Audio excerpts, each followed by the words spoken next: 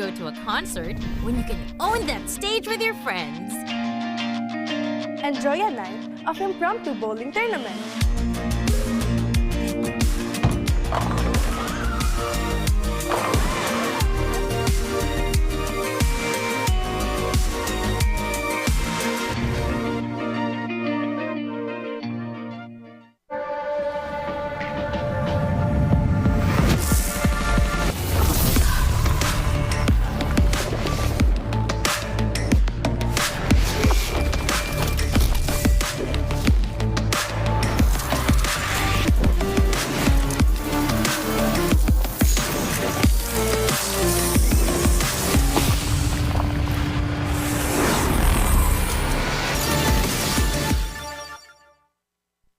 Want a skin that changes color in the middle of a game? Yep, this brand new Alpha Legend skin can do that. Watch this. Boom!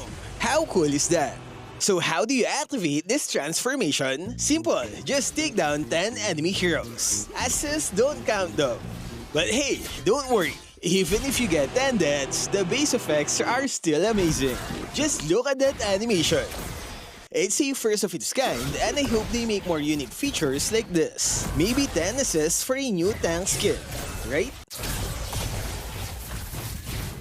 As you all know, this skin comes with a unique golden number tag. We actually used 2 accounts to draw as soon as the skin dropped, hoping for a low number. The result? 41 seconds after release, we got the number 892. On the second account, it's 1132 after 48 seconds. So in a span of 7 seconds, 240 skins were sold in a snap. Man, we've got some hardcore players out there. So how much did it cost? It's a staggering 9,500 diamonds on each account, which is 100 draws. But don't panic. If you're an alpha main, I got you. We only spent that much because we were rushing. If you're on a budget, here's a list of events to get it cheaper. Free weekend bonuses. Get 2 free draws just by playing games. Daily recharge event. Get 3 tokens if you recharge daily. Mega Draw Bundle. Buy discounted tokens for as low as 10 diamonds. Plus a chance to join the lottery every day. Promo Carnival. This lets you collect and use promo diamonds on Alpha's event. You can start using it on March 26th. Draw rewards. Yeah, we didn't claim any during our draws. That's why it costs too much. Daily discounts. You get to draw for 50% off every day. And lastly, we have the recharge events. Phase 1 is happening March 29, while Phase 2 is on April 5. To keep it simple, here's a quick guide to get the skin for cheap. Simple, right? Top up early to get the tokens from the daily recharge and mega draw events. Then on March 29, you have to recharge 1,000 to unlock this task that gives 500 promo diamonds. Don't forget to claim as many free tickets as you can from the events. And remember to use daily discounted draws. It's an important part of the strategy to lower its price. Stick to this plan and you'll be close to unlocking Alpha's Legend skin for cheap. So are you ready to grab this skin? And hey, who got skin number 1? Let me know in the comments. Stay safe and thank you for watching.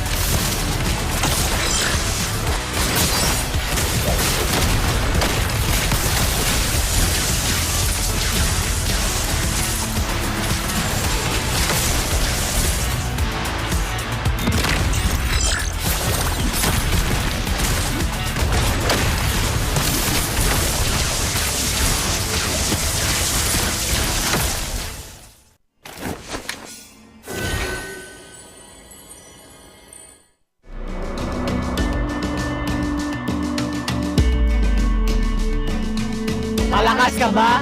Sali na!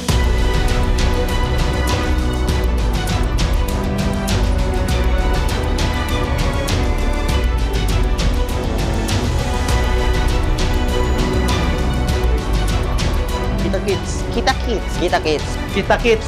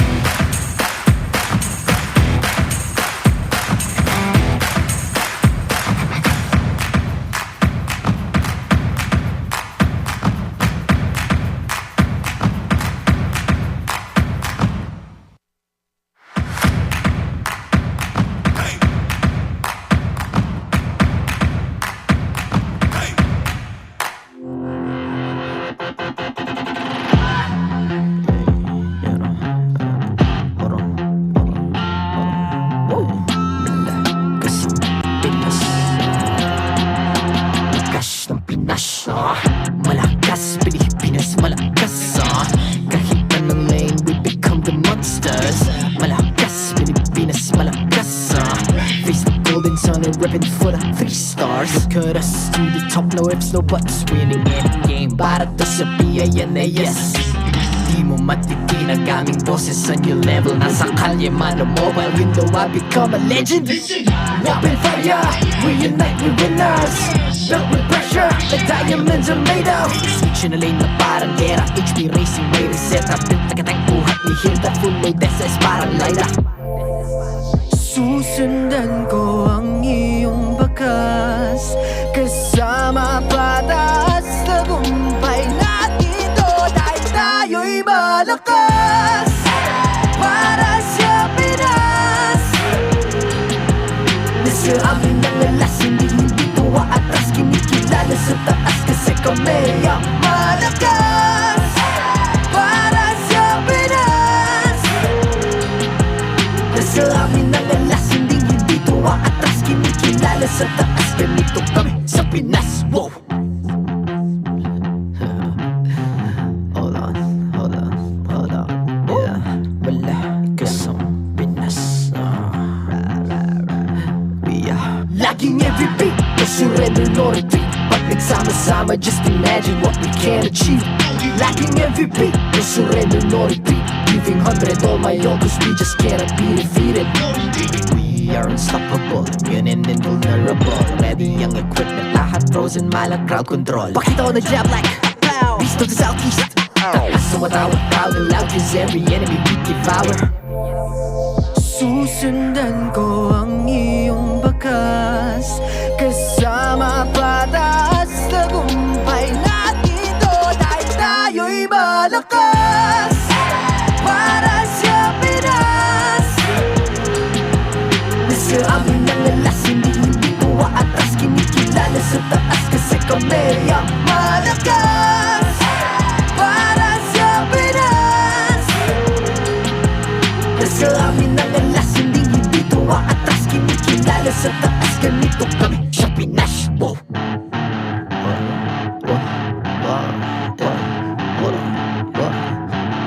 Malakas, Pilipinas, malakas kahit anong lane, we become the monsters. Malakas, Pilipinas, malakas face the golden sun and reppin' for the 3 stars.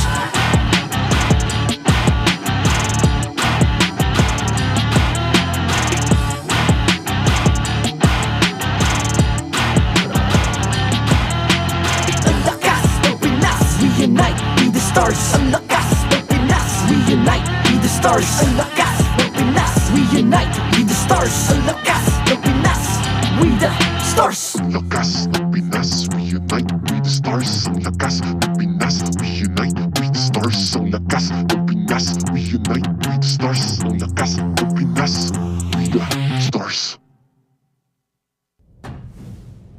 The 15th season of MPL Philippines is brought to you by the following sponsors. Infinix, the MPL official tournament phone. Lakas sa laro with Infinix. Smart, the official telco partner of MPL Philippines.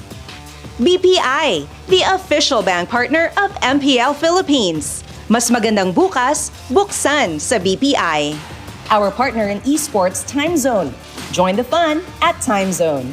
TT Racing, for those who dream, work, and play. TT Racing has your back. Don't miss any MPL action by following our official Facebook and subscribing to our YouTube channel. Follow MPLPH on TikTok for more content. Experience the Lakas ng Pinas of MPLPH Season 15 action live at Green Sun Hotel. Grab your tickets now via official MPLPH website. All the regular season tickets are now available at 200 pesos. MPL Philippines is monitored and supervised by the Games and Amusement Board.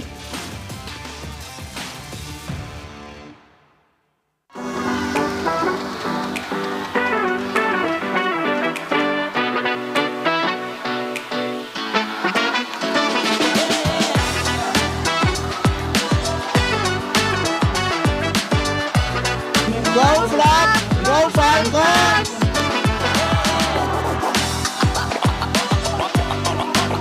Good luck, RBC! Good luck, TLPH! Let's go!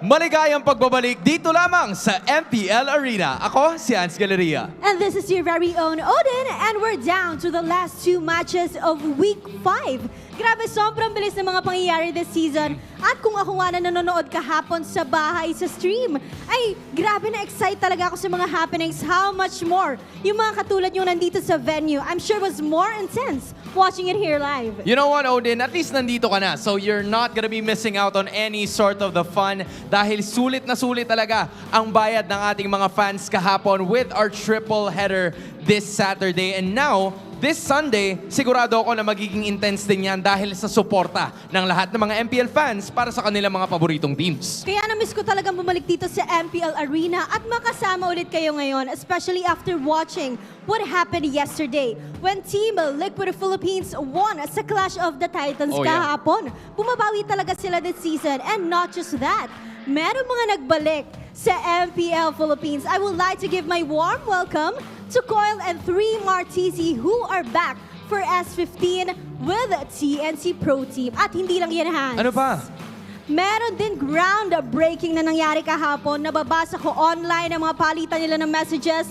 Onyx Philippines breaks Aurora Gaming's win streak. At nagpatuloy yung win streak ng Onyx Philippines. Pero you can't really say that Aurora has lost it all kasi sila nga ang naunang team na pumasok sa MPL Philippines Season 15 playoffs. So that is definitely a team that you should watch out for.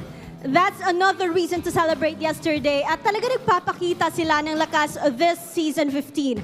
But the question for today is, will Team Liquid Philippines be the next one to get a spot for the playoffs? You know what, Odin? We're gonna find more about that all throughout today. Kaya ito na ang tamang oras para ilabas ang tunay na lakas ng Pinas. Tawagin na ang buong pamilya para tunghayan ang MPL Philippines Season 15.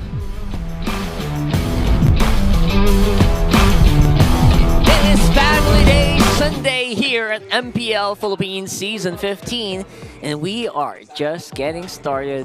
I'm Rockhart. This is Ingan. And of course, we got Brigida here.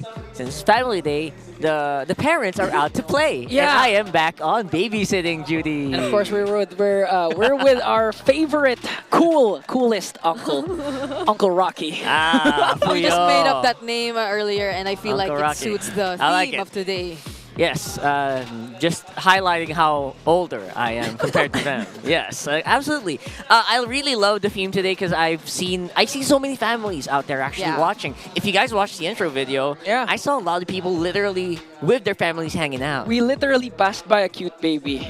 Exactly. By the entrance a while ago. So again, if you want to bring anyone here, especially your family, you're free to do so. Tickets are still available, and we have a jam-packed day for today. 2 matches, so it's a doubleheader. I agree. And yesterday, it was somehow intense. There were 2 games which reached 3.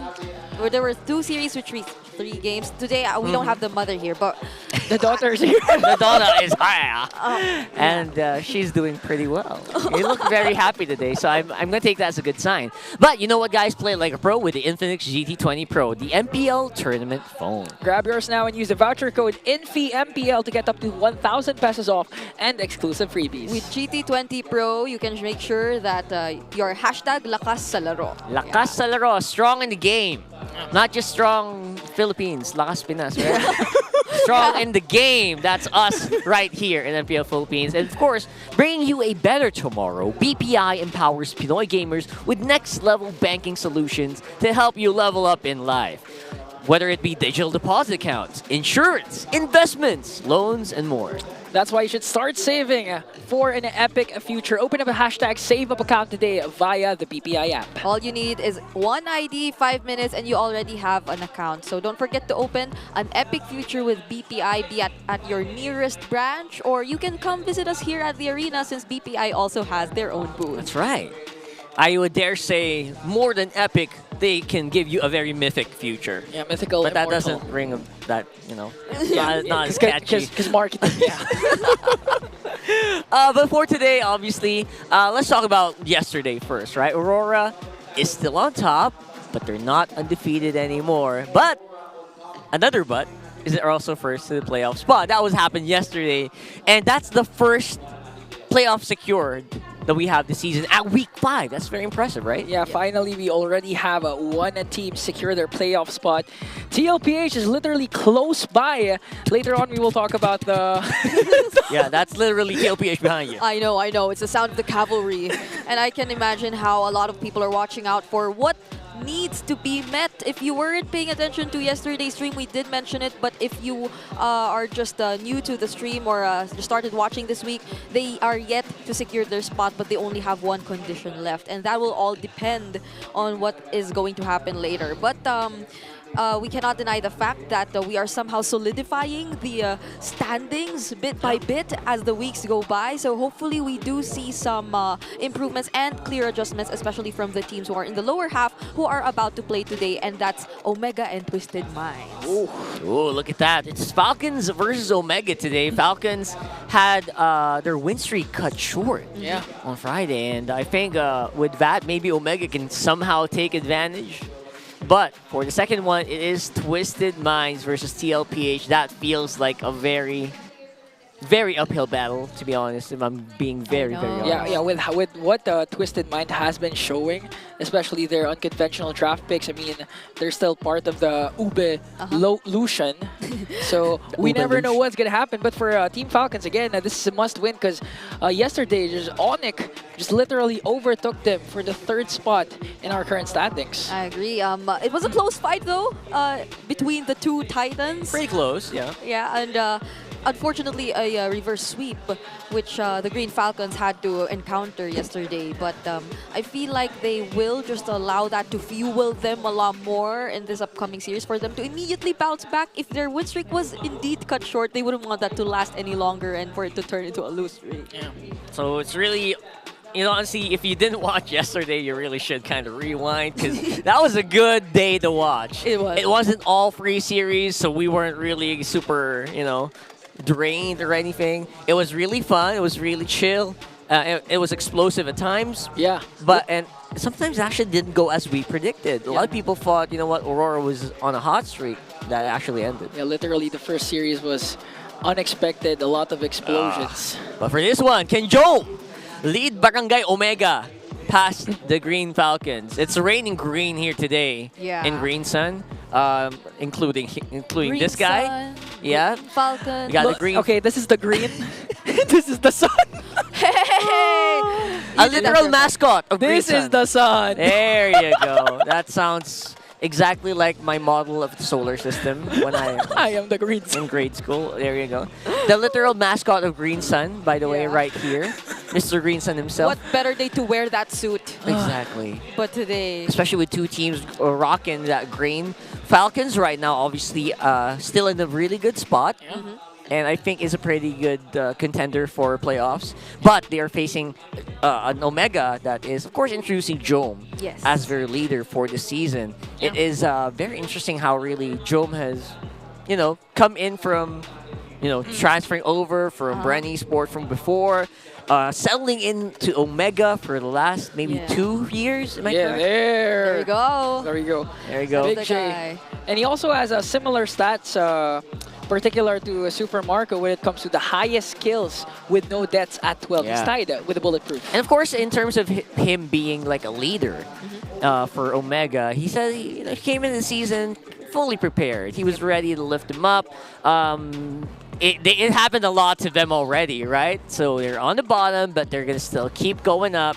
And they are not going to try to just play it cool, not be over-aggressive. Yes. And he says always have to be positive.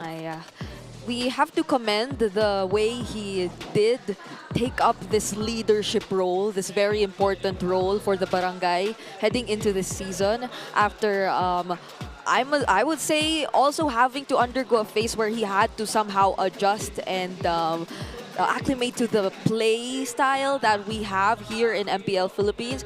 But then he's been through this a lot of times, which would just prove how strong his foundations already are as a player mentally, which allows him to probably do a lot in terms of this role, this leadership role. But if we're talking about people who've gone through a lot and a long history, I think this is the guy we should really highlight. And of course, a true-born leader. That What is is he few. Is he aware though? Yeah, there it is. Oh! And of course, the glorious pose. Very aware. So according to Few, though, doesn't really have a big difference in terms of last season, where he did mature, and like people were asking, like, all right, what changed with you as a leader ever since you know, the very big events happened in your life? Not really, because it says that the coach and the manager have always been guiding him very, very well. Maybe one major change for El Capitan Few is that he gained the paternal instincts from raising this guy. Looks like it. Looks like it. If he's gonna do the glorious pose again, I can't anymore. Don't forget, he's been with Few since like he was 16 years old. Yeah. Right, I think. Okay, it's time for him to go to sleep again. Okay. Yeah. Time to go to sleep. Few. Okay. Flap, you can go to sleep again. Flap. You have a few more minutes to go sleep. Flap TZ. You'd honestly see the contrast between the two captains. Few, as you can see, he's like the more mature kind of a person. Very, very, what do you call this? Very few, but for Jome, Very fatherly. Very fatherly, but for Yeah. Joe's like literally Flap TZ as a captain. Actually. Really cool. But I feel like there's some sort of transition when it comes to the in-game, wherein he's just like, oh, okay, I must really deploy this leadership version of Rome, but this was something we touched upon, and here comes the numbers, which they have to answer. And speaking about Few, how many seasons do you think Few has played in MPL Philippines? A, 15, B, 13, C, 10, or D, 8? How well do you know the idol of the kid? All I'm sure is that it's not a single-digit answer. Yeah, and a complete contrast to his name. It's not Few, it's a lot. It's a lot of seasons. It's many. Yes. Several. Gigil. What? I don't know why I say. Oh, by the way, Gigil is congratulations. Shout out to Redmar Santa Cruz for actually telling us that Gigil is finally an official word. It was recognized by Oxford Dictionary, so we can finally say Gigil. That's amazing. Yes. So when we say someone is a little bit too Gigil, hasty, very aggressive, Pure aggression. Cute aggression. Yes, cute aggression. It's not cute aggression anymore. It's Gigil. And Yes. it's official. All right. And if ever you want, just comment down below your answers on your social media, on your streams. Just keep watching them and let us know what you think the answer is. Yeah. Trick question. Fun fact. Same season as I. How many seasons I've been in the league? So that's a major clue. By the way, new battle emotes are now available until August 5 for 109 diamonds only. And you can also get emotes from Rora, TLPH, Twisted Minds, all the teams. And if you haven't gotten them yet, Onyx Omega and TNC Battle emotes also are making a return. Yep, show your support for your favorite MPL teams now and buy them at the in-game shop while they're available. You would not want to someday regret not getting these emotes because they're only here for a limited time. What's the best one for you guys? For me, I think it's gonna be the Aurora one. How do you do that? Huh. What? He's doing the face? Yeah, what about you? Maybe mine's the crying one. Team Liquid. Okay. You guys don't know. I love you. You don't like the TNC one? That's one too. Yeah.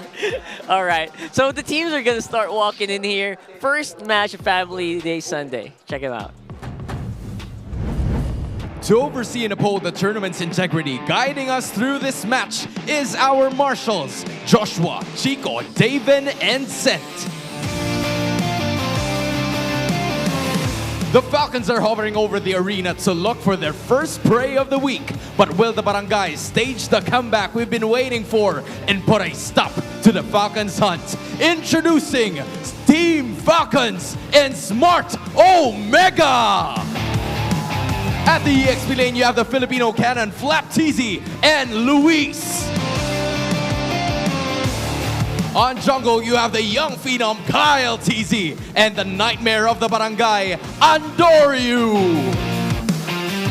On to the mid lane, you have the idol ng mga kids, Few, and our mid laner of the week, Ukir. On roam, you have Master Ogwin and Super Yoshi. And on the gold lane, you have the bulletproof Super Marco and Big J, Jome. And their coaches, Coach Lembot and Coach Trevor.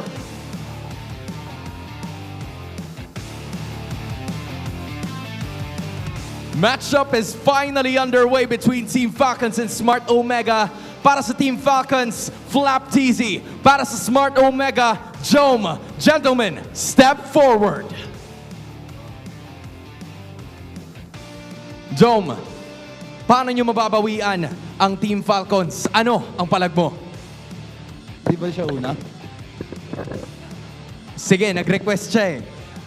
Flap, dahil ikaw daw ang mauuna, paano ka naman mauuna sa laban na to? Ano ang palag mo? Wala akong palag. Pinauna mo kasi.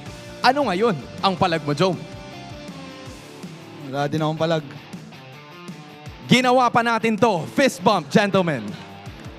Players, go ahead and do your fist bump.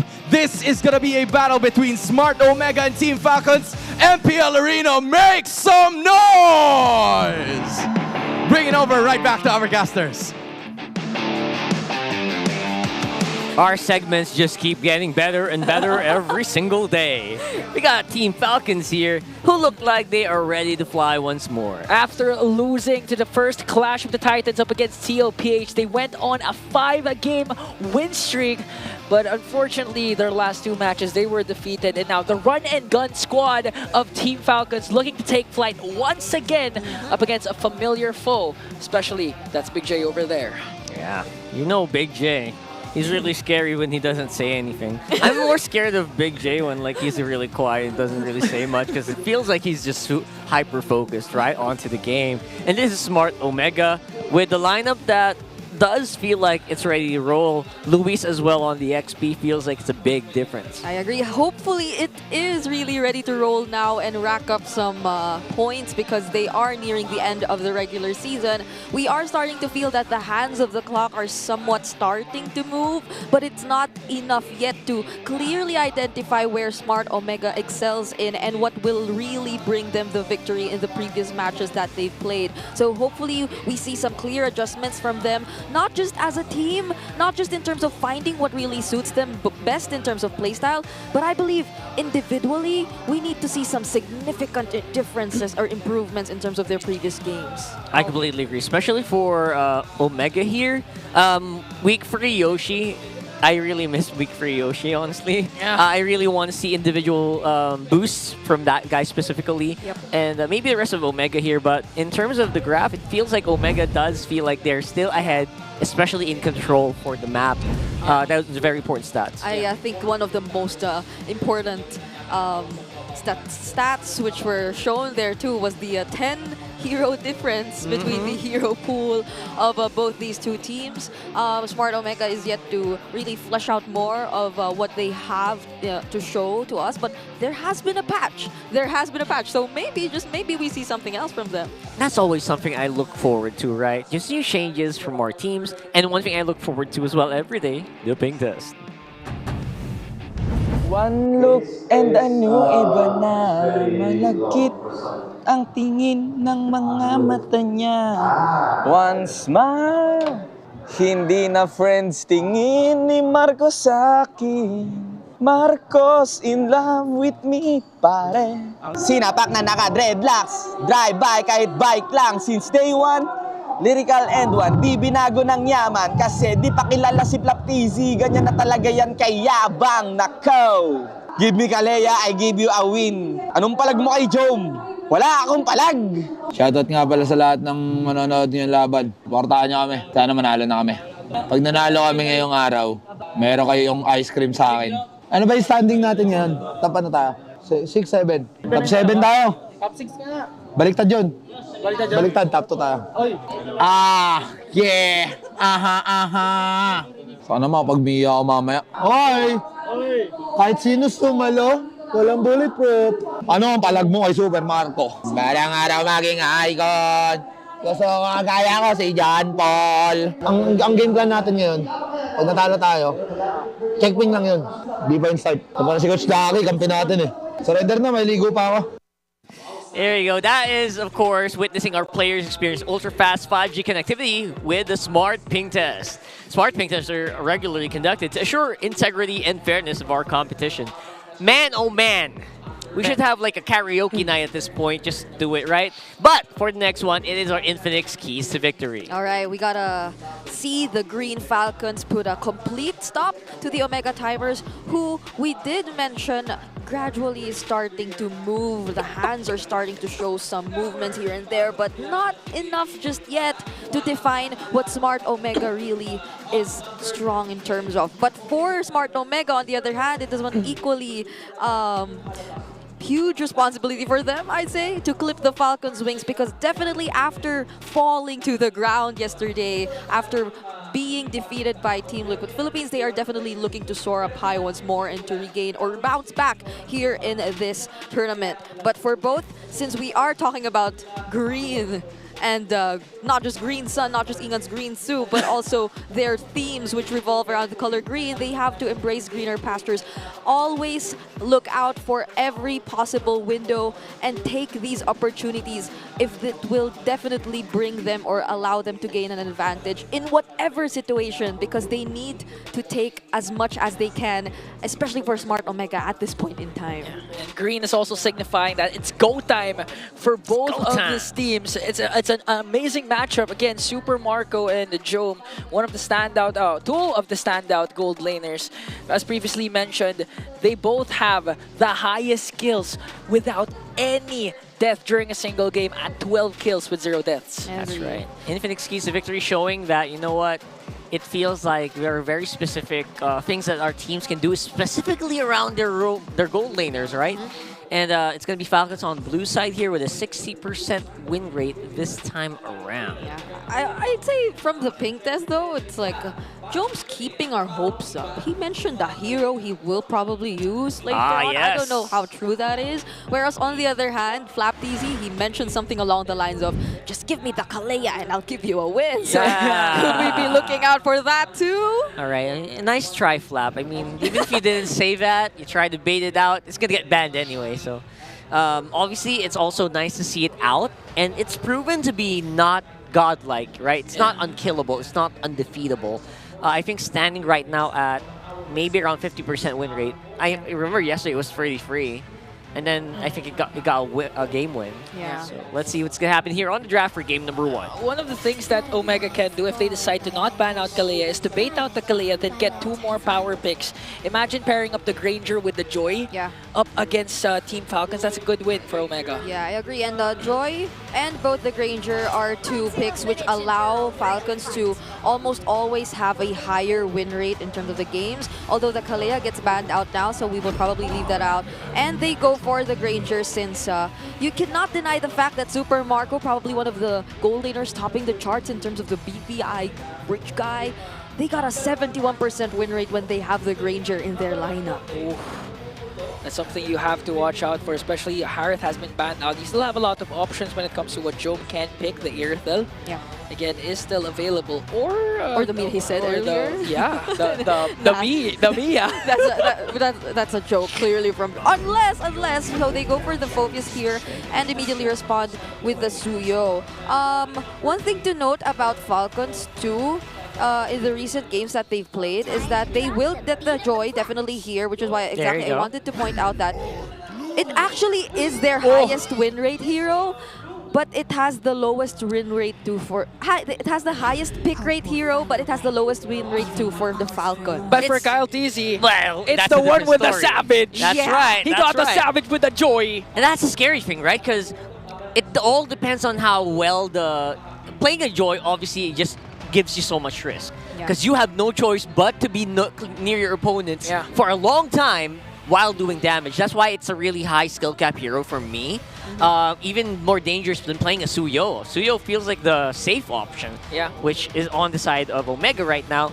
But very good pickups, by the way. They have a Phoveus, they also have a Vexana. That feels like they're fighting lineup already for the mid trio that looks very good at taking objectives. Yeah, we're only probably looking out for an additional layer of crowd control for them to really deny Kyle TZ from just freely going in and out of the team fights, which is something you can potentially expect from Super Yoshi since majority of his picks are still available to this point. We're talking about the Cho, we're talking about the Ruby even, if they really want to go that route, or the Badang, as you've mentioned. Is this badangable, according to Renmar? It's very badangable. It does feel like very badangable. For which side? For which side? I would love it for, obviously, for Omega. Right? But they already have a Phoveus. Maybe if you're willing to throw it on the Roam, what do you think about Badang Roam right now, though? I mean, we just literally asked, or you just guys told us that you miss the Week 3 Super Yoshi. Oh, good point, good point. Badang could bring back the Week 3 Super Yoshi. Okay, Week 3 Badang wasn't nerfed, though. Yeah. Right? Unless it gets taken out by Falcons, who seem to be targeting him Was now. it? Was it nerfed? It was pre-nerf, right? The skill 1, skill 2 are now capped at 9 seconds. Already was. So when Yoshi was using it, it was already nerfed. You know why I memorized that? Why? Because I felt the nerf when I was playing Badang. I really felt bad. He's the guy you should ask about. But they got wins from it. That's the thing, right? If Not they like- got wins for it, Not me. unlike you, it still kind of can be thrown into consideration. I agree. And so we are looking if they will indeed ban out another Super Yoshi hero. Since Smart Omega did decide to double down on taking out majority of Fuse remaining picks, since Ukir has already secured his. But the Valentina's still available if ever Falcons wants to go for that route. They can have the internal guard to themselves and have additional zoning to alongside the glue, which if you put into the hands of FlapTZ, does a really great job of finding key targets, and the Suyo is definitely going to be one of them. But now that they take out the Moskov too, they will probably limit Jome's options. The Irithel, as you've mentioned, it's still there, or they might want to opt for the carry, so they have a way to really take down the glue if it comes to it. Exactly, and not to mention the Vixante just really blows up a glue. Yeah. Like straight up, right? Like you try to go split on me, you're gonna face a lot of explosion, and actually sometimes even his teammates get hit by the explosions. Yeah. The gluelet explosions. Glulets. The gluelet. And then the nice one, guys. It's Super Yoshi. badammable. Super Yoshi bringing it back. Yeah. They are going to lean towards their comfort picks for this draft. So hopefully we see the Smart Omega in shape similar to how they were in Week 3. But for Falcons, again, we are looking for the Few and Ogwen duo picks that are still remaining or available.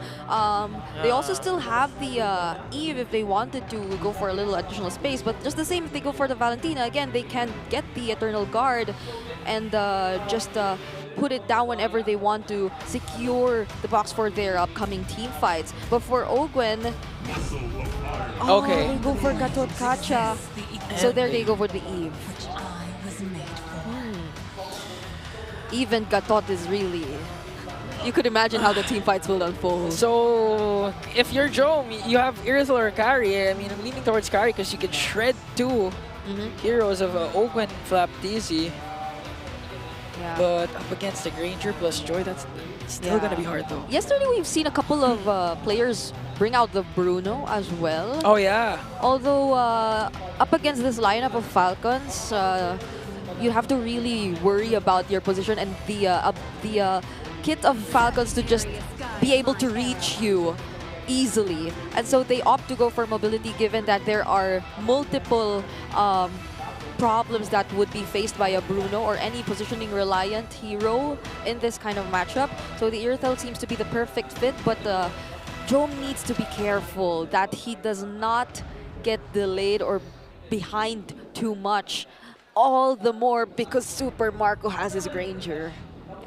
This is a naturally matchup naturally favoring the Irithel, supposedly, though. Yes, yes, exactly. The Irithel can really like just dip and dive, and early on you will get a lot of harassment. Yeah, honestly, I really love this early game matchup for it. And Jome usually is a very aggressive hero player in the first place, right? Yes, that's what we got to know Jome for in the first few games where he was playing. He just really made sure that he would play aggressively in the lane. So let's see how Super Yoshi will also support him in making sure that he gets the clear advantage, because at the end of the day, I feel like they have less to worry about when it comes to their XP lane matchup up until the moment we reach the team fights. But for laning, we have to watch out for Flaptizi2. This is for the glue, I mean, because it is just capable of really dishing out that damage, not until you get your level 4 as the Phobius. That's right.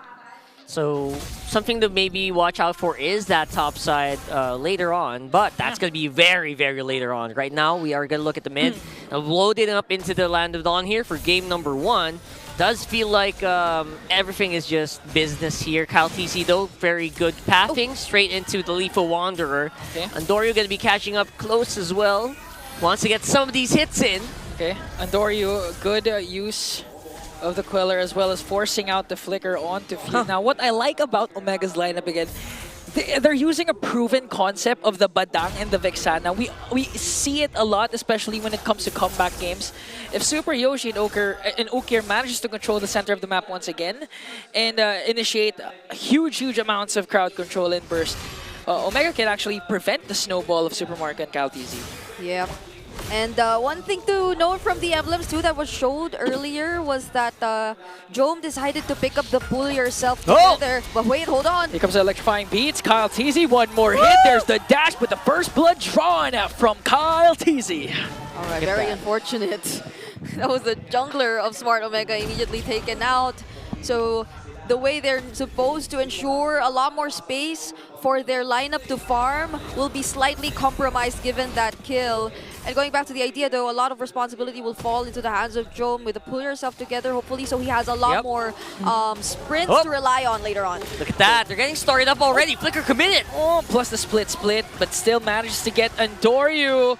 Kyle Teasy with electrifying beats. Not going to dive deeper anymore, but Flap Teasy will disengage. Meanwhile, they're going for the Cebuano. Lewis with the Infernal Pursuit. One more hit onto Few, but a beautiful stun. And the El Capitan manages to stay alive. My goodness. Still no trade for Omega. That could have been super bad. I don't know if you guys know this, but Kyle Teasy missed on the electrifying beats. He tried to jump, but he hit the wall. Yeah. So he was electrocuting the rocks. Yeah, the rock. The rocks. The most electrifying man I'm is the rock. surprised they didn't get punished for that. What happened? I mean, if you were to also look at how Flap Teasy just decided to put himself up front against the members of Smart Omega, he need not spend so much time with the split to gain the stacks and to be able to latch onto a member from Smart Omega. That caused them to really move away from the team fights that were happening, leaving Luis all alone against the members of Team Falcons, in which he nearly took out Few, but nearly. Few. Keyword. Yeah, that was the keyword. Nearly, because there was so much support for Few, and he was even able to take the kill against Luis in that sequence. Which is, again, very surprising because they didn't really have skills. They missed out. They whiffed on their skills already. So, man, oh man, what a start here for Falcons. And Omega basically on survival mode. Yeah, not to mention, Few didn't even use his flicker during that time. Oh, that's a good observation. Yeah, he didn't even flicker. Yeah, because he had no flicker because it was forced out by Andoryu early on. Yep. And now Super Marco is also able to freely rotate out of his lane. They will be able to start doing the double lanes for Super Marco. Super Yoshi, though. Okay, commits a fist crack once again, and this time they will take down the captain. Few will fall down. I like that these skills don't even hit, but they're getting kills. But this for sure will hit as Ogun commits the AOG plus the Revitalize. No follow-up coming in from the rest of the Green Falcons. But still, that was still an attempt from Team Falcons. Yeah. Another one. Kyle Teasy will be caught here. Okay, caught up by 4, but with the dashes, manages to escape as Flap Teasy is there as well. Lewis just working on Flap with Infernal Pursuit. All right. Few earlier wasn't able to use his flicker do. He decided to go for the mana regen boot, so the passive, the fortitude from the tough boots won't be available for him just in case he gets pitted in those kinds of scenarios, though he still fortunately has the flicker available for him for this upcoming turtle, so they could potentially head into this with a little more confidence, especially alongside Flap Teasy. Okay, they're already engaging! Super Yoshi connects the combo. Manages to get Ogwin, but look at Kyle Teasy answers back with a clapback on the Super Yoshi. Lewis might fall down in the hands of Marco, or Flap Teasy manages to escape one more hit. But now Jome is in the picture, zones out the Green Falcons, and that's a TKO for Omega. We're seeing the big difference here of having a Phobius very early on. Yep. Really does, it blows up the big team fight, right? To the team who loves the chaos, yeah, which is Omega in this scenario. That's the difference. Now that Luis has finally had his hands on perfect timing for the Infernal Pursuits. And alongside that is Omega being very proactive. This feels like a very different Smart Omega from the past few weeks, wherein they just decide to keep on engaging in the fights. Oh, they dodged the AOG from Ogwin. Okay. Nice catch, nice catch. They're going to be able to push back Omega, but only for the meantime. Yeah. They're still rotating around that bottom side of the map, and I feel like they can still go anytime here. Yeah. At least they were able to save the turret. That's literally one more hit, and Super Marco has to give it away this time. So Jome definitely won the laning stage. Yeah, and I mean, look at that. His sprint's about to go up once again after just using it earlier in the previous fight, and Few so far has been having quite a hard time in finding the right positions to use the real-world manipulation. A huge factor would be Super Yoshi, constantly on the lookout for him, alongside Luis, who just makes sure that he finds himself in the middle of everyone, since he somehow is able to sustain them now that he's already picked up the Radiant Armor and the Tough Boots. Also, with that single Dreadnought Armor, that will mean a lot, since majority of the early game damage of Team Falcons as of this moment is coming from their magic damage. Oh, despite losing a tower for Super Marco, he's still leading the gold in terms against Jome. Already has a Hunter Strike and Sky Piercer compared to Jome with only Has Claws. Oh, that's true. keeping it alive. I mean, the laning phase essentially went how we kind of pictured it, especially for Jome, right? Obviously, the Airfell is going to have some pretty good advantages, especially if Omega is winning a lot of the team fights. But despite all of that, they're actually quite even in gold. Yeah, Super Marco still hasn't died yet in this matchup and already has the Sky Piercer, so just one favorable team fight for Team Falcons would allow them to really establish the advantage that's been swinging between these two teams for quite some time now. It hasn't been really reaching a point where you could call it a significant gap in terms of gold just yet. But let's see how Team Falcons are able to position and engage this time, because on Smart Omega, they're already 2. Okay, a conceal coming in from Super Yoshi. Dashes in already. AOG onto the back. They're trying to target Jome, but the damage coming in from Super Yoshi is there as well. They're going to bring down Endoryu. That's one member down for Omega. The jungler now gone. Kyle TZ secures the turtle, but a killing tree coming in from Lewis. There's the real world manipulation. They're not going to continue anymore. That's going to be a 1-for-1, but the Team Falcons won that trade. It was a very nice try here from Falcons. I mean, Ogwen has the right idea.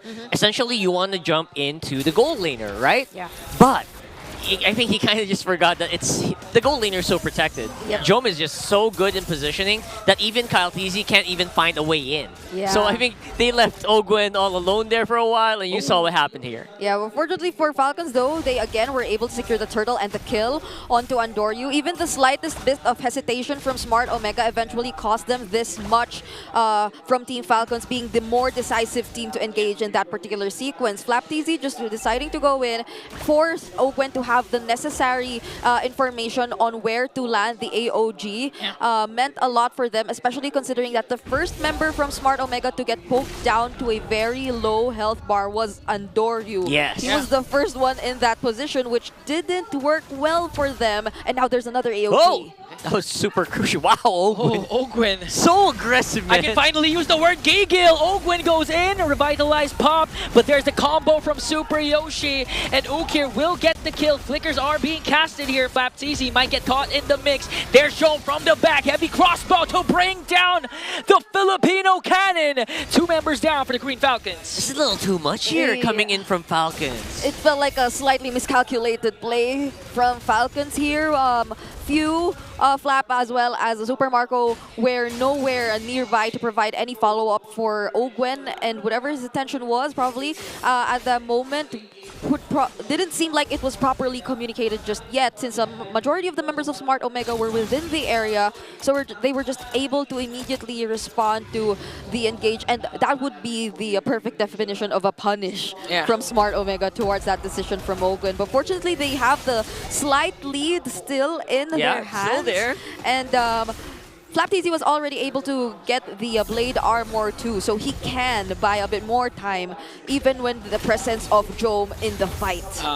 This is low. Look at them. They still want to fight it. Okay, FlapTZ alongside Kyle TZ just trying to work on Lewis. Super Yoshi dangerously low.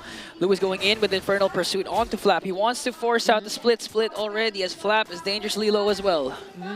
Team fight. It's a very scattered team fight, right? So it's going to be prone to maybe errors here. Let's see who's going to be able to make a more tighter composition. FlapTZ and Kyle are quite low though. Super Yoshi too, but he still wants to go for it. Oh, they're going for it. Oh, no! Way! Even if a Flap was trying to zone out Endoryu, Jome, the interim captain, finally makes a way for Omega to answer back. A clap back from Kyle and a shutdown for Super Marco. Lewis, Super Yoshi gone, but the Barangay gets the Lord. I love the resolve here of the Barangay. Straight into the Lord. Jome had no distractions at all. Yep, I feel like at that point, Super Yoshi was supposed to reset, regain some of his health back. But the call for Smart Omega was no, we'll go for the contest, and he just had to use his conceal to allow his other members to catch up to the objective, which was already being bursted down by Team Falcons. But that was also a great response from Team Falcons, not allowing Smart Omega to get away without any casualties. They were able to somehow trade it and still maintain the lead in their hands. Yeah, they got 2, so that's actually a pretty solid trade if you ask me. And because of that, Falcons are actually ahead by 1,000. Yeah, and one of those kills went to Marco still. the highest gold earning player so far in And this Sky game. Piercer stacks. Sky Piercer stacks already has a Malefic Roar. TWIS, they have a conceal play here. They're trying to go for it, but Ogwin spots them out as the Green Falcons work on this Lord at the top lane. Alright. Pew still leading the damage leaderboards despite us mentioning how he probably finds it quite difficult to position himself. It's not really just the real world manipulation that matters at the end of the day, but there's a lot of disruption that's happening from Connecting on 2-3. Here comes the real manipulation coming in from Phil. Super Marco just working on the members of Omega. They're going to get a kill onto Super Yoshi. Plus 2 Ook here. Ogwin still keeping Omega at bay. That's 2 members down. A no trade for the Barangay. Wow. If earlier Ogwin made a bit of a boo-boo, this one is pure gold. Oh my goodness. Wow. Just look at how they played around with all those angles. Even when you thought Omega already started gaining access, the mere fact that all their mid lane turrets remain standing, they were able to take advantage of this positioning from Smart Omega. In wrestling terms, it's an AOG out of nowhere. It's an AOG out of nowhere. That was beautiful. That was beautiful. And that's why Renmar, all throughout the season, has been putting a lot of emphasis in controlling the center of the map, despite Omega having enough resources to actually push the top lane. I mean, Ogwin and Kyle TZ was freely roaming into the middle lane to go for the back. I mean, look at these turrets. I don't feel like they have the slightest bit of damage just yet from Smart Omega. So as much as Few must have found it difficult to position himself in the team fights, he's like someone who you can just rely on in terms of keeping the mid lane turret safe and well protected. And now looking at the items, clearly Kyle TZ with a 403 standings, much way ahead of Andoryu, already onto his last item to complete his build. So at this point, you really have to be careful if you're Jome. You're yet to die, but still, they're going for it. Nice try here. That was a good use of the Void Crystal. Yeah. To literally stop the conceal play because they had to go around it, and that prevented Omega from trying to go for Ogwin. That split second really allowed them to really think about their next move. And now Falcons are ahead in position on the Lord. Oh, how do you go near? You can't even go near. Look at that beautiful box. This is the second consecutive time during the Lord take that Flap TZ was literally glued to Andoryu, not even letting him get any jungle creeps. That's a man who knows what he's gonna do during this take. In the Philippines, that's what we call not letting them play. Yes. Essentially. He's so clingy. So clingy, yeah. And so gigil, exactly. See what we mean here? It's an English word. Okay, Teal coming in from here it is. Got Okay, Few Few. Super Marco up on top side. We are looking for a one from Ogwin. Just the Void Crystals are so annoying coming in from Few. If you're Omega, you have to watch out for those kinds of things. Not to mention if Super Yoshi. Whoa. Wait a The mix. second. Okay. Might go for an escape. Here comes the fist break. Flickers out already, so that's a major resource expended from Super Yoshi. At least he didn't get trapped in his own fist break. That's right. He could do it, take it out manually, And he which was still very able few to people escape. actually do that, right? That's a half week 3 from Super Yoshi. That's right. Half week. Here we go, though. AOG onto 2. Kyle TZ working on Andoryu. Flap caught in the middle. Might go down though with the tower damage, but Super Marco once again blasts the Cebuano out of the map. Omega still holding on to the remaining inhibitor turrets that they have, but again, they failed to look for a trade. Ogwin had a good day in the gym, bro. I'm just saying, man. This guy looks like he had fun, and he is feeling good, feeling confident as well. Okay. Yeah.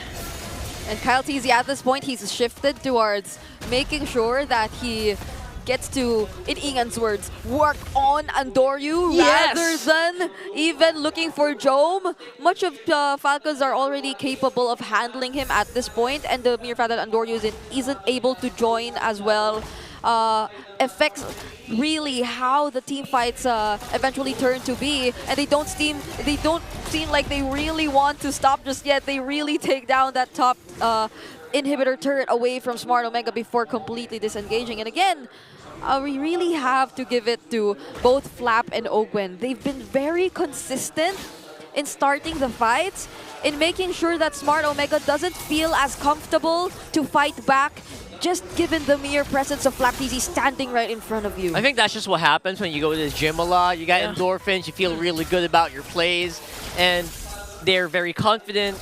it allows him to really kind of take Omega by surprise here. And mind you, it's hard to get surprised by like heroes like a Gatot or a Glue.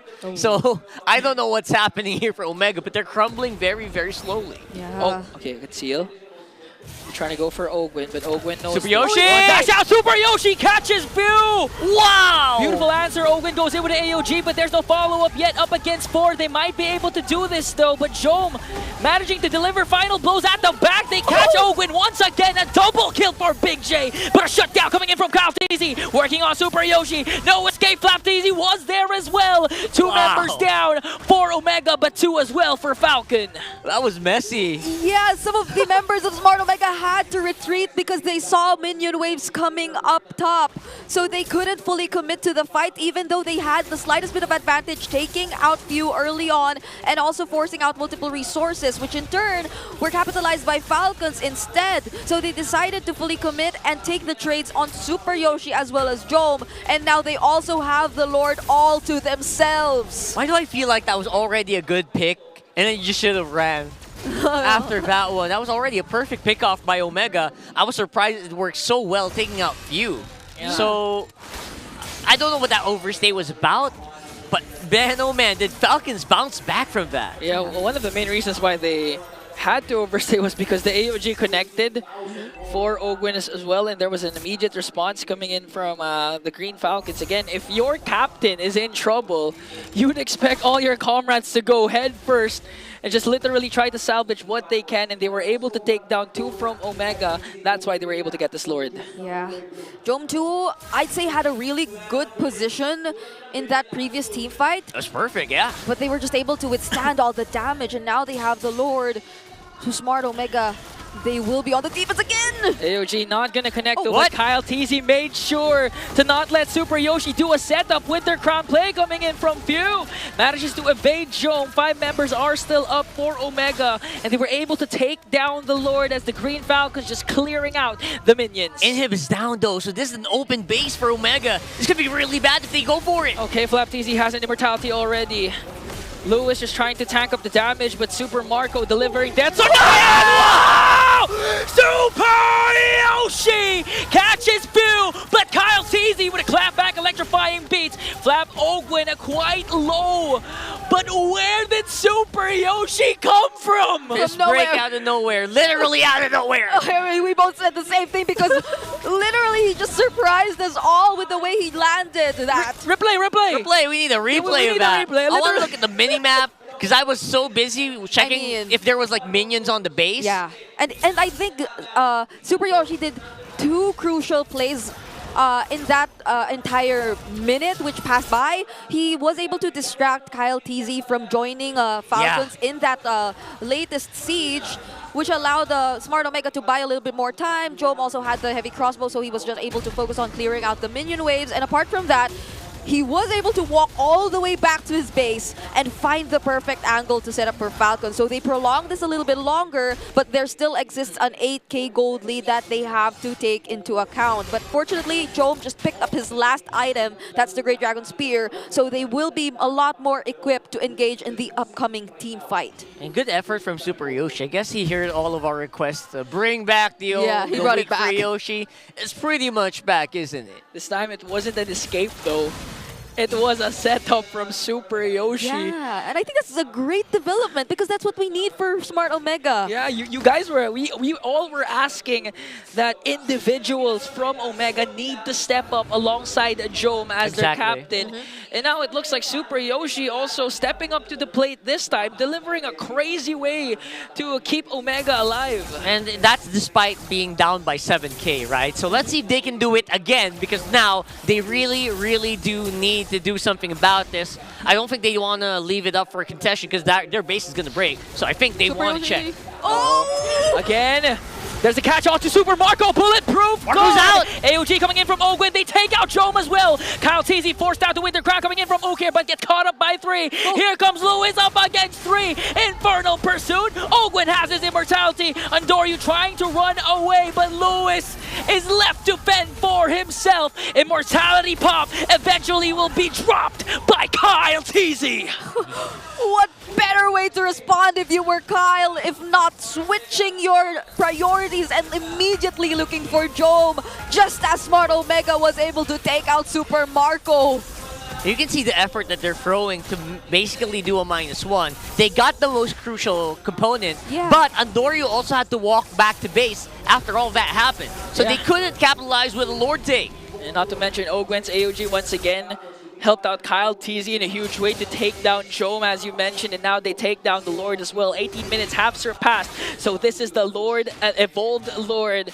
And it's pretty much hard to defend if you're Omega. It's gonna be tough. It's gonna take more than just 5 members of the barangay. You literally need the whole barangay to defend the onslaught of Team Falcons. Yeah, especially if Team Falcons decide to accompany this 18-minute evolved Lord that's marching in the middle lane. And they will definitely be a lot more careful about the possible angles. They need to spot out where Super Yoshi is before any full commit. Okay, here comes the conceal from the 2 roamers, but Kyle TZ spots out Super Yoshi. Lewis, no immortality, might go down. AOG onto the back, Marco, but Jome catches Marco as well. This might be defendable though, but they're trying to go for the base. A double kill coming in from Kyle TZ, and this is a Team Falcons win.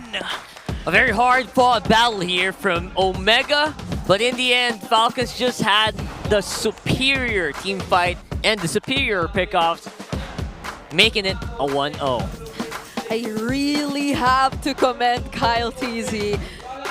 Always being so adaptable, so flexible, to know what to prioritize at the right time.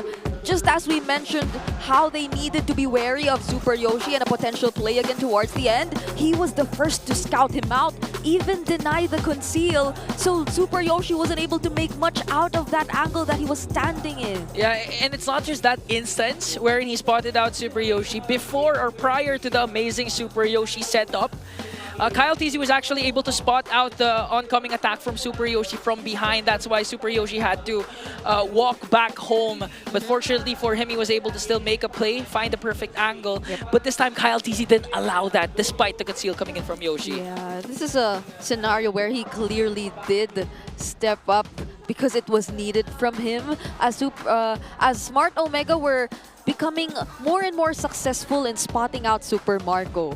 They were actually able to take him out a couple of times towards the end, and you would have thought that Falcons would have really made them worry about how they could proceed with the fights. But no, Kyle TZ would always reassure them that we can still go for the fights, and this is exactly why you have to give him that MVP title. Wow. 10-0-3 on the Joy. That is saying something, especially imagining he's always on the front line. Yeah. I swore he died once. I feel like he did die once. We just didn't, maybe it didn't track or record. Because of what Brigitte said, he was trying to do a lot apart from getting the objectives. He was doing everything. Killing Jome, spotting out Super Yoshi. This guy didn't die once. He's the guy who's always chasing people. Yeah, you deserve to smile like that. What the heck, man? Kyle TZ, we didn't get to say his name that much in this game. He was so low-key. He was always away from the team fights. Yeah. But apparently, he's the one who did the most heavy lifting as well in this game. But don't you think that makes him a lot more scarier if a lot of his efforts, which heavily impact the game, aren't those that are too flashy for us to really call out? Because you would assume that all of your attention would go towards the Avatar of the Guardians, towards all those real-world manipulations, and Flap TZ doing a spectacular job at zoning and the responses from Smart Omega. But you have to pay attention to Kyle TZ. It's where majority of the damage really comes from in terms of Team Falcons. And if they were unable to answer that in as early as the first few minutes of the game, that just became a lot more difficult for them because their attention split up. They also had to pay attention to Super Marco, which I feel like a majority of their attention went to in the last few minutes that Kyle TZ went completely unnoticed. Yeah, speaking of attention, I'd really like to commend Flap TZ and Ogwin Because literally, because of their tankiness and initiations, it allowed Kyle TZ to do those late entries. That's why we always see Kyle TZ doing the clap back for Team Falcons. It's mainly because of their front liners in Flap TZ again and Ogwen. Very good observation, actually. And again, this is if you saw the last few seconds of the replays, you kind of didn't know the game style of Kyle TZ. He's always away from the fight, and he's always there for the cleanup. And his cleanup, it hurts. There was already a replay of what Super Yoshi did. I still didn't see where he came from. I know. I didn't even see that. All we know is he probably was on conceal, and he came from the side. I'm Much from to their outside the surprise. base. From Right? outside, yeah. Feels like it. Yeah. So, you gotta give it to Omega. They are still able to keep the game time very long. Yep. Yeah. Right, very long. That's literally 16, 4 plus 6 minutes longer Than our average. average. Yeah.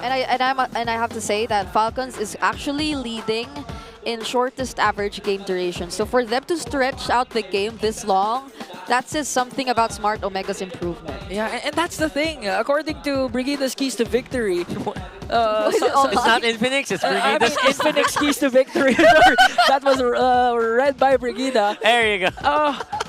Bring back, what was it about the Omega timers? Reset, or like stop the Stop the Omega clock. timers if you were like Yeah. Falcons. Yeah, and Omega was literally stopping Team Falcons from stopping the Omega. Wait, what?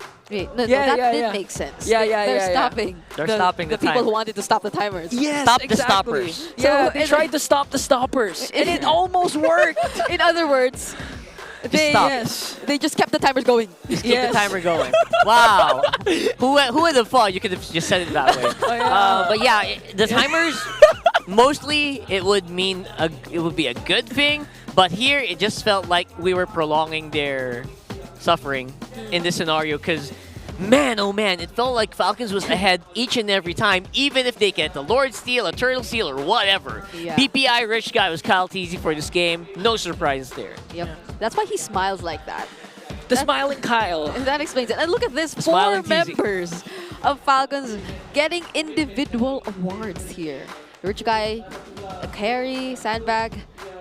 They all have their own roles here. It's either just Kyle or Super Marco getting this either way, but yeah. Can I just say, for a almost 23-minute game, GPM 8, that's still high. That's pretty high. For a 23-minute game?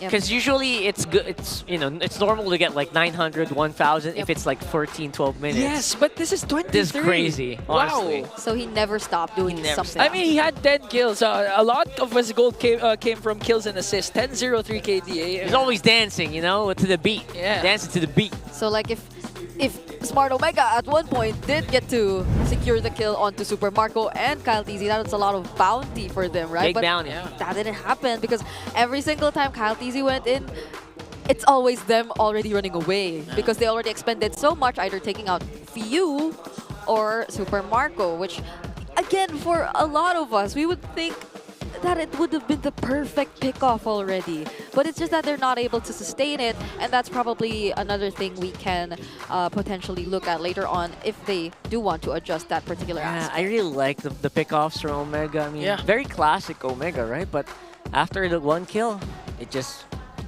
fizzled out. And we So- were literally genuinely wow. Wow, Yeah. just wow. Speaking of wow, by the way, MLBB win big during the summer is underway. Did I need to translate that? Almost, right? So win big sa Tag-Init. There you go. Want to see Fuego? Are you Team Fuego or are you Team Trippings? If you didn't watch the short, you should watch it now on your social media. Or just open your eyes because they're playing it right now. Support your favorite content creators and vote for their video entries in the official TikTok page of MPL Philippines. All right, one user can vote up to 5 times in a day. Oh my god, that's He's a guy. Okay, and that will reset every day. Again, one user can vote up to 5 times. So this will run until April 10. So hurry and head on over to the page so you can start voting. That was an interesting spin on the Akai. Literally. Fuego, content creator, he's a teacher, He's an ML player. he's an actor, He's an ML hero. he's a rich guy. He's an Akai. He's everything. He's an Akai. Oh my goodness. Come on, guys. Stop it. First Acid Gothic skill style. Legend dual form skin. Alpha. Revenant of Roses skin trailer is here. Okay, I'm gonna try this time. As enemies flood towards the castle like a tidal wave, Alpha inside merely scoffs. Wait. Bow your wretch. No, never mind. You can Heads do it before better. the Lord of Greed. Yeah. Bow your wretched Okay, I'm so glad that didn't something like that. that didn't fall on my line. But the new skin will be available on March 22, along with the new item, Dynamic Portrait Revenant of Roses. So It's 150. get yours now. Okay, so I like that dynamic portrait thing because Yeah. it's a first, right? The portrait in your loading screen changes. Yeah, and also the Alpha skin, the other skin, the one that changes mid-game. That's amazing. Yeah. I spent And 10,000 expensive. diamonds to get it. But well worth But it though. Well Midnight worth got it for 6. But yes. oh, I don't know why. I don't know how. I don't have it. how? That's why he's an analyst. That's why he's an He analyst. analyzed the how to. Maybe. Yeah. I think he min-maxed getting it. Yes. So if you want tips on how to get it quickly, Send a message. send a message to Or if you Midnight. want, or if you really want the skin, also you can just message Midnight. There you go. Ask for it for Midnight. Of course. Or She's for gonna be burrito. very willing to give that. You guys know the meta. All right, Yeah. very good. So for the meantime, while we're waiting, because I think we have to breathe in a little bit here. I know I need to. Let's throw it over to All Access because I think Hans is going to talk about something right now happening on the stage.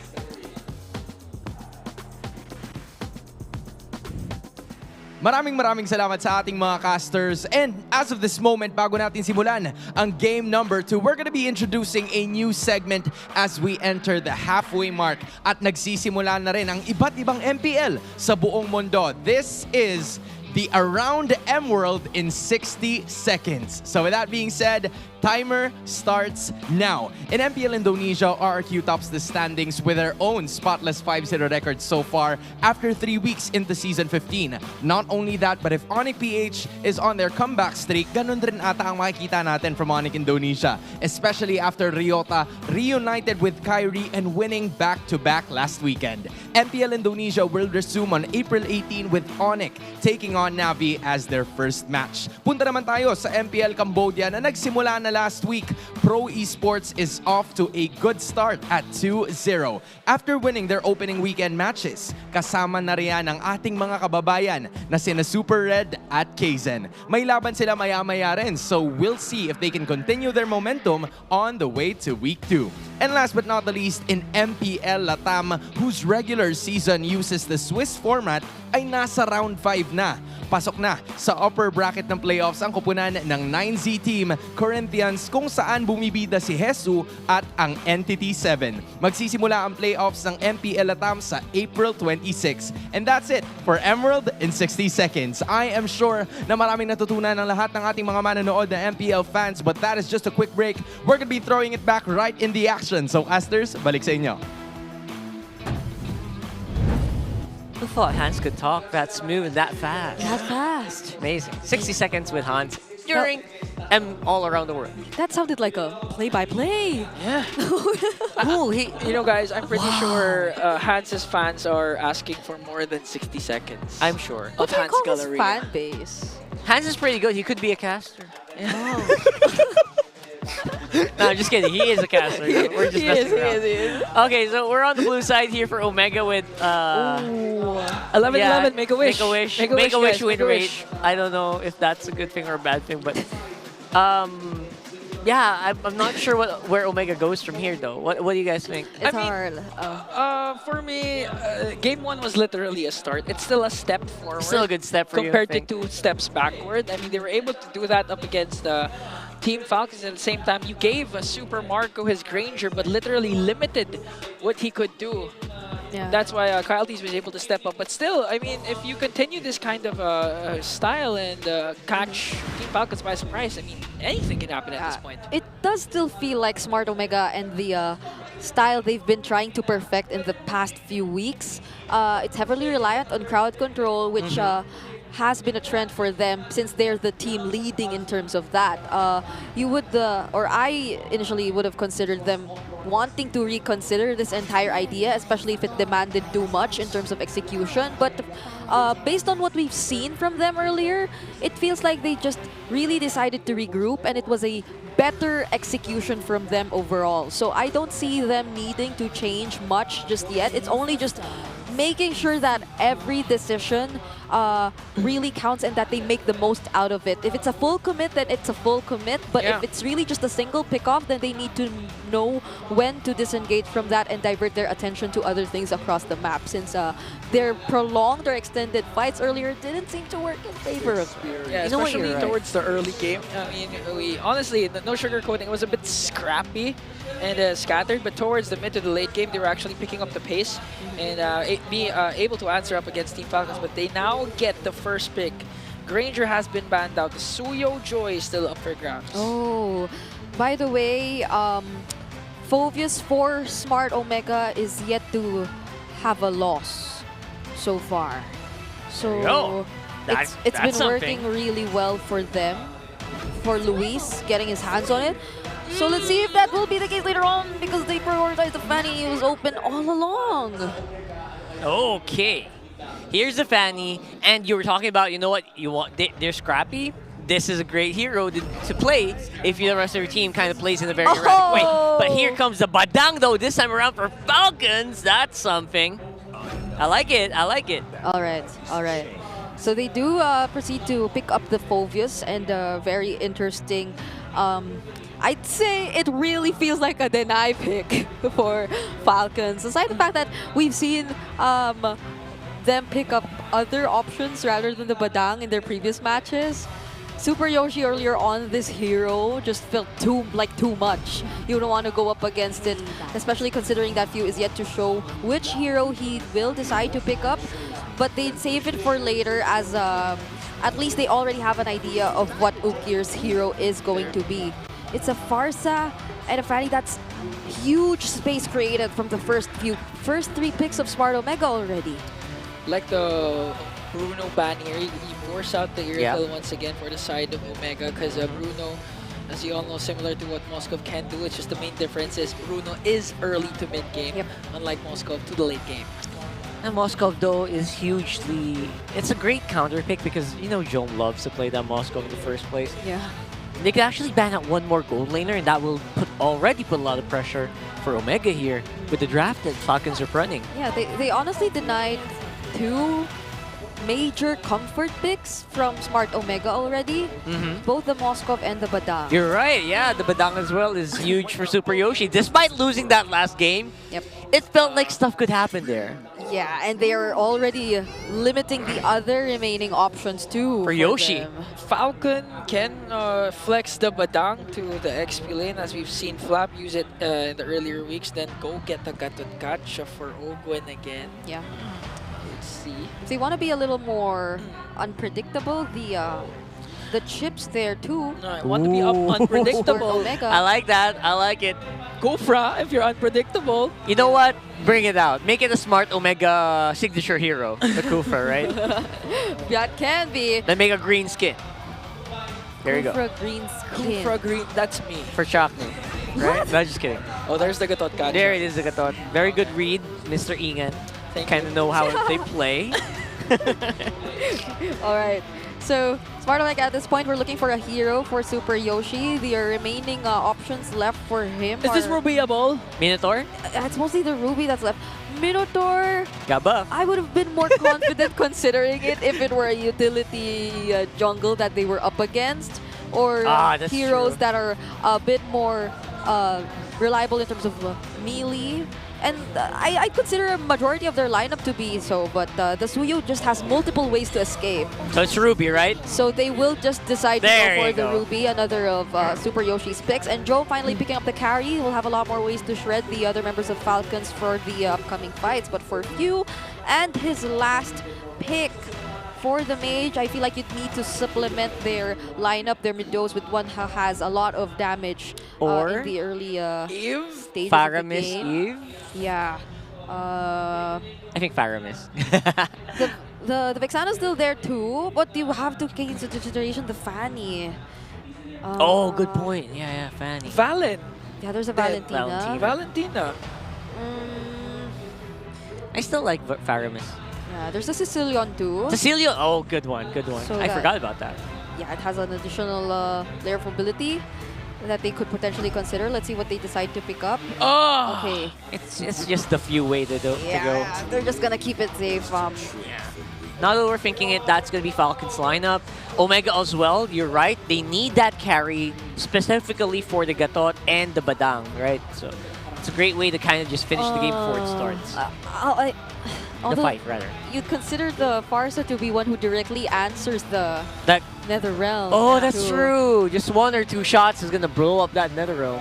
All right. That's a good one. I don't know why they went with that down. and if they do decide to group up, imagine how happy Super Yoshi's gonna be just landing the perfect I'm offended towards multiple targets to bring them into a position that'll be very uncomfortable for them to play in, or where Andoryu could just freely fly over them, or where just Luis could keep using the Infernal Pursuits. But that'll mostly depend on whether or not Falcons plays the early game well enough, because if it were just sheer sustain and the prolonged fights, they have the kit to sustain all of that.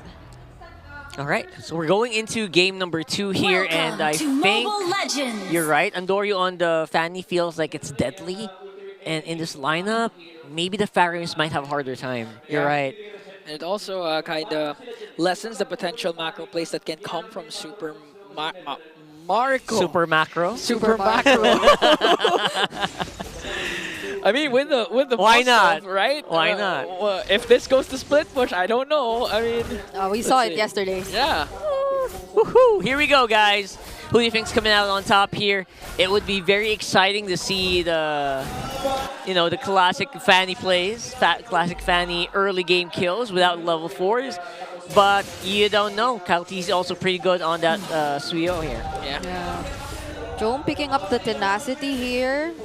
Whereas Super Marco has the Master Assassin. Just look at these 2 gold laners already dueling it out early into this match. They each have their own ways and reasons to be confident enough. Jome dashes in front of Marco because he knows Andoryu was there, but a good taunt from Ogwin. Wow. Catches Andoryu mid-air. The micro taunt. I like it. Amazing. I mean, that could have been bad. He just looked like he was walking, but then he had the unbreakable channeling all along. That was smooth. I actually thought he canceled the cable or something. Could you do that? Like, oh no, he got taunted. All right. So just a little bit more here, focus for Falcons, getting ready for the next turtle already. That's 4 people down on this side. It's going to be very dangerous for Omega to contest this. Yeah, again, it's all about controlling the center of the map, and Team Falcons. No purple, by the way. For Andoryu. Yeah, no purple. And now Kyle Teasy immediately secures the turtle as Flap Teasy just trying to evade Lewis. Yep, they didn't need to do much.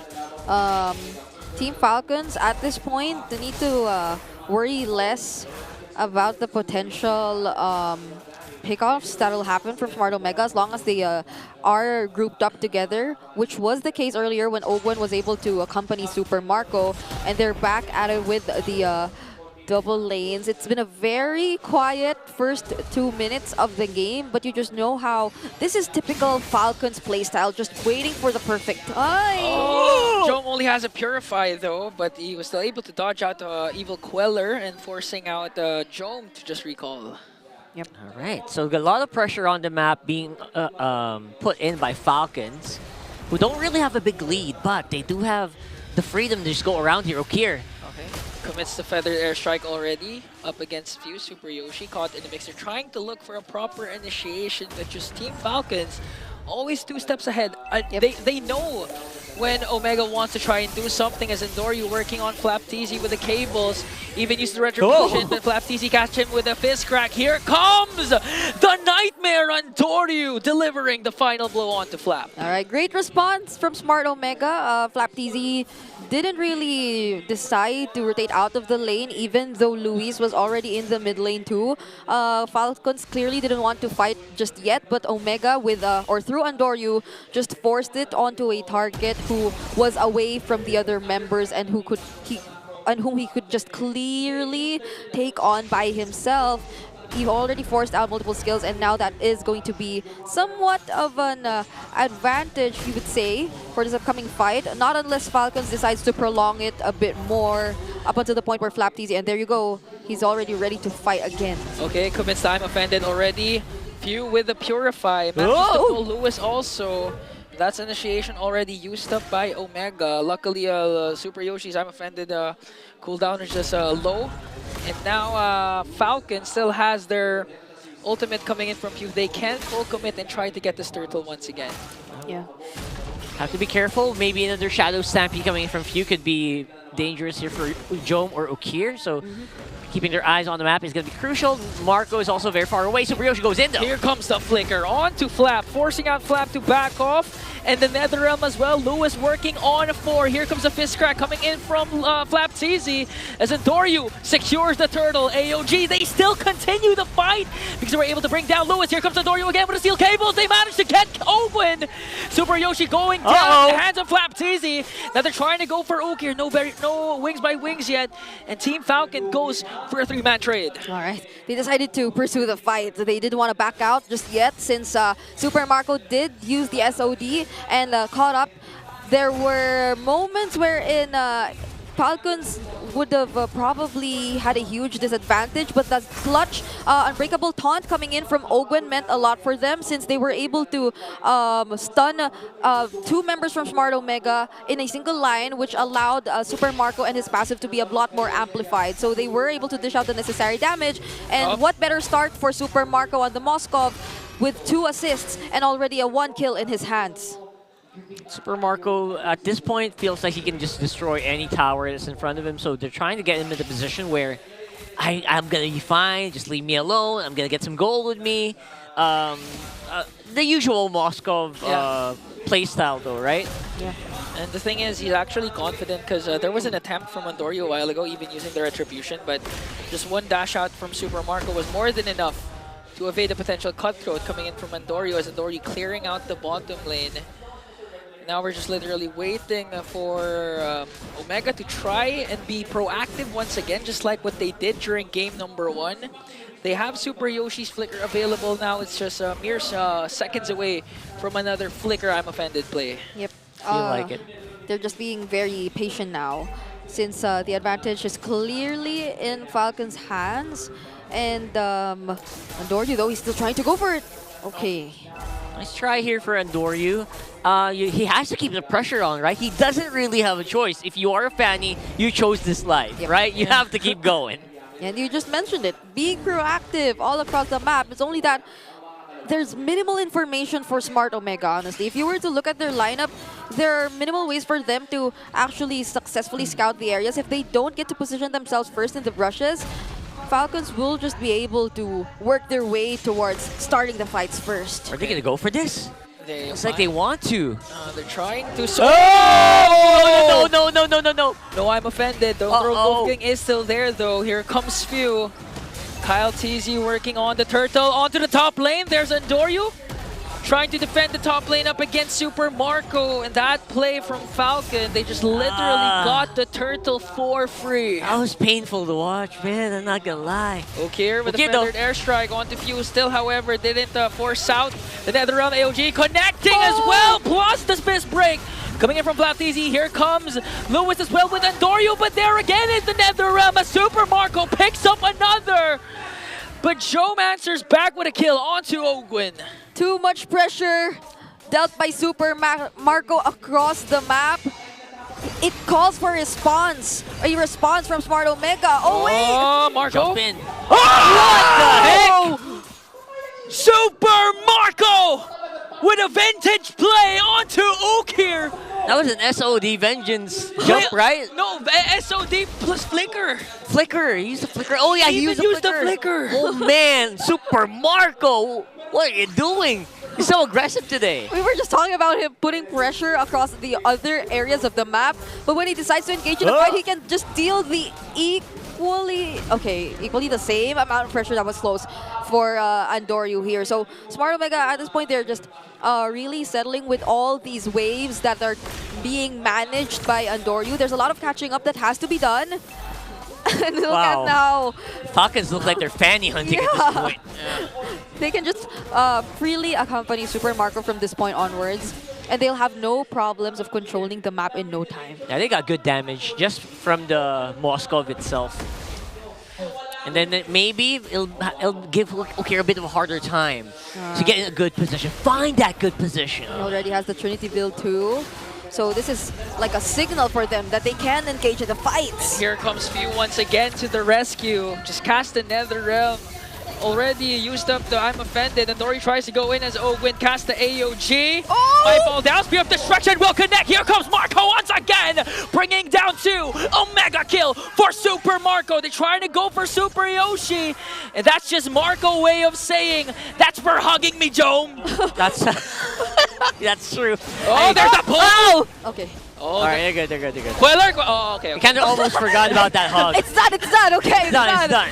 My goodness, Flap Teasy. The way he was able to stun 3 members with a fist break, fist crack, and Super Marco making it just in time to join the fight for a moment, even just briefly to dish out the damage. And after that, imagine he just decided to walk away, go towards the Lord, and not mind the rest of his teammates because they were already capable enough to actually deal with the other members of Smart Omega all by themselves. So this was a perfect sequence for the Green Falcons. And there's another fight down bottom. Another perfect sequence. Flap Teasy on the right target. Jome is out. Jome is out. Jome is out.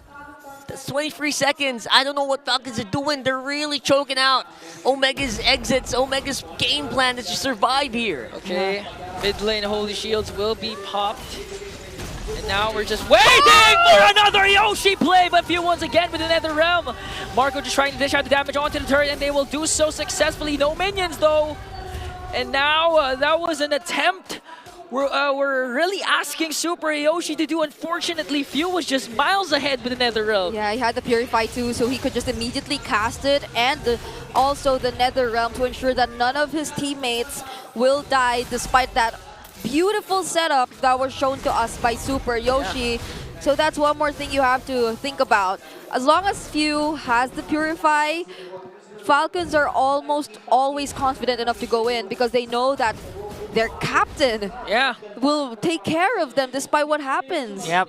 No matter how badly the situation is, just click Purify, click the Nether Realm. You did your job already. And after that, maybe if you can just kind of just command them to go around the map, what is the most vulnerable spot to attack here? And now Omega are suffering here. They're just trapped inside their base. Yeah, if it isn't that big of a threat, they also have the Revitalize anyway from Ogwen to somehow keep them alive. And I think there was already some Purify pickups, Flap already too, so they'll be able to somehow sustain this a bit more, provide a little bit more shields, and overall this 11k gold lead feels too massive for Smart Omega to actually attempt for a contest. Yeah. If they do want to go out of the map, probably the best would be getting the trades on the opposite sides, but not even the opposite sides would probably completely be safe because there's Super Marco who's assigned to manage all these waves, even across the other side of the map. Very consistent that they're able to just keep pressure on the other side. And Super Marco with his superhero landing Sphere of Destructions, always perfectly timed. Is it just me, or I'm not used to seeing Few spam the recalls? Yeah, he doesn't do that. He doesn't really do that but too he's much. doing it now. But maybe today he's just feeling it. You know, it's one of those days where maybe we look like we're gonna have a hard time, but not really. I must say they did a very interesting player entrance earlier, though. They had similar poses. Yeah, teamwork for each role. Yeah, that's teamwork. So I don't know. Few feels like he's in the mood for like some banners and all that today. Well, Andoryu though, he's trying to make something happen. Okay. Flap TZ. They're just standing there. Literally sizing up Andoryu. AOG, Marco with the Lord. They catch Yoshi and they bring him down. Oh! Easy! alongside Super Marco. They're gonna bring down 2 more. Lewis might be the next on the chopping block. It's just Andoryu left alongside Jome. Beautifully executed by the Green Falcons. I don't think they even need the Lord at this point. They can just run up into the base and break it. They have 1 Siege Minion. Alongside them, Jome and Andoryu trying to clear it out. Here comes a Purify coming in from Jome, but the Never Realm once again from Phil. And the fist break, fist crack will deliver the job and wipe out the barangay with a 5-man TP in the middle lane. I can barely see whoever is individually teleporting here, and now it's done. Team Falcons resurrecting their standing as they take another win. Make it a Sunday and get a resurrection. You got Falcons with a 2-0 against Smart Omega. Really clean execution from the Green Falcons, taking down the barangay despite clearly putting up a great fight, especially if we were to recall the first game of the series. But Team Falcons were just so quick to adjust, and they didn't feel like they had to worry one bit about the presence of a Fanny. There was always well-timed moments where they were seemingly just able to anticipate wherever the rotations are going to come in from Andoryu. But props to Smart Omega once again.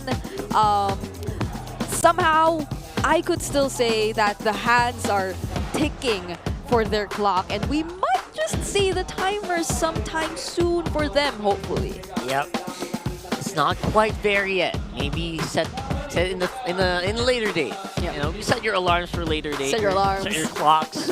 Maybe we're on daylight savings. We're not sure. That doesn't apply to us. But yes, this is definitely an Omega that feels like it can fight. A week 3 similar to... But it can't really close out the game quite yet. Yeah, it's true.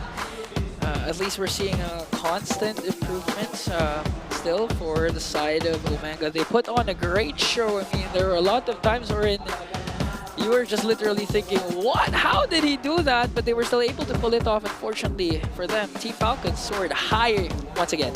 Looks really good right now. Wonder what the Falcons are feeling and thinking right now as we have him on the stage. Back into the winning column they go. Ladies and gentlemen, your winners, Team Falcons! Gentlemen, congratulations. Back in the winning column sila, Odin. Grabe, sobrang bilis nung nangyari nung game number 2. Halos hindi natin namalayan. Ikaw, Kyle TZ, sabi ko, bakit sobrang bilis ng mga nangyari nung game number 2? Mano, gusto na mag-day off. Gusto na umuwi. Gusto na matapos yung week 5. Gusto na matapos. I think their laugh, you know, they practically share the same thing. Few, hawak mo na ngayon yung mic, so ikaw na muna siguro yung una kong tatanungin. Nabanggit nyo sa amin before na nagkaroon ng time na nahirapan kayong mag-adjust sa patch. And considering now na siguro lumagpas na tayo ng halos 1 or 2 linggo, nakapag-adjust na ba completely ang Team Falcons? How are your conditions with this update? Tingin ko nakapag-adjust naman na eh. Sadyang may mga mali pa rin talaga kami sa mga executions namin, kaya hindi ganun kalinis yung laro. Alright. Kahapon, di ba, nagkaroon din sila Oo, ng sitwasyon naglaro kahapon, kayo kahapon, Few, at nabanggit mo na meron din mga pagkakamali pa. Ano ba yung mga kinailangan nyo i-adjust going into the match today? Yung disiplina siguro sa sa laro namin, tsaka yung mas maayos na draft namin. Alright, we did see it. Actually, gusto ko naman tanungin si Flap. Flap! Sana yun. Andun. Sino yun? Pakilaksan nga ng konti. Paano chichil para kay Flap? Baby cakes ko, baby cakes. Baby cakes mo. May baby cakes ka pala. Wow. Grabe, may kawaii pa talagang kasama. Flap, alam mo, gusto kong malaman kasi parang nababalitaan ko sa lahat ng mga teams, gusto nilang bawian lahat. Pero meron silang mga spin-specify na teams. Para ba sa inyo, with all of the matches na natitira sa second round, sino pa ba ang gusto nyong bawian at bakit? Yung mga teams na gusto naming bawian is yung mga tumalo rin sa amin. Kaso di na namin makakatapat pala yung Echo sa sa playoffs yun. So sa playoffs na, okay. Tapos yung Aurora, yun. Alright, so now, set sights tayo para sa Aurora, right? Mabuti na malinaw yun. I think we're gonna toss it over to Ogwen this time, right? Oo naman, si Ogwen na may bagong bahay. Oo nga, Ogwen! Congratulations! First Congratulations, of all, Gwen. Ayan. congratulations sa iyong bagong bahay dahil sa ML yan, di ba? Nakita ko nga ang iyong post. So, kumusta naman ang life mo ngayon as a family man? Masaya, syempre, kasi yun, nakapundar ako kahit pa doon sa bahay, dahil sa ML. Yun, sobrang saya, kasi yun talaga yung dream ko eh. Since bata ako, kasi nakikita na lang kami sa lola namin, nung family namin dati. Ang galing no, nababalanse mo yung life mo sa outside of MLBB as well as yung relationship nyo as a team. O Gwen, bilang matatagal lang magkakasama dito sa scene, paano nyo nasisigurado na talagang magkakasama kayo hanggang dulo at magkakasama kayo sa mga bawat challenges na kinakaharap nyo? Tingin ko manalo matalo. Walang tambuhan eh. Ay, meron naman tambuhan, pero syempre, pag-usapan na lang natin. Yun. Ayan. Sino ba dyan ang madalas mong katampuhan? Meron ba dyang madalas nagkakatampuhan? Madalas tampuhin si Flap. Tampuhin ka daw? Kayong dalawa? Hindi. Paano sila nagbabate? Oo nga, paano kayo nag-re-reconcile? Paano yun? Pag nadaan nyo na sa magandang usapan. Siguro na lang. Kiss? Bawal sabihin eh. Okay. Bawal sabihin. Bawal. Ito na naman tayo, boys. Secret lang. Ito na naman tayo. Meron ka bang masasabi sa lahat ng mga sumusuporta sa inyo? Kasi ang dami na nagpunta ng Team Falcons today and they're very happy with your win. Maraming salamat sa mga sumusuporta sa amin, pati sa mga fans din ng Omega. Tsaka sa baby ko na pumunta, kaya ako ginanahan lalo maglaro. I love you. Todo ang inspiration. You love to see it. Once again, your winners, Team Falcons! Gentlemen, you may now take your walk of victory. And with that sweep, you may now take your bow. Grabe, Odin. Iba talaga ang karisma ni Flap. Nung una pa lang, tapos ngayon may nag-i-inspire na ibang klase. May pakaway pa eh. Oo, at hindi lang yan. Minention niya rin. Nag-message pa na nakakakilig at pinakilig din naman nila ang mga fans ng Team Falcons dahil nga 2-0 sweep ang nagawa nila ngayong araw pagkatapos ng match nila kahapon. It's nothing but wins para sa Team Falcons. Ano naman kaya ang masasabi ng ating mga casters? Throwing it over to you. Come on, Flap, I just wanted to MPL today. But yes, congratulations.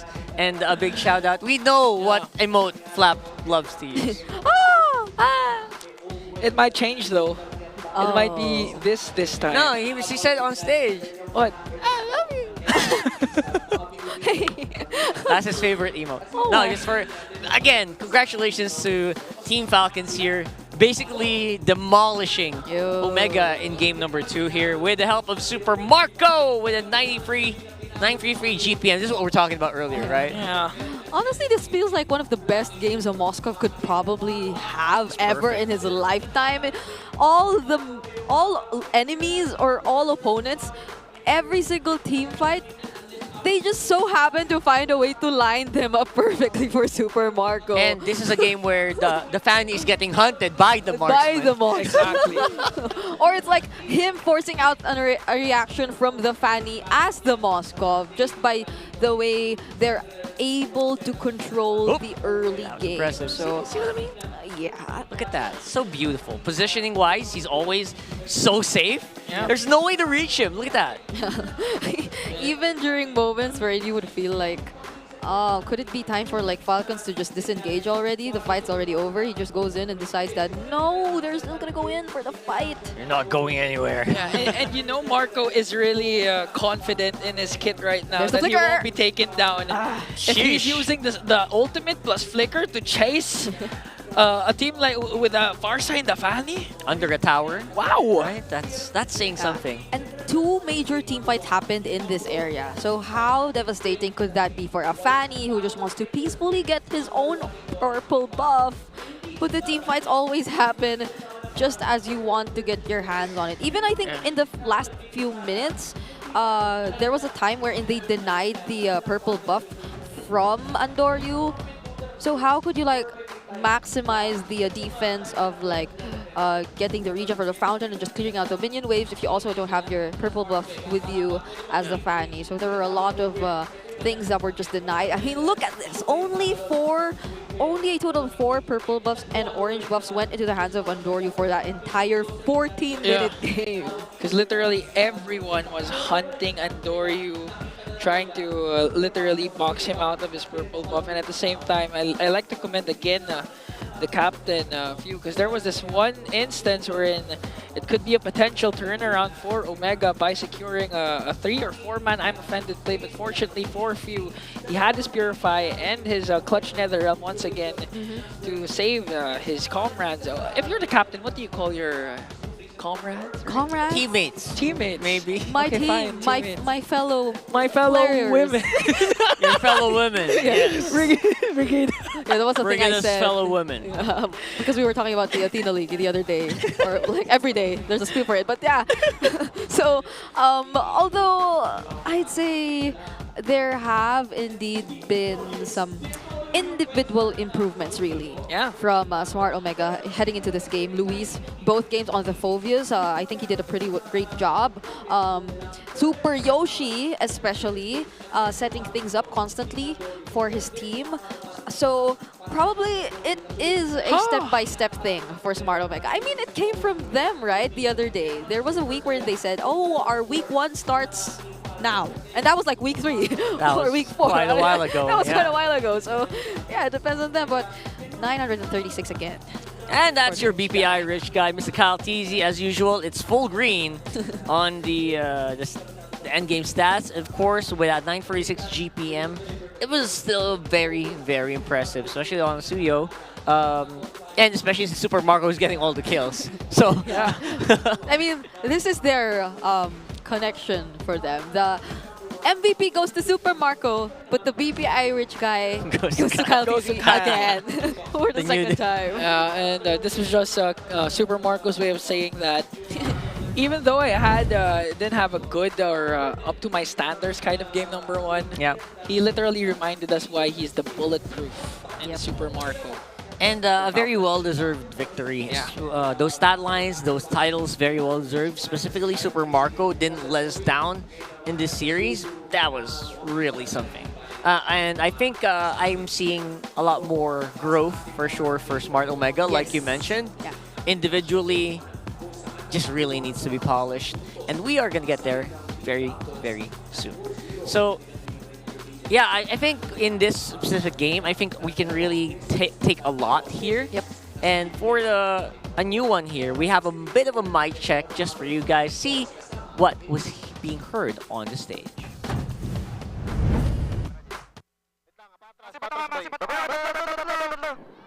Purify, carry. Tara.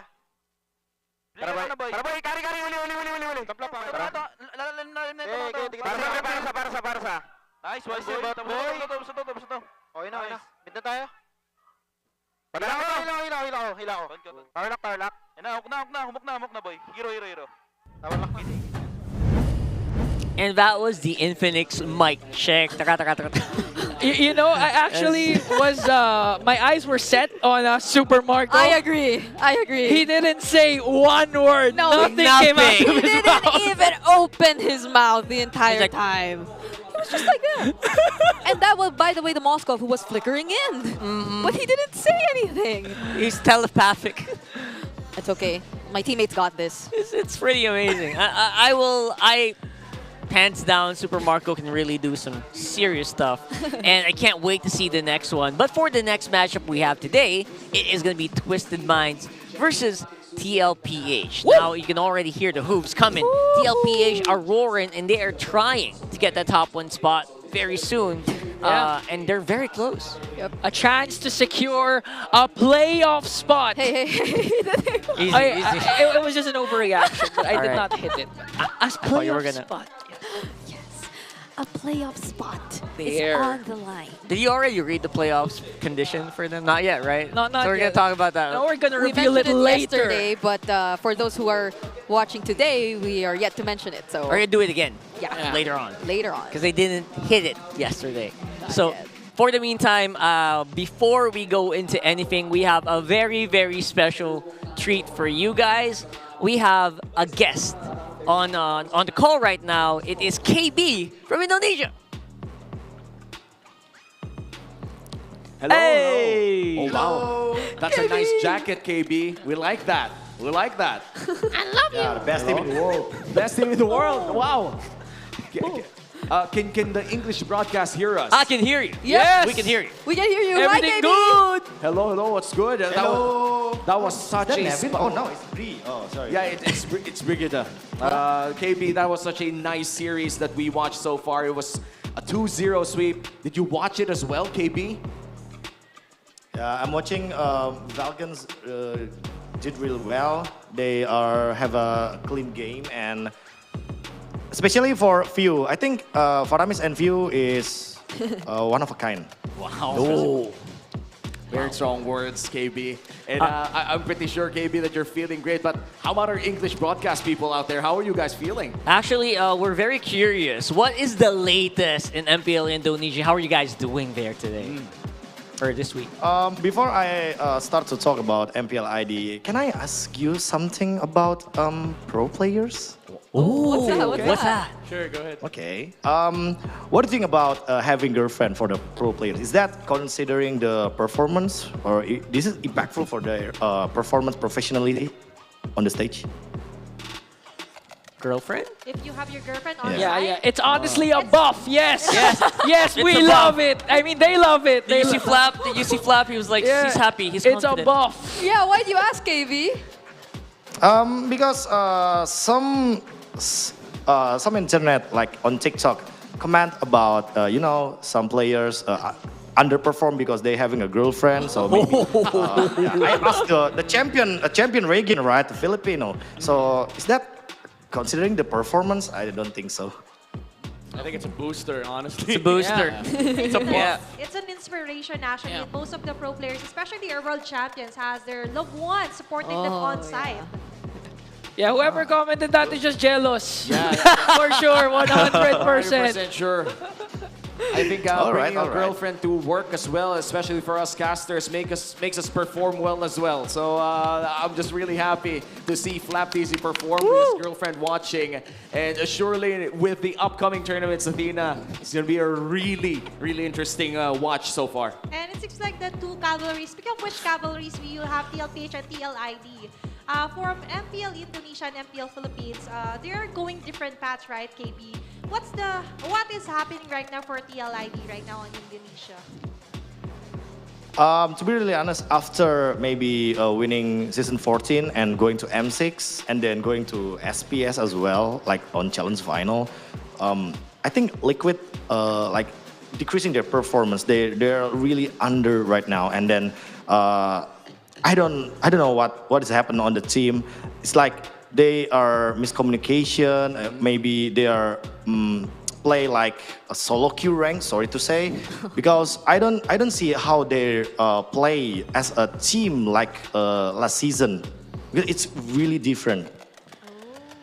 So, KB, can you say or confirm if there is such a thing as a championship curse in MPL ID? Sometimes I can say yes, because yeah, maybe only Onyx that can really have very good management for the winner, right? Like they get 4-time champions titles, and then they keep on performing until they get the MSC title as well, right? But I think like Indo Team Liquid and then Philippine Team Liquid, while one or another is doing really good, like TLPH on the top, and then TLID on maybe on the bad situation. I think it's very normal, because when TLID on the top of performance, TLPH is like okay, slightly down. Wait a minute.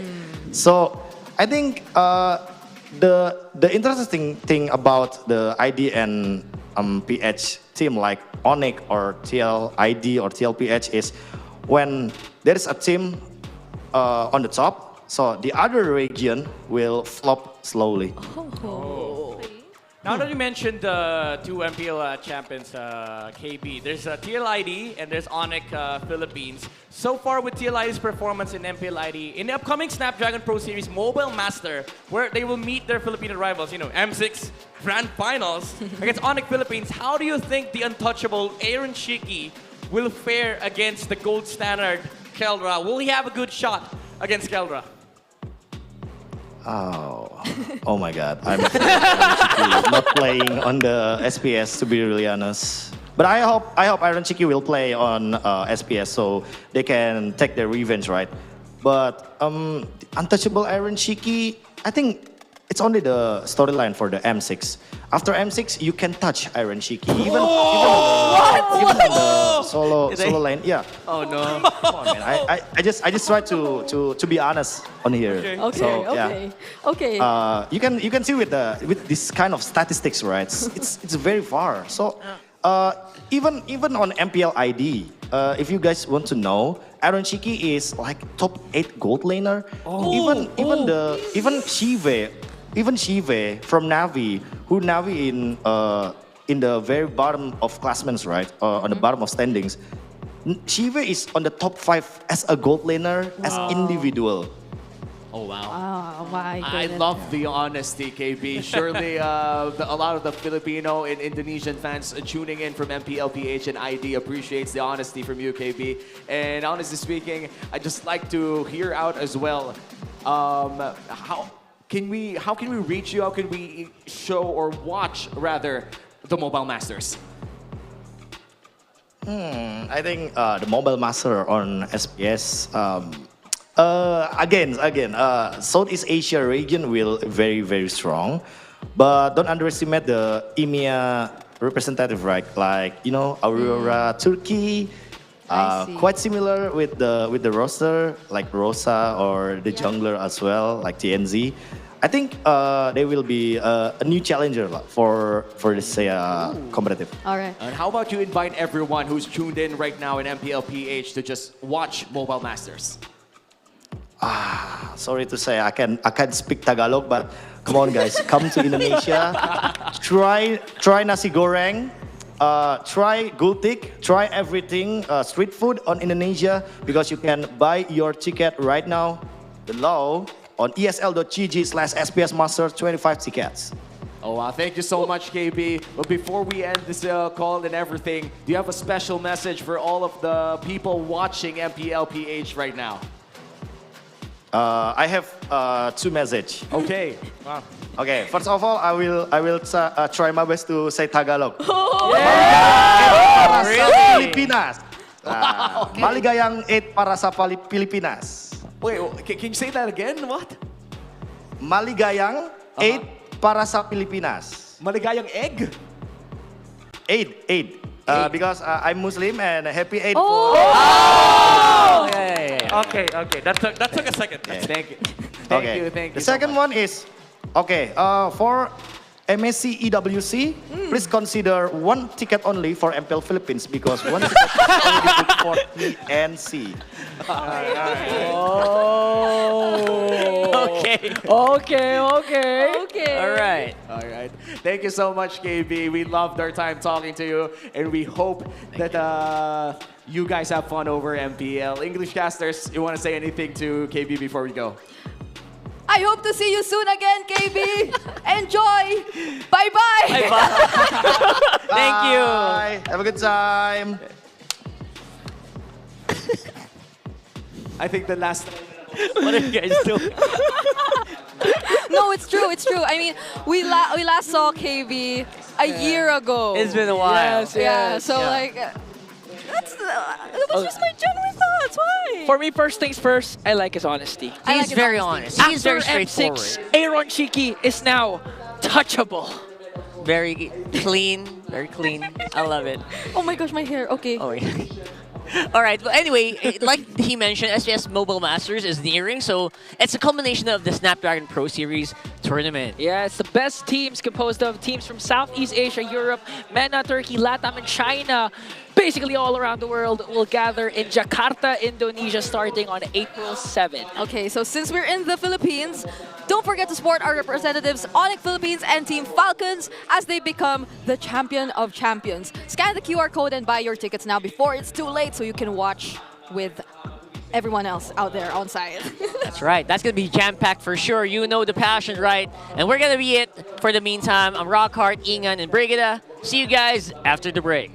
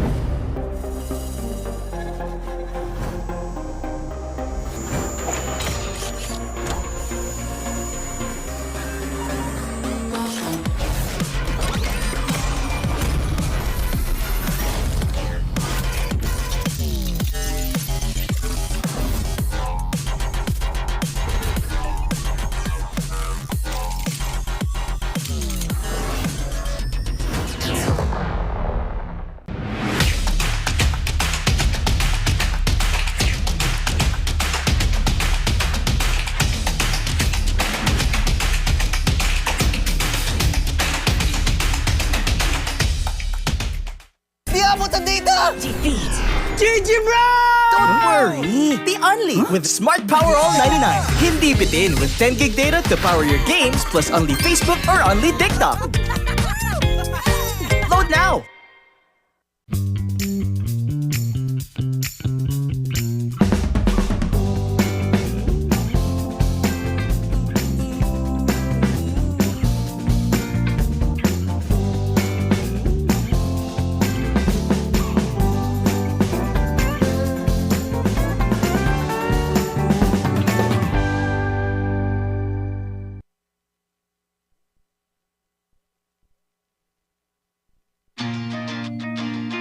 Who needs to go to a concert when you can own that stage with your friends?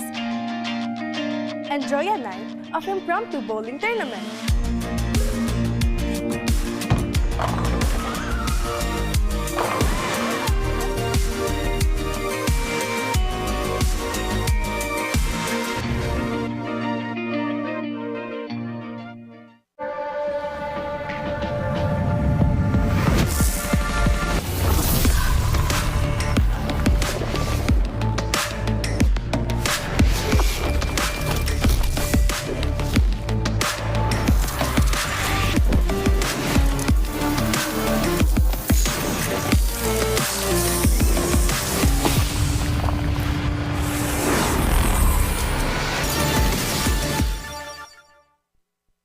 Want a skin that changes color in the middle of a game? Yep, this brand new Alpha Legend skin can do that. Watch this. Boom! How cool is that? So how do you activate this transformation? Simple, just take down 10 enemy heroes. Assists don't count though. But hey, don't worry. Even if you get 10 deaths, the base effects are still amazing. Just look at that animation. It's a first of its kind, and I hope they make more unique features like this. Maybe 10 assists for a new tank skin, right? As you all know, this skin comes with a unique golden number tag. We actually used 2 accounts to draw as soon as the skin dropped, hoping for a low number. The result? 41 seconds after release, we got the number 892. On the second account, it's 1,132 after 48 seconds. So in a span of 7 seconds, 240 skins were sold in a snap. Man, we've got some hardcore players out there. So how much did it cost? It's a staggering 9,500 diamonds on each account, which is 100 draws. But don't panic. If you're an alpha main, I got you. We only spent that much because we were rushing. If you're on a budget, here's a list of events to get it cheaper. Free weekend bonuses. Get 2 free draws just by playing games. Daily recharge event. Get 3 tokens if you recharge daily. Mega Draw Bundle. Buy discounted tokens for as low as 10 diamonds. Plus a chance to join the lottery every day.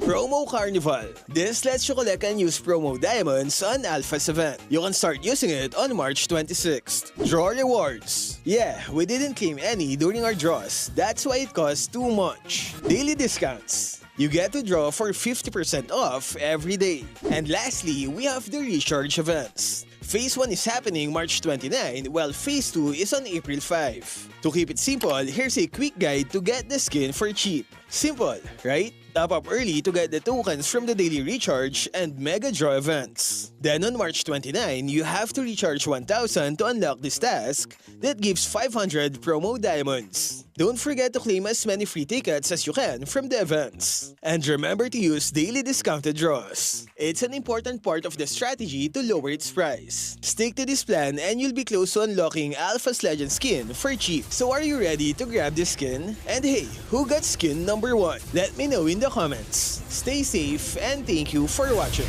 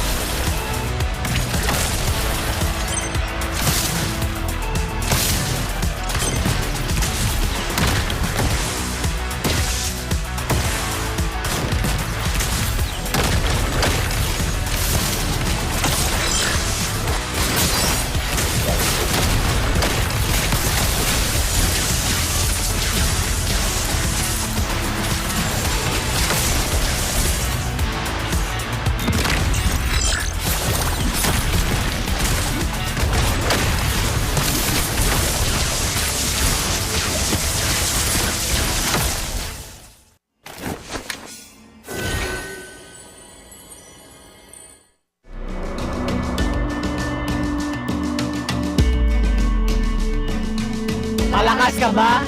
Sali na!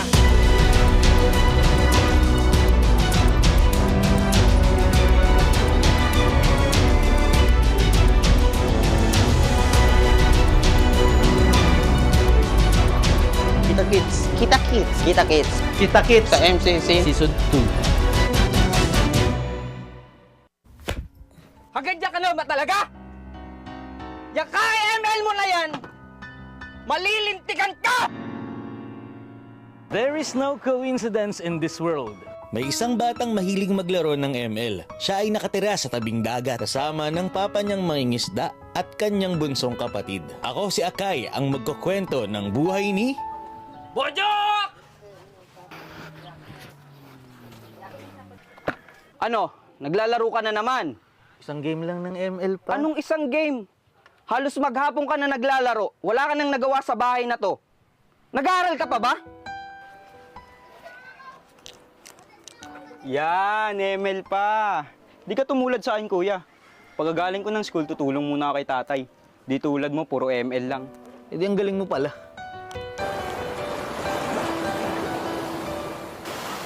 Wala bang huli pa? Wala masyado, anak eh. Mangingi sana ako sa'yo ng pang-project ko sa school eh. Ako din pala. May project din ako. Ikaw, Bojo? May project? O pang-ML mo lang? Ba naman? Papambili mo lang ng skin eh. Tigilan mo nga ako. Oh, bunso. Salamat pa. Isang araw, win streak na sana si Bojok, pero... Kaya yan, kaya yan. Lagi panalo pa to. Tapos na yan. Nice one! Tore! Nice! Hagad ka na ba talaga? Yung ML mo na yan, malilintikan ka! Ano naman? Alam naman dito ako magaling. Ano mararating mo dyan? Nakikita mo yung kapatid mo, nag-aaral, nagsusumikap para meron tayo sa buhay.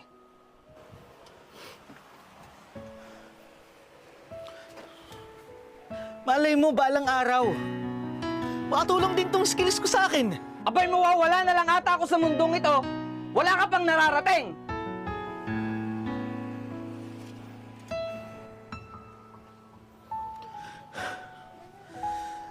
Makakabawi din ako sa'yo pa. Dumating ang panahon na nagkasakit ang papa ni Bojok. Hello, anak. Medyo may kamahalan yung gamot ko ngayon, ha?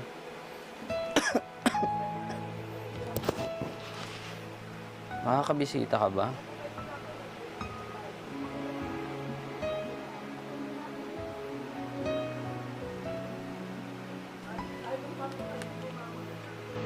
Andiyan ka pala.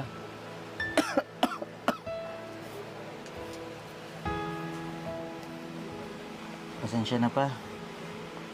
Galing kasi ako sa event. Dumiretso lang ako dito kaya medyo natagalan.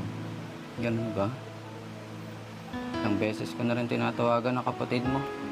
Pero...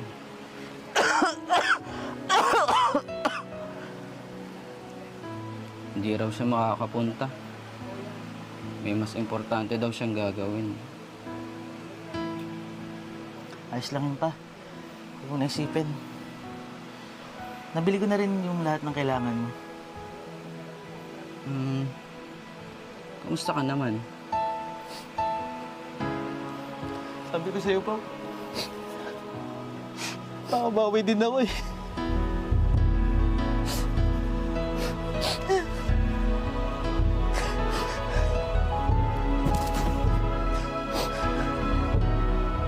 Pasensya ka na, anak, ha?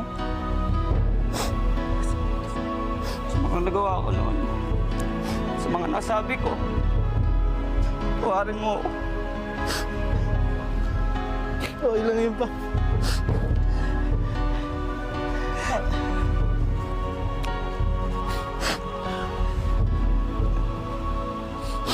Tama na ba?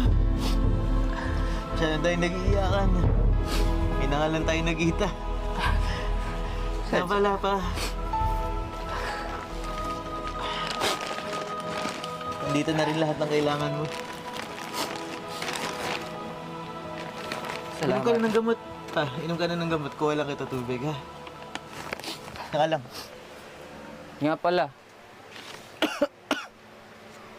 Saan mo nakuha pinambili mo nito?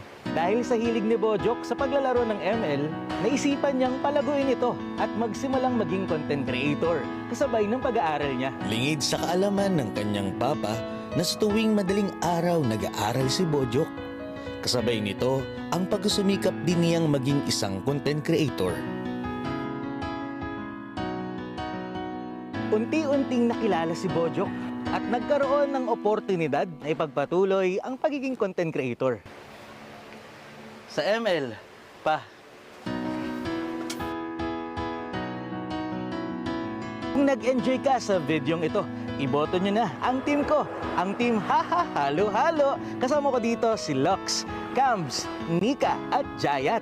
MLBB win big sa Taginit.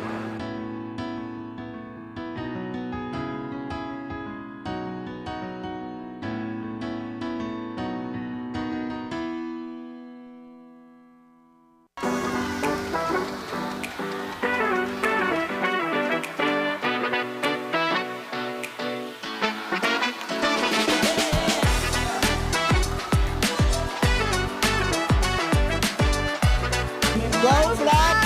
Go Falcons!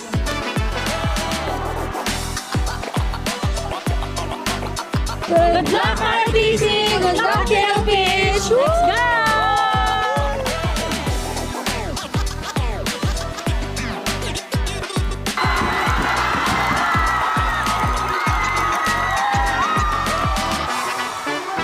One look and a new iba na malagkit ang tingin ng mga mata niya. One smile, hindi na friends tingin ni Marcos sa akin. Marcos in love with me, pare. Sinapak na naka-dreadlocks, drive-by kahit bike lang since day one. Lyrical and one, di binago ng yaman kasi di pa kilala si Flap TZ. Ganyan na talaga yan kay Yabang, nakaw. Give me Kalea, I give you a win. Anong palag mo kay Jom? Wala akong palag. Shoutout nga pala sa lahat ng manonood ngayong laban. Portahan niyo kami. Sana manalo na kami. Pag nanalo kami ngayong araw, meron kayong ice cream sa akin. Ano ba yung standing natin ngayon? Top ano tayo? 6-7. Top 7 tayo. Top 6 ka nga. Baliktad yun. Baliktad, top 2 tayo. Oy. Yeah! Aha. Sana makapag-miya ako mamaya. Oy! Kahit sino sumalo, walang bulletproof. Ano ang palag mo kay Super Marco? Balang araw maging icon. Gusto ko kagaya ko si John Paul. Ang game plan natin ngayon, pag natalo tayo, checkping lang yun. Di ba yung start? Kapag si Coach Daki, kampi natin eh. Surrender na, may ligo pa ako.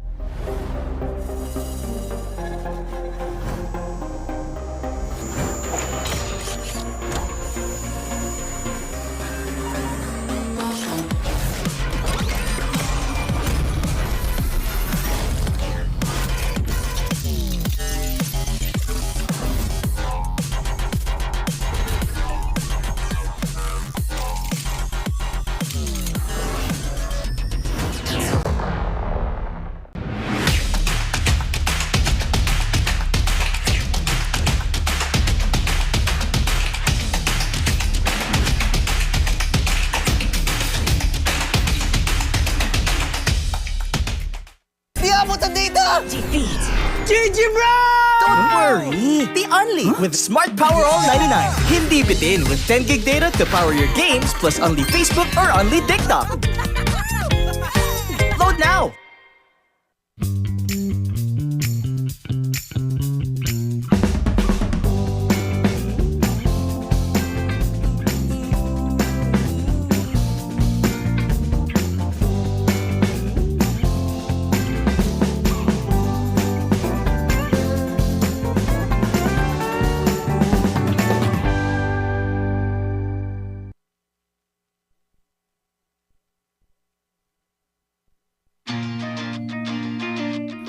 To go to a concert when you can own that stage with your friends.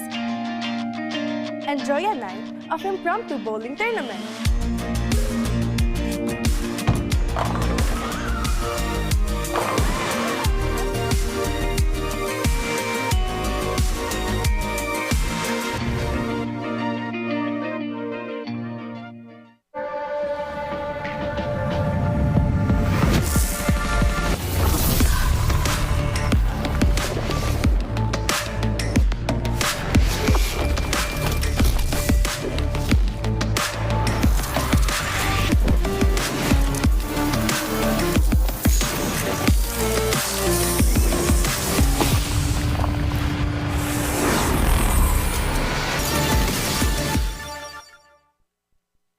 Want a skin that changes color in the middle of a game? Yep, this brand new Alpha Legend skin can do that. Watch this. Boom! How cool is that? So how do you activate this transformation? Simple, just take down 10 enemy heroes. Assists don't count though. But hey, don't worry. Even if you get 10 deaths, the base effects are still amazing. Just look at that animation. It's a first of its kind, and I hope they make more unique features like this. Maybe 10 assists for a new tank skin, right? As you all know, this skin comes with a unique golden number tag. We actually used 2 accounts to draw as soon as the skin dropped, hoping for a low number. The result? 41 seconds after release, we got the number 892. On the second account, it's 1,132 after 48 seconds. So in a span of 7 seconds, 240 skins were sold in a snap. Man, we've got some hardcore players out there. So how much did it cost? It's a staggering 9,500 diamonds on each account, which is 100 draws. But don't panic. If you're an alpha main, I got you. We only spent that much because we were rushing. If you're on a budget, here's a list of events to get it cheaper. Free weekend bonuses. Get 2 free draws just by playing games. Daily recharge event. Get 3 tokens if you recharge daily. Mega Draw Bundle. Buy discounted tokens for as low as 10 diamonds. Plus a chance to join the lottery every day. Promo Carnival. This lets you collect and use promo diamonds on Alpha's event. You can start using it on March 26th. Draw rewards. Yeah, we didn't claim any during our draws. That's why it costs too much. Daily discounts. You get to draw for 50% off every day. And lastly, we have the recharge events. Phase 1 is happening March 29, while Phase 2 is on April 5. To keep it simple, here's a quick guide to get the skin for cheap. Simple, right? Top up early to get the tokens from the daily recharge and mega draw events. Then on March 29, you have to recharge 1,000 to unlock this task that gives 500 promo diamonds. Don't forget to claim as many free tickets as you can from the events. And remember to use daily discounted draws. It's an important part of the strategy to lower its price. Stick to this plan and you'll be close to unlocking Alpha's Legend skin for cheap. So are you ready to grab this skin? And hey, who got skin number 1? Let me know in the comments. Stay safe and thank you for watching.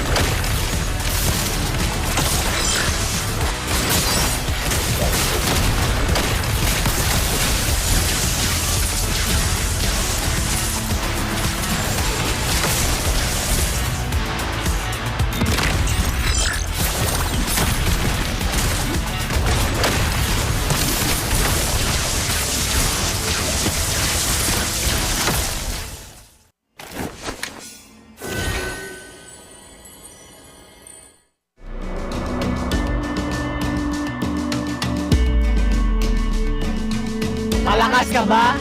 Sali na!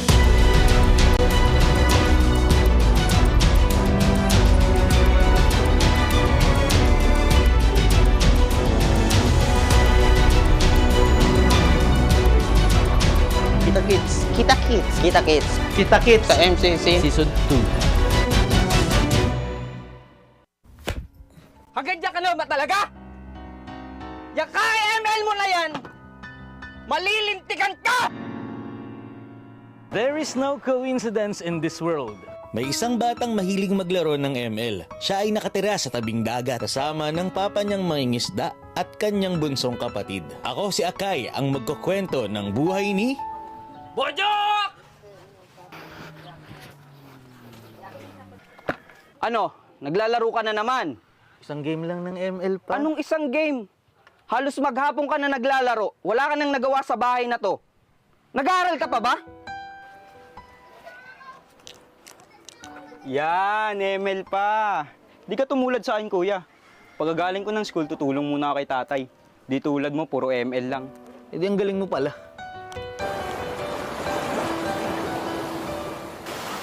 Wala bang huli pa? Wala masyado, anak eh. Mangingi sana ako sa'yo ng pang-project ko sa school eh. Ako din pala. May project din ako. Ikaw, Bojo? May project? Eh, pang-ML mo lang. Pa naman. Papambili mo lang ng skin eh. Tigilan mo nga ako.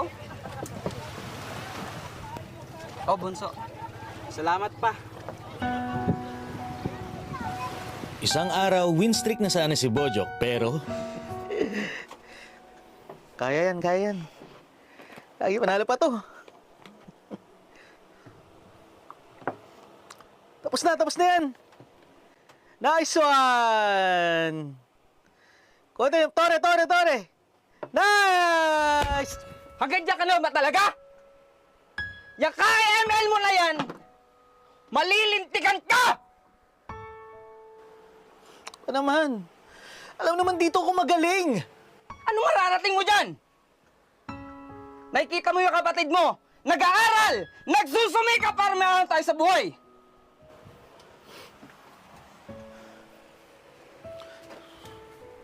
Malay mo, balang araw. Makatulong din tong skills ko sa akin. Abay, mawawala na lang ata ako sa mundong ito. Wala ka pang nararating.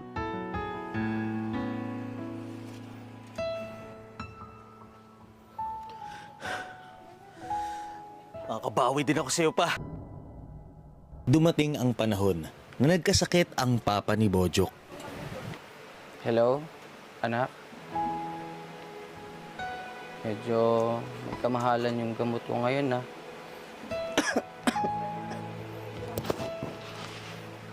Makakabisita ka ba?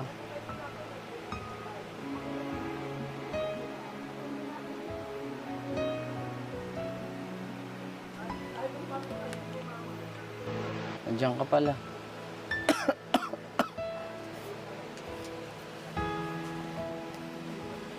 Pasensya na pa.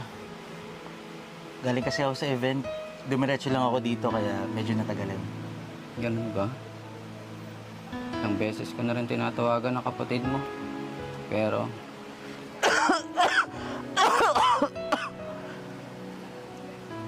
hindi raw siya makakapunta.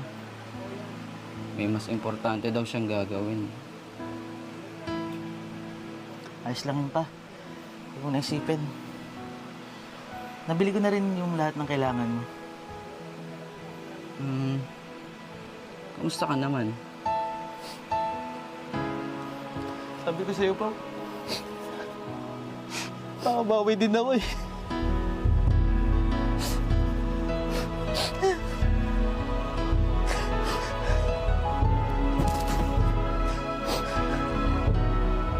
Pasensya ka na, anak, ah.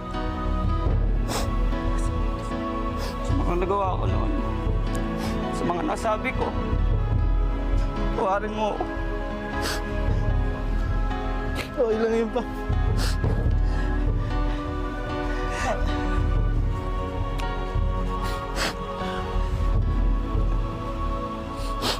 Tama na ba?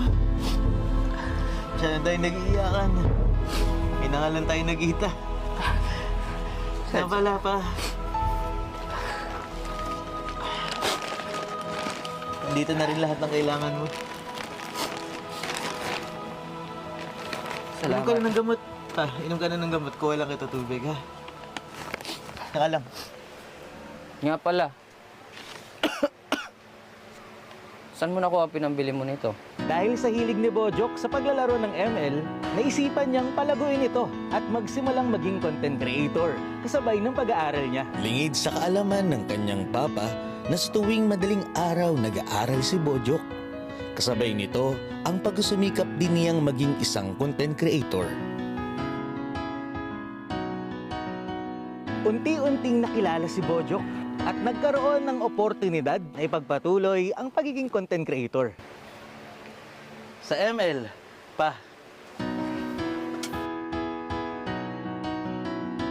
Kung nag-enjoy ka sa videong ito, iboto nyo na ang team ko, ang team Haha Halo Halo. Kasama ko dito si Lux, Cambs, Nika at Jayat. MLBB win big sa Taginit.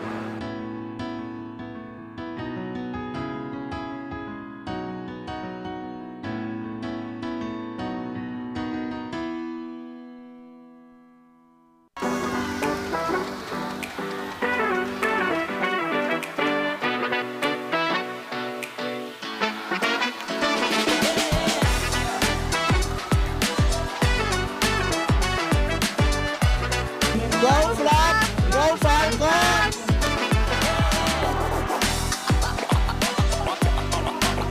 Good luck, RBC! Good luck, TLPH! Let's go!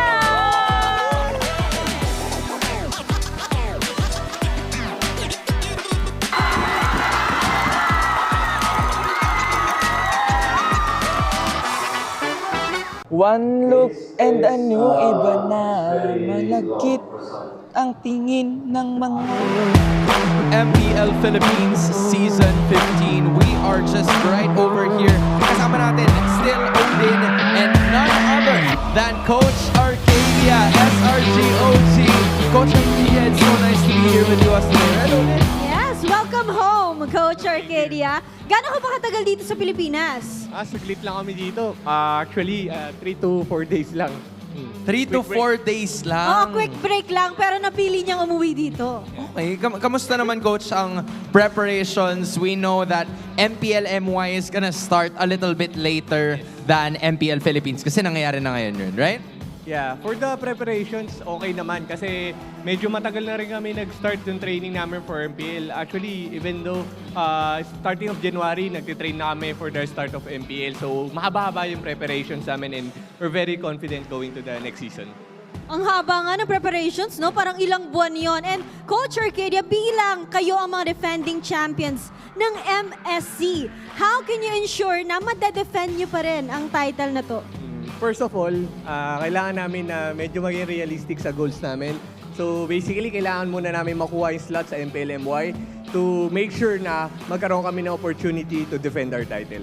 You know what? I think another thing is really looking forward to the collaboration na meron kayo. Kasi as of this moment, this is like one of the most interesting things na nangyari in MPL MY history. What do you think of the collaboration so far? And is there something na dapat abangan ng mga MPL fans? Yes, when it comes to the collaboration, very excited kami, both parties, and sobrang saya kasi we have the opportunity to talk to legendary players such as Seb. So, yung collaboration na yun, it makes us the opportunity to gain some insights from them rin. So, very happy kami with what is happening and the future. Marami pa kaming pwedeng ipakita na new content for us. Alam mo, Odin, curious nga ako kasi napadaan si Coach dito. Oo nga eh. Ano kayang meron, Coach? Coach, ano bang meron? Ano bang tingin mo sa MPL Philippines so far?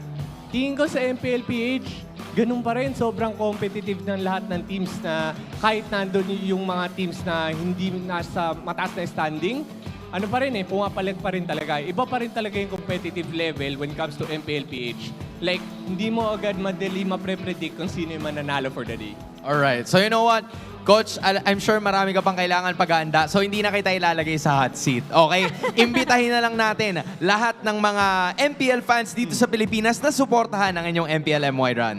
Okay, sa lahat ng sumusuporta sa amin and also to all MPLPH fans, I hope na masuportahan nyo rin kami sa darating na MPL MY sa April 19. Medyo late mag-start yung tournament namin pero I hope na masuportahan nyo kami dito. Thank you. Coach Arcadia, it's so nice to have you here with us again. I'm sure na may enjoy mo yung laban na maya-maya. So we're gonna keep you rested at your seat dahil pupunta muna kami dun sa kabila. Alright? Thank you so much. Thank you so much, Coach Coach. Arcadia. Maraming salamat po. Odin, I guess we're gonna be going over to this side because now you see the ladies right over our screen. This is Team Liquid Aqua. It's so nice to have you here, girls. Welcome. Please introduce yourselves para sa lahat ng ating mga manonood. Hi po, ako si Rami Siam, jungler ng Team Liquid Aqua. Ako po si Kla, gold laner ng Team Liquid Aqua. Ako po si Daiki, XP laner ng Team Liquid Aqua. Ako po si Soju, rover po ng Team Liquid Aqua. Daishi po, mid laner ng PL. It's nice to have you here, girls, wearing that beautiful jersey. Feeling ko nung last time na nakita tayo, iba pa yung mga teams nyo. And kumusta kayo, especially that kahapon may match kayo at nanalo kayo doon sa Athena League. Kumusta kayo after that match? Para sa amin po, we feel good kasi yung nakalaban namin is yung Smart Omega Empress and we feel honored na we were able to fight with them and get a 2-0. Yeah, and that's, no question kasi those are the MWI champions after all. And I'm sure na yun din talaga yung gusto nyong patunguhan at the end of it all. Ramisi, gusto kong malaman, gaano ba ka-importante na na-establish na yung Athena League? Because it's been here for the first time, right? How important is it for female gamers like you? Para sa amin players po kasi iba't ibang reasons bakit it's very important na manalo kami sa MWI. But I'll just, speak ko na lang para sa amin lahat na it's our dream talaga po and goals. Ano naman mensahe nyo para sa mga female players na gusto maging pro players like you? Pasa ko po yung mic sa captain namin kasi... Ayan, captain! Ikaw na captain! Maganda. Oo, Maganda. ikaw dapat ang magbigay ng mensahe at tips para sa mga babae. Correct. Pwede mong paulit ng tanong. Ano yung mensahe what's your or message? tips? Keep grinding lang po, grinding. Tas wag pong tumigil sa mangarap. Tas ano niya din po.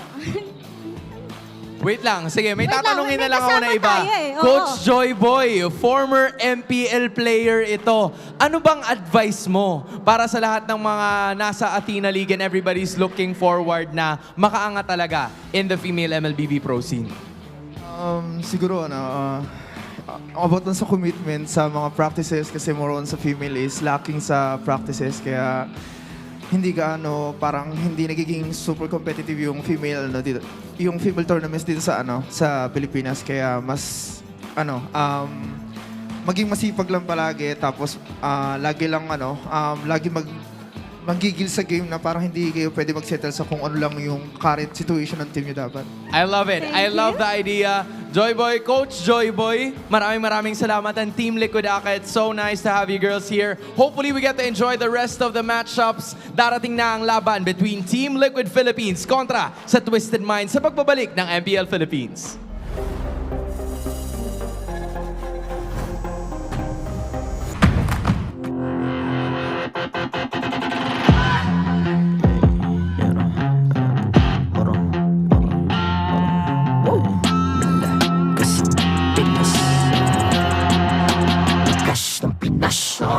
Malakas, Pilipinas, malakas kahit anong lane, we become the monsters. Malakas, Pilipinas, malakas face the golden sun and repping for the 3 stars. Look at us to the top, no ifs, no buts, winning any game para to sa PINAS. Di mo matitinag aming boses sa new level. Nasa kalye man o mobile window, I become a legend. Open fire, we unite, we winners. Built with pressure, like diamonds are made of. Switch na lane na parang gera, HP racing, way reset up. Built like a tank, buhat ni Hilda, full load SS parang Lyra. Susundan ko ang iyong bakas, kasama pataas, tagumpay natin to dahil tayo'y malakas. Para sa Pinas, nasa amin ang alas, hindi tuwa atras, kinikilala sa taas kasi kami ang malakas. Para sa Pinas, nasa amin ang alas, hindi tuwa atras, kinikilala sa taas, kami gusto kami sa Pinas. Wow! Hold on. Yeah, malakas ang Pinas. We are laging every beat, no surrender nor retreat. Pag nagsama-sama, just imagine what we can achieve. Lacking every beat, no surrender nor retreat. Giving 100 all my own, cause we just cannot be defeated.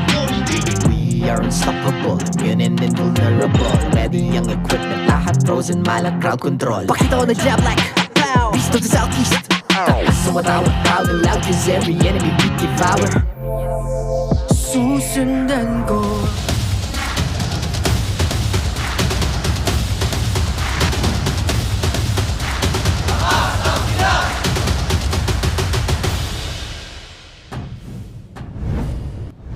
What's up, homies? It's Uncle Rocky right here with Ingan and Brigida, bringing you MPL Philippines Season 15. Yeah. Wow. Uncle Rocky. It's Family Day, guys. Yeah, he's Family officially Day. using the name now. Uncle Rocky. I actually hate it, but yeah, let's go. For the meantime, I am very happy to see that we have a lot of visitors today. Yep. Earlier, if you guys didn't see, we saw Mr. Michael himself, Mr. SRGOG, and of course, he got TL's Aqua. And last series, if you didn't catch it, Super Marco went bananas against Barangay Omega alongside Caltizi. Got a 2-0 sweep against Omega. Falcons once again soaring high after their two series lose streak. Now they finally won a game. Yep. The first game was the first game was a somewhat long game, reaching more than 20 minutes. That was a while. But the second game was just so fast. It just happened so fast, and no one was able to stop the spears coming in from Super Marco. And of course, Kyle TZ, who performed really well in both games. So a lot of stepping up, not just for Falcons, even for Smart Omega, but we're looking forward to all the more stepping up here, especially from Twisted Minds. Twisted Minds, they got some catching up to do, but you know what? You don't need to catch up in your credits because Time Zone has an exclusive promo just for you. Get 400 pesos power load for only 200 pesos, yo. Yeah, and all you have to do is to simply register on the Time Zone Fun app, insert the promo code TZXMPL, and redeem the voucher at any of your favorite Time Zone venue. So don't... Oh, that's your line. That's Renmar's line. Okay, this feels weird not hearing Renmar say, don't miss out on this amazing deal. Yeah. No, they changed it up a little bit. Oh, because now she's going to start it off. Okay, I got a line now.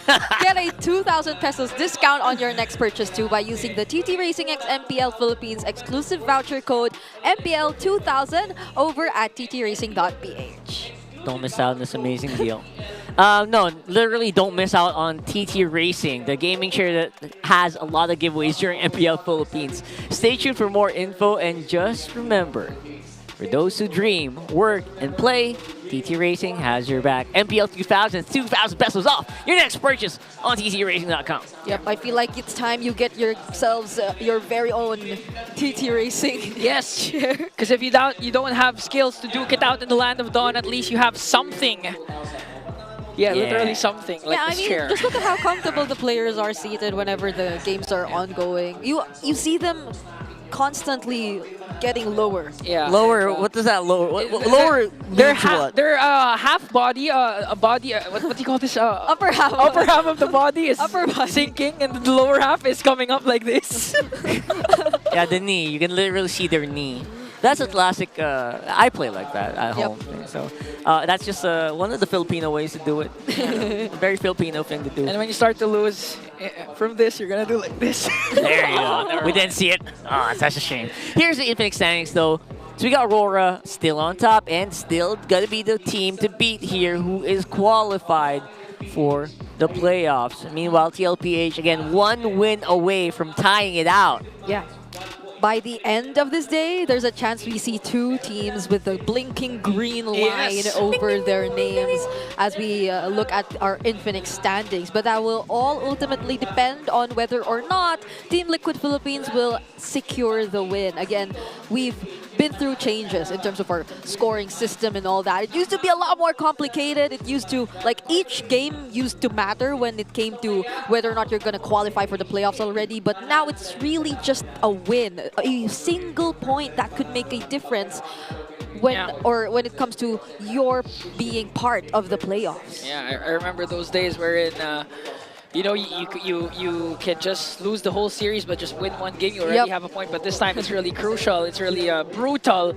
Imagine going through 1 week in MPL, playing 2 games, and then losing all, and then you don't have any single point. That's literally the point.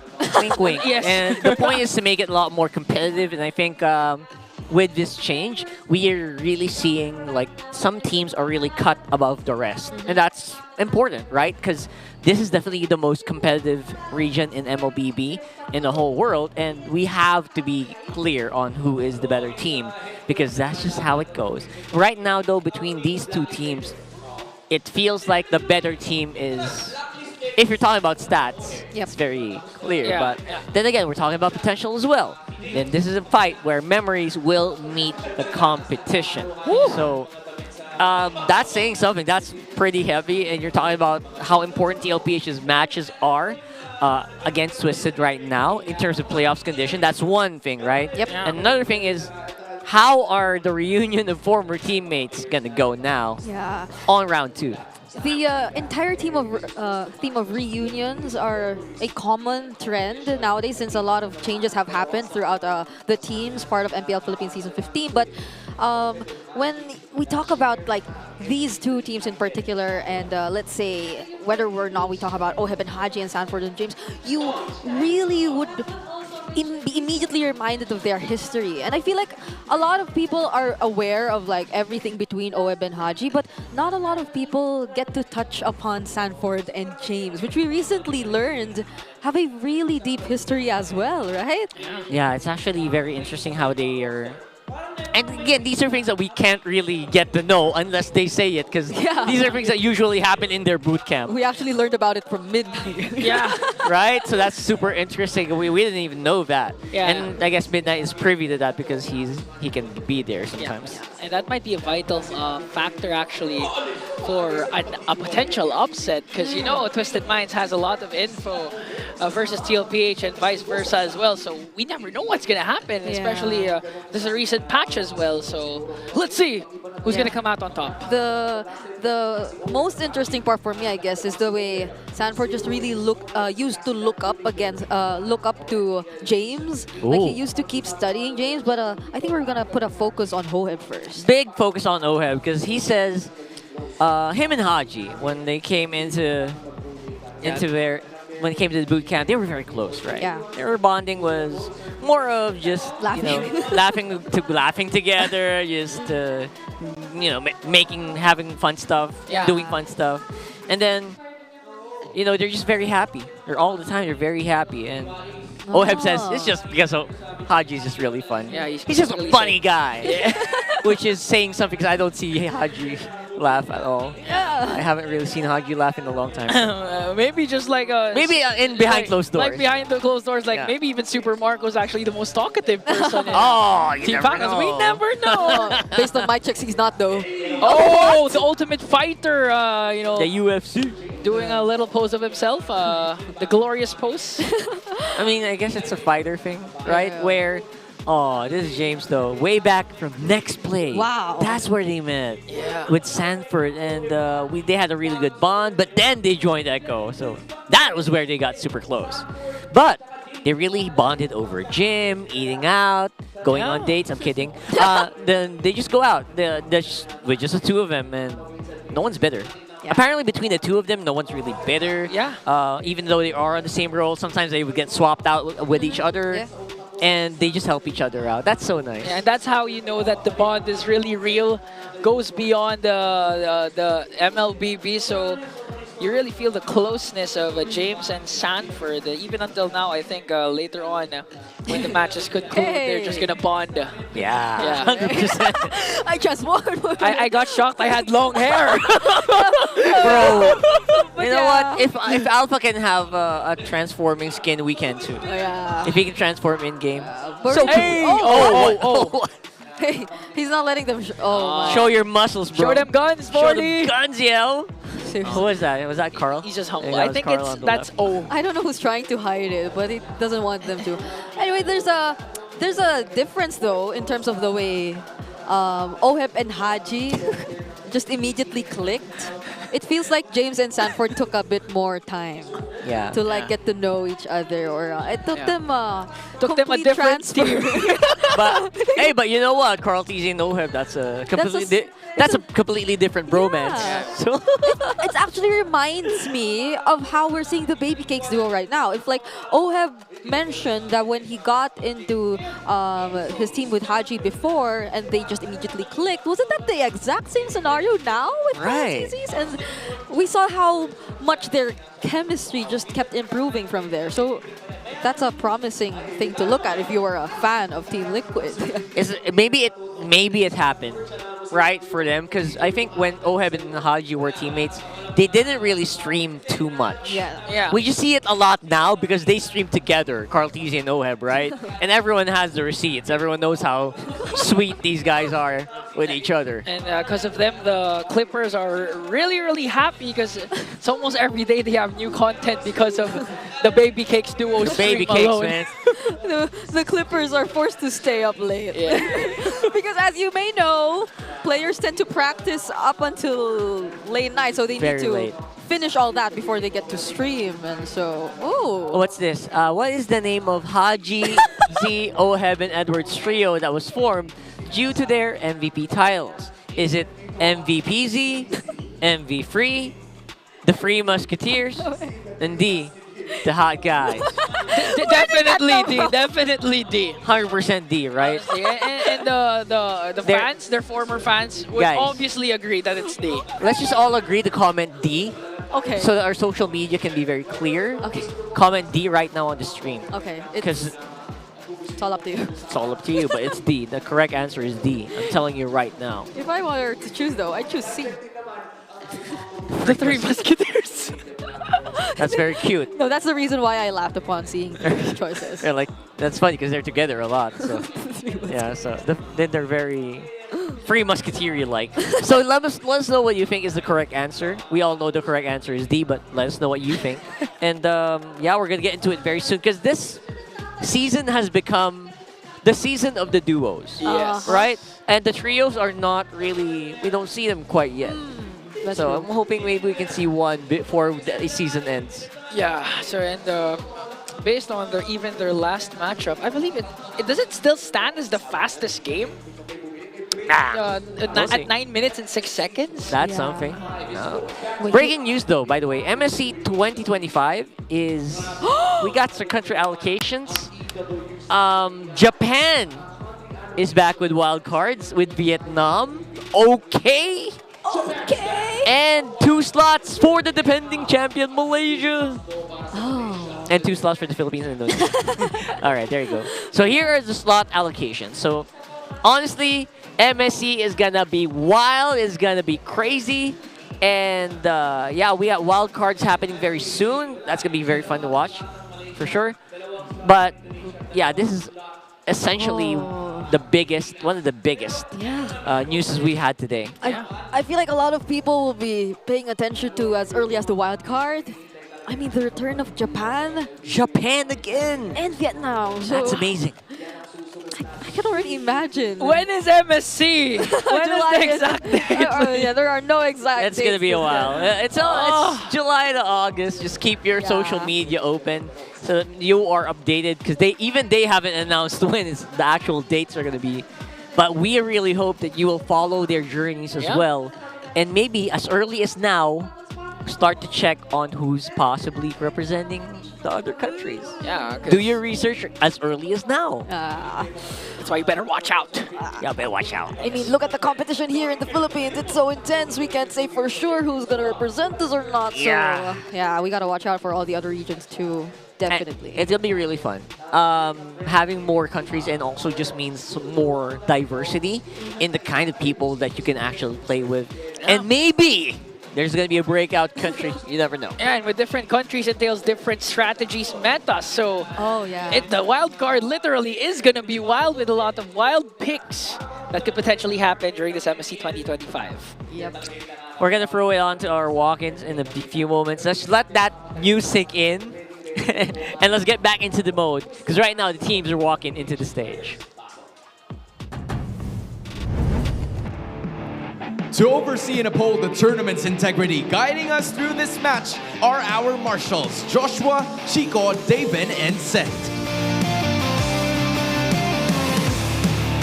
A twisted tale as old as time when former teammates turned to epic rivals. It's the Minds against the Cavalry. Here are Twisted Minds and Team Liquid Philippines. On the EXP, you have the Ultimate Fighter, James, and the Apex Predator, Sanford. On Jungle, you have MP the King and the Young Goat, Carl Teasy. On mid, you have the KDA Machine, Hajizi, and the Hamster Mage, Sanji. For the roam position, you have the Magician, Escalera, and Daddy JP. And on gold, it is still gonna be Outplayed and the Filipino Sniper, Oheb.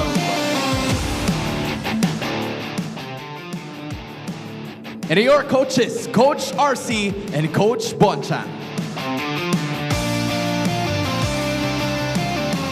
It is now time para sa mga dating magkakampi na magkita ulit. Hachi, Oheb, step forward.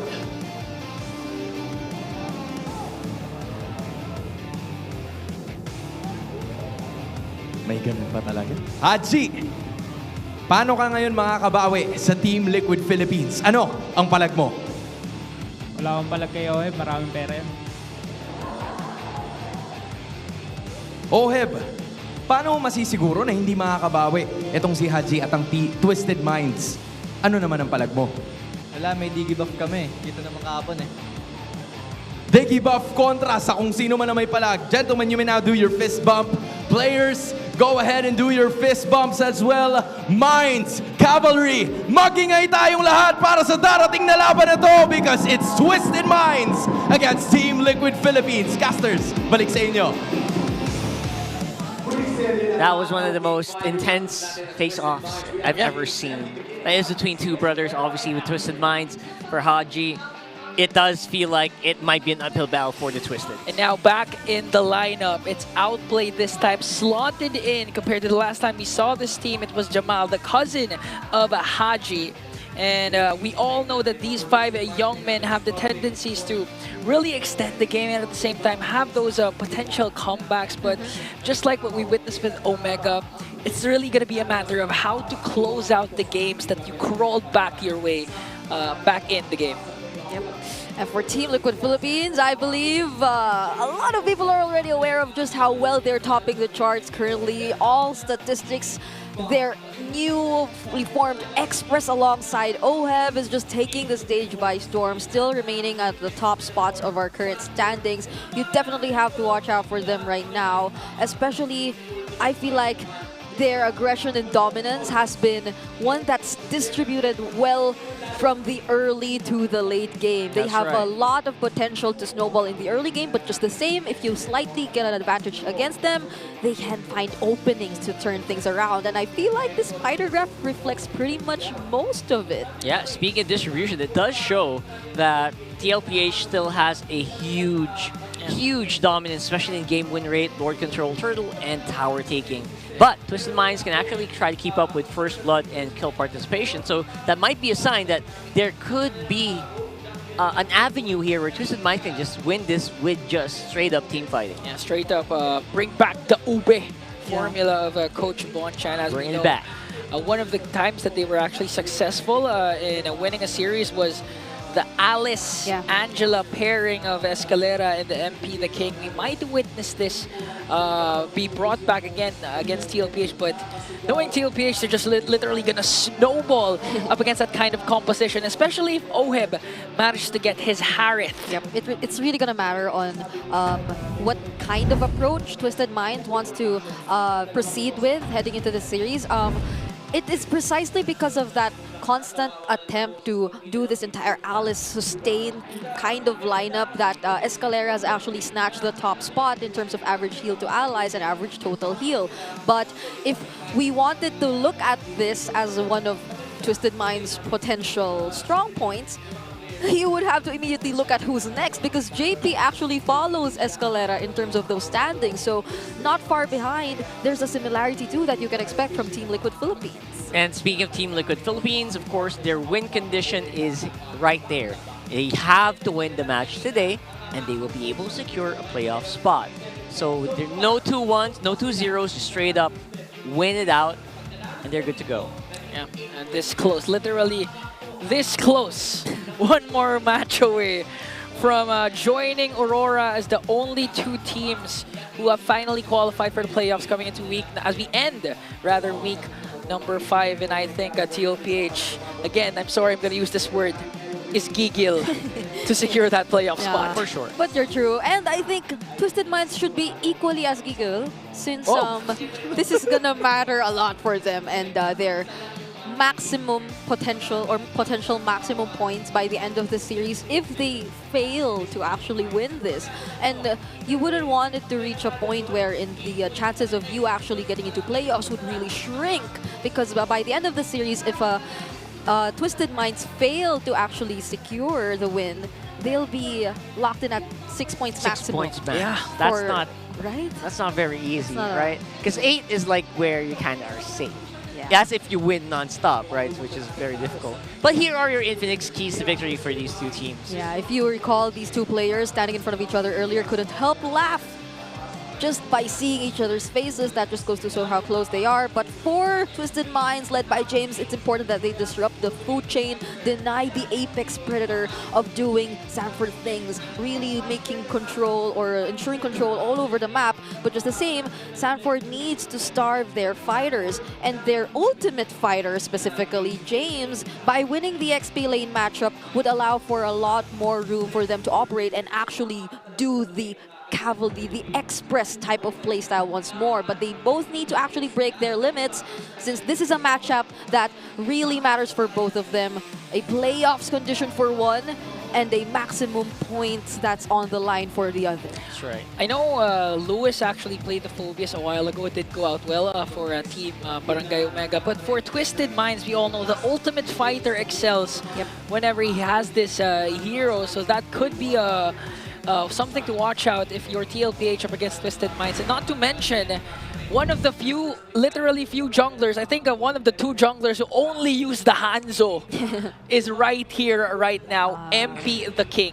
Honestly, they have so much in terms of hero pool. Hadri is actually #1 in terms of unique heroes used, so I feel like banning out the mid laners won't really affect them as much. But instead, Team Liquid Philippines decides to be very specific in their bannings, taking out the Alice in the first phase. That's actually pretty good, because it does attack multiple roles here, and MP the King would probably love to rock the Alice eventually, one of these days. Then again, Kalea, up for the grab. Yeah, it opens a lot. Again, they ban out also the Jushin. Not anymore. Okay, not really. You jinxed it, Uncle Rocky. No Kalea anymore. No Kalea today. Yeah, you Chip. mentioned the Phobias probably later on. That's gonna come in. Oh! No, never mind. That's a great pick. Great pick for James. Okay. Phobias. Yeah, they decided to get it first. It really is considered as a power pick now, especially considering the comfort of both of these teams. So that's a great move here by Twisted Minds. But that enables either the Harith Suyo or the Joy Granger possibility here or they go for Granger and Suyo here for Team Liquid Philippines. It's good priority here, not to mention it's really quick answer. You get a Suyo, we get the Joy, doesn't want to get banned out. And there you go. Very expected drafts here coming so far. Yeah. That's the reason why if you have these kinds of respect bans like the Alice, it opens up a lot, and it's actually a good trade for both of these teams. Yeah. But now, you can even chip here if you wanted to, if you're TL. Honestly, I thought Louis was also open. That would have been so funny, right? But that, no. Chip it. Chip is a great one. Chip it. Come on. Chip it. Chip it Alright. real good. So far it's going all according to plan for Twisted Minds. It's usually really the sustain lineup with AoE damage dealer. So that's Harris still there. It's a great adjustment too, since the Hanzo really hasn't been working for them so far. So I think they're going with a pretty standard approach for now. No unique picks just yet coming in from Twisted Minds, not unless in the latter portions we do see that come in. But Team Liquid Philippines, Sanji decides to pick up the Sicilian here for their third pick. So Sicilians, it's pretty good. I know it's really tempting to maybe chip in this scenario, right? But yeah, you also don't want to get banned out if you're this kind of fighter. And you want to fight from a distance, especially from the Joy, from the Harif. So Sicilians are good overall. Oh my, they seem to be targeting Escalera now. And majority of the sustain support heroes that he usually goes for as their roamer. So, alright, taking out the Jawhead to JP so far. He does have the chip still available for him. Yeah. There's also the Gatot too. A Hylos as well. So many options, honestly, right? Yeah. One take out the next XP. Lucas is still available. It still breaks my heart that only Demon Kite probably uses Lucas jungle. What if? Right? Because Renmar is a non-believer. Renmar, Leo. I wish we had more Almost Lucas everyone's. Speaking of Lucas, yeah. Almost everyone's turned into a non-believer for now. Alright, they take out the Hilda, which is actually Twisted Minds' most picked hero, although James did reveal that they will be going for a Phobia, so the flex factor is somewhat gone for them. Escalera will probably be forced to pick up something else for their roam for now. Maybe a Cho. Right? But they take out that's a good ban on the Hylos. So now you're left with a Gatot. Yeah. If you want to go for Initiate, the Cho. The Badang still there too. Oh yeah, the Badang. There was a time where they also picked up the Guinevere actually. But yeah, there's a Gatot Kacha. As I think they lost mentioned. that game, didn't they? Yeah, they did. They lost that game. Single so. game. So that's Alright. like a thought already picked up by JP. Now Twisted Minds, you have to already pick up a hero for Escalera. There's a Badang as we've mentioned. That was TL before, right? This is Twisted Minds this time. It is 0% win rate. That's correct. With that Guinevere. Okay. I wish you luck. I mean, it's just been a single game. So maybe this could be their redemption game. No, I've seen people play rat games. It's not really good. But yes.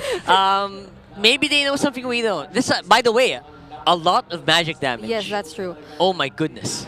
And there will be such a huge responsibility on James right now as the only person that could be assigned to zone or tank majority of the damage from Team Liquid Philippines, who so far, at least for Twisted Minds, haven't really went for a dive comp, depending on their XP lane though, since there are a lot of XP laners still out there that could potentially be happy diving in, and that really completes the idea that we're trying to suggest for Team Liquid Philippines, because you have two reliable front heroes who could just constantly be on the lookout for the damage dealers or for the key targets against Twisted Minds. So if Twisted Minds does reach a point wherein they find themselves somewhat behind Team Liquid Philippines, you could already expect full-out aggression from the Express and no holding back, because there's no one there to stop them. Yeah, the Express is going to have a fun time, especially if you go and find these really niche picks using that Badang.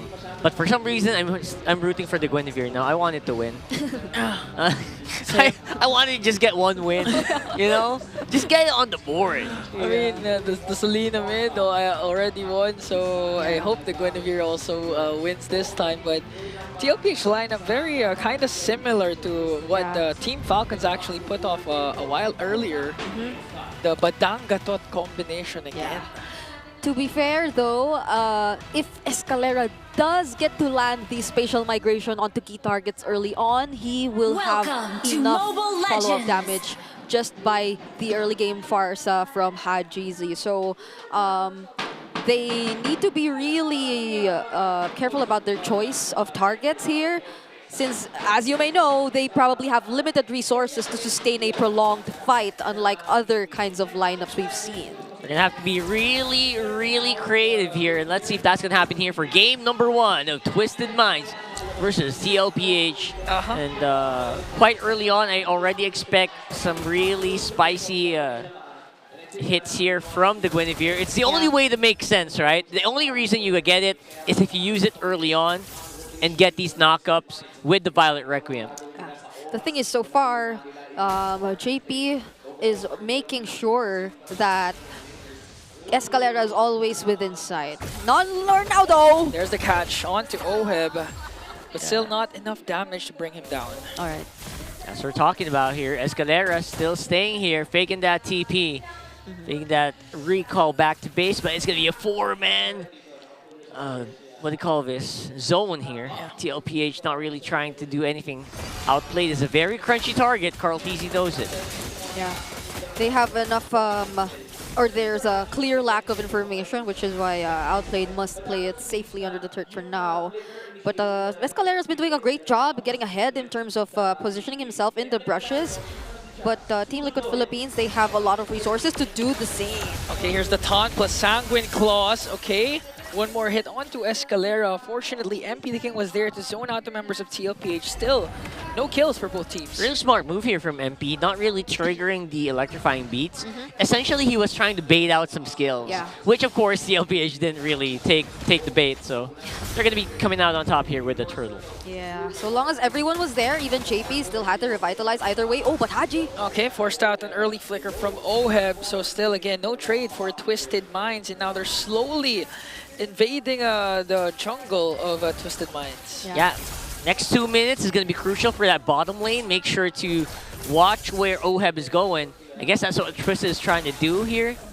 But so far, at least they are keeping it steady. There has been so much attention on the gold lane, but just the mere fact that Oheb does have range, he can just wait for those Death Sonatas to just get the last hit onto the minion. So he isn't necessarily behind, and if any, is actually ahead by 300 up against Outplayed. So they're kind of managing this really well, despite the massive attention that's been brought towards the gold lane for multiple times in a row now by Twisted Minds. And even if nothing's happening, especially if TLPH continues to control the center of the map like what they did a while ago, that helped zone out Escalera. That's why Twisted Minds weren't able to contest for the turtle. TLPH can just continue to balloon up. Here comes the fist crack though, because MP the King dashed in with electrifying beats.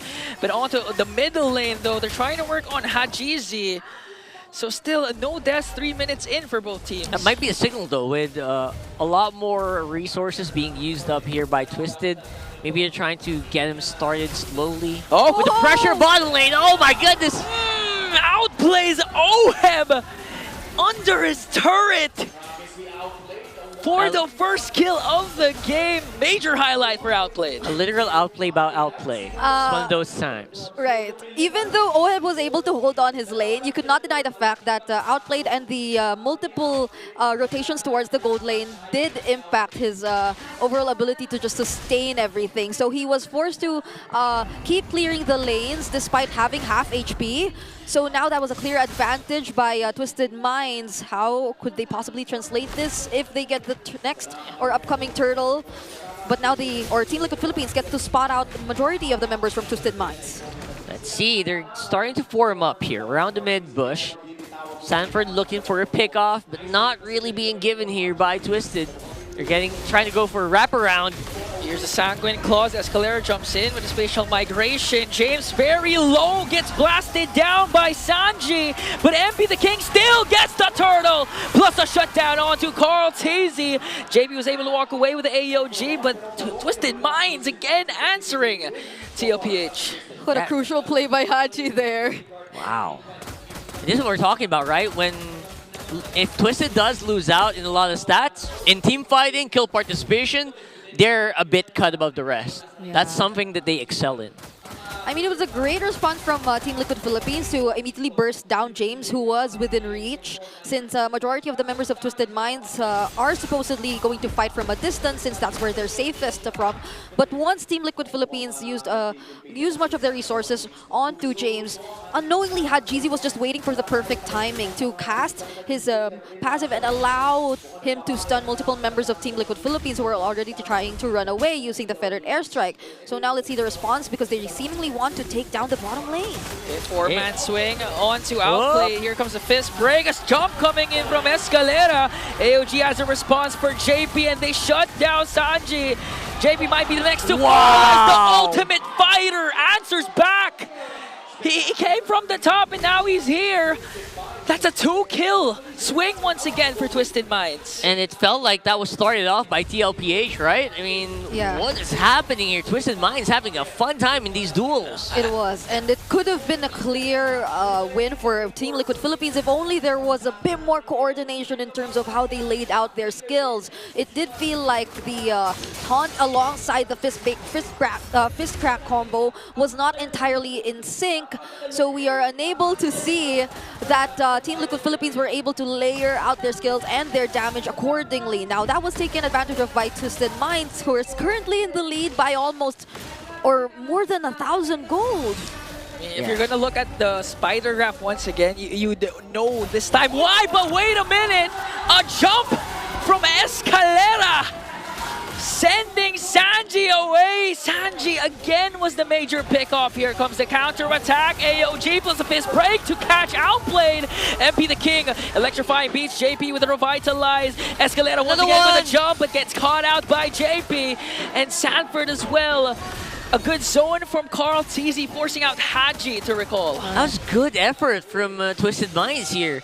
But in the end, they were still repelled by TLPH. I agree. Sanji doesn't seem to be having such a great time without the Purify in this scenario. And as much as he has some sort of mobility, once he casts his ultimate, he cannot escape from the threat of a spatial migration layered up with the Violet Requiem. So once that happens, or even just a brief stun coming in from Hajizi and the Curse of Crow would deal or allow Twisted Minds to burst him down, especially at this point where he's yet to stack up on damage. So Sanji needs to be extra careful. Fortunately for Team Liquid Philippines, they were the rest of the members were within the area, and gradually we're starting to see the ways they're able to respond to Twisted Minds. An unsuccessful play could be cancelled out by Sanford or even JP, so long as they time their skills and their resources really well. That's right, the timing. Good, actually, good spot out from Carl Teasy to Escalera. So Escalera was actually forced back by the young goat. We're talking about timings here for TLPH. You're absolutely right. They do have so much power, but it relies so much on JP just getting a really good Avatar the Guardian. And as well as, you know, Sanford hitting the wall with the fist break. And, of course, making sure that Outplayed and Hajizi have already used their Purifies, which is also so difficult to juggle in your mind. Yeah. You also have to take into account that they cannot go too far away from their damage dealers, since you have to ensure that they will somehow be protected from the possibility of Twisted Minds finding or getting to find an opening towards the back line, or even just by their sheer range. But hold on, Escalera! Okay, there's the miss from Escalera. Nobody home, but still able to cast out the Violent Requiem. Gonna get caught out by Oheb. That's a 1-for-1. Both roamers down. It's painful to see, but you know what? They were trading it very well, so Twisted Minds still got something from that duel. Yeah. So far, JP also prioritized the Athena's shield, so they will hopefully have a little more means to survive the potential Dazzle Whip. James all of a sudden! MP the King goes on to the back with electrifying beat. He's gonna bring down Oheb. The next target might be Carl Teasy, and the chase is on! MP with a slaughter! Gonna get a double kill right on the proper time, because the Lord has just spawned, and they might be able to take it away from TLPH. That was perfect timing right there. They find Oheb. They also find Carl Teasy. That's the money combo. Okay, here comes Sanford. A jump again once from Escalera. They're working on Sanji instead. as they try and take down the Lord this time. That's 3 kills plus the Lord for Twisted Minds. There seems to be no problem for Twisted Minds in terms of gaining access towards key targets of Team Liquid Philippines. And it is no easy task for Sanji anymore, nor even Oheb, to position themselves within the team fight. Oh, wait! The King once again, Carl TZ working on him, and he will shut him down again! 0-3-2 for the young GOAT, MP the King! Oh my goodness, this guy does not want to stop. Just keep the party going, and he is having the time of his life.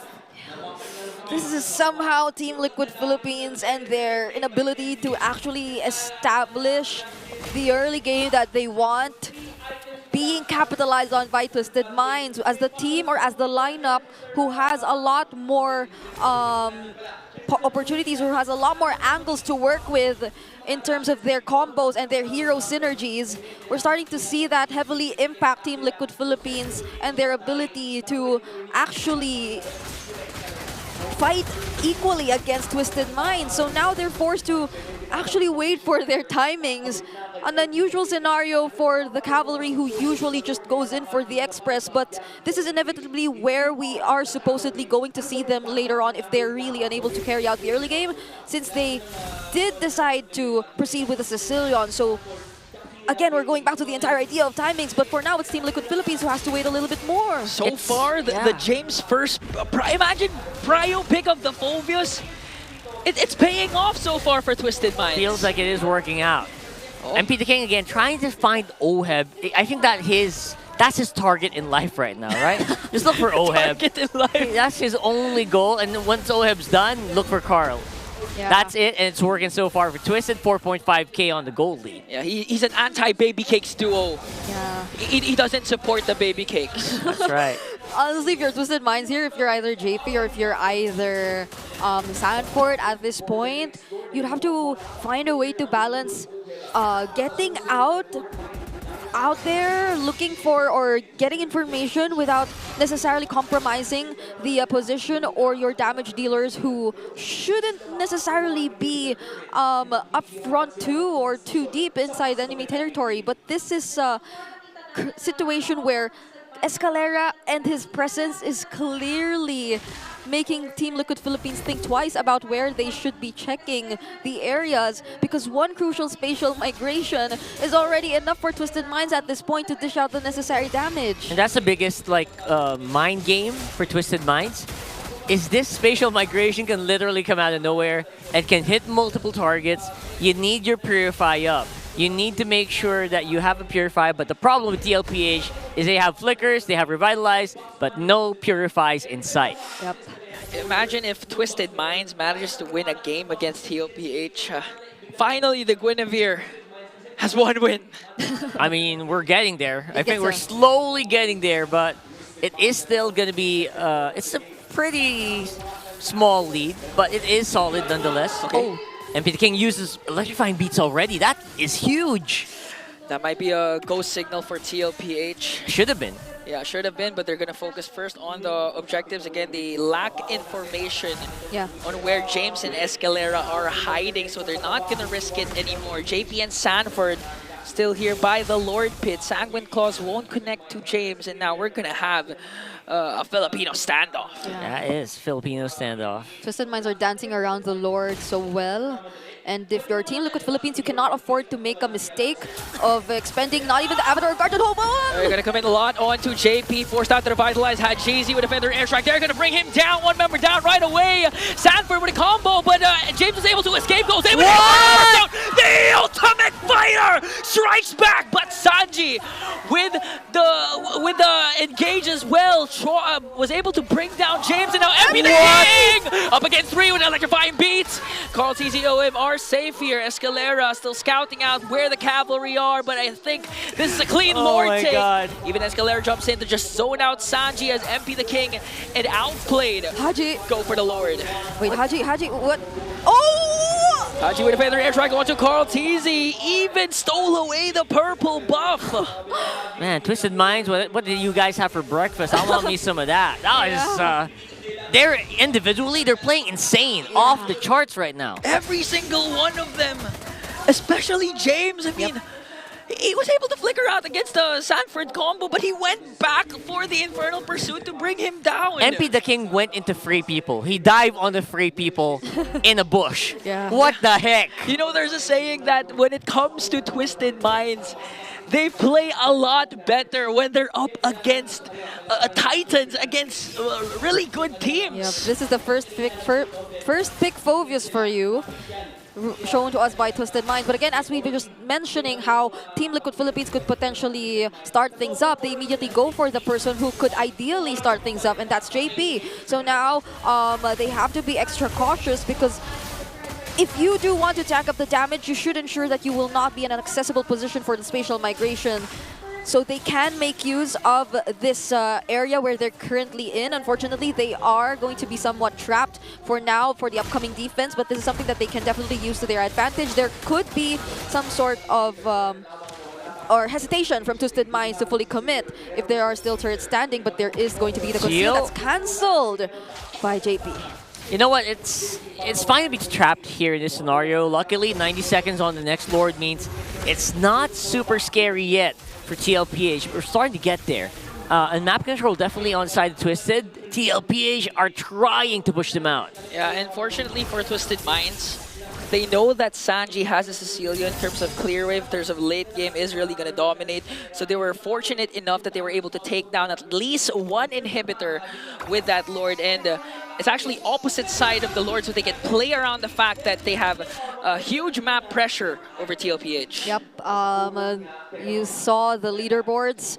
MP the King is leading the damage department. He's just so much ahead of everyone else in the map, which resulted in Team Liquid Philippines having to opt for the Athena Shield immediately for JP, and Sanford eventually also securing it as his third item. But what really matters the most here is that they should really limit the movements from Twisted Minds from this point onwards, because MP the King has been freely able to look for the targets consistently whenever there is a team fight that happens across the map, and we could probably attribute it to the lack of crowd control, clear crowd control from Team Liquid Philippines. They're somewhat skill shot based, if you would say. True. And so a very high mobility hero such as the Joy, once you're unable to capture him, that'll eventually result in a waste of resources, crucial resources for Team Liquid Philippines. I mean, even the Badang, right? If you hit the fist break, Escalera can spatial migration outplayed in Hajizi, they have Purifies, and James can just jump.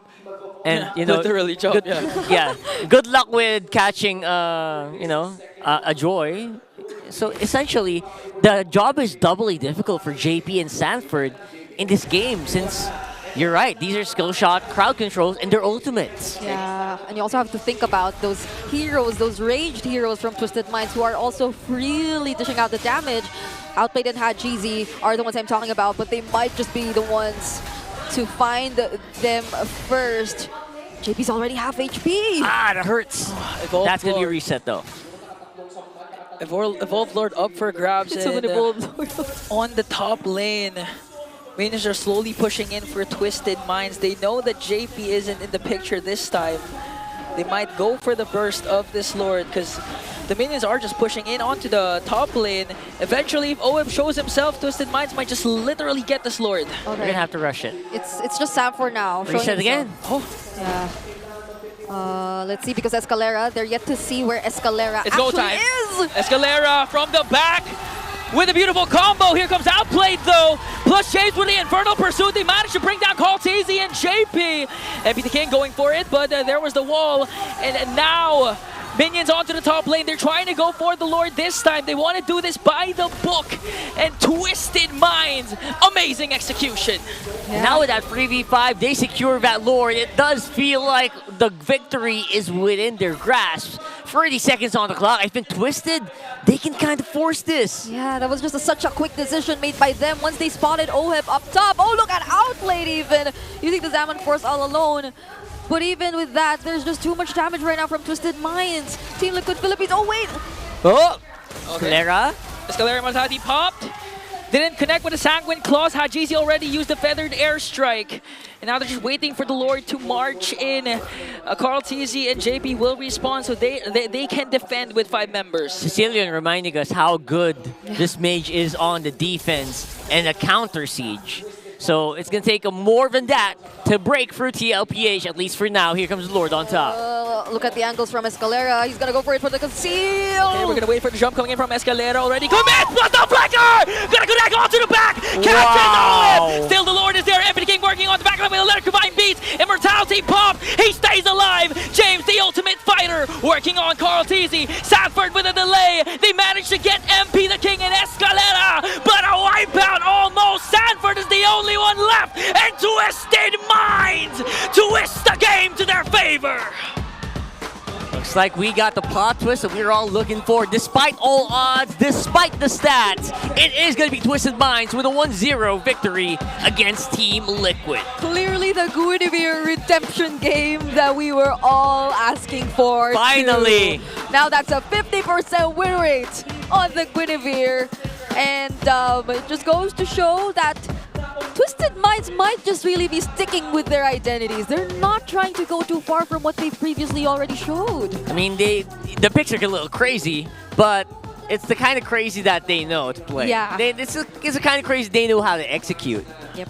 They really won the draft by banning a lot of different power picks. They were able to get the Phobius and Joy Harrod, so it was really crucial for them. And not to mention Escalera with a beautiful final play. Ooh. Spatial migration flicker into Oheb. And that's the best target you can get in that scenario. No, technically, I like the combo for TLPH because if you get caught by the wall, it's an easy AOG. But no one was sticking to it.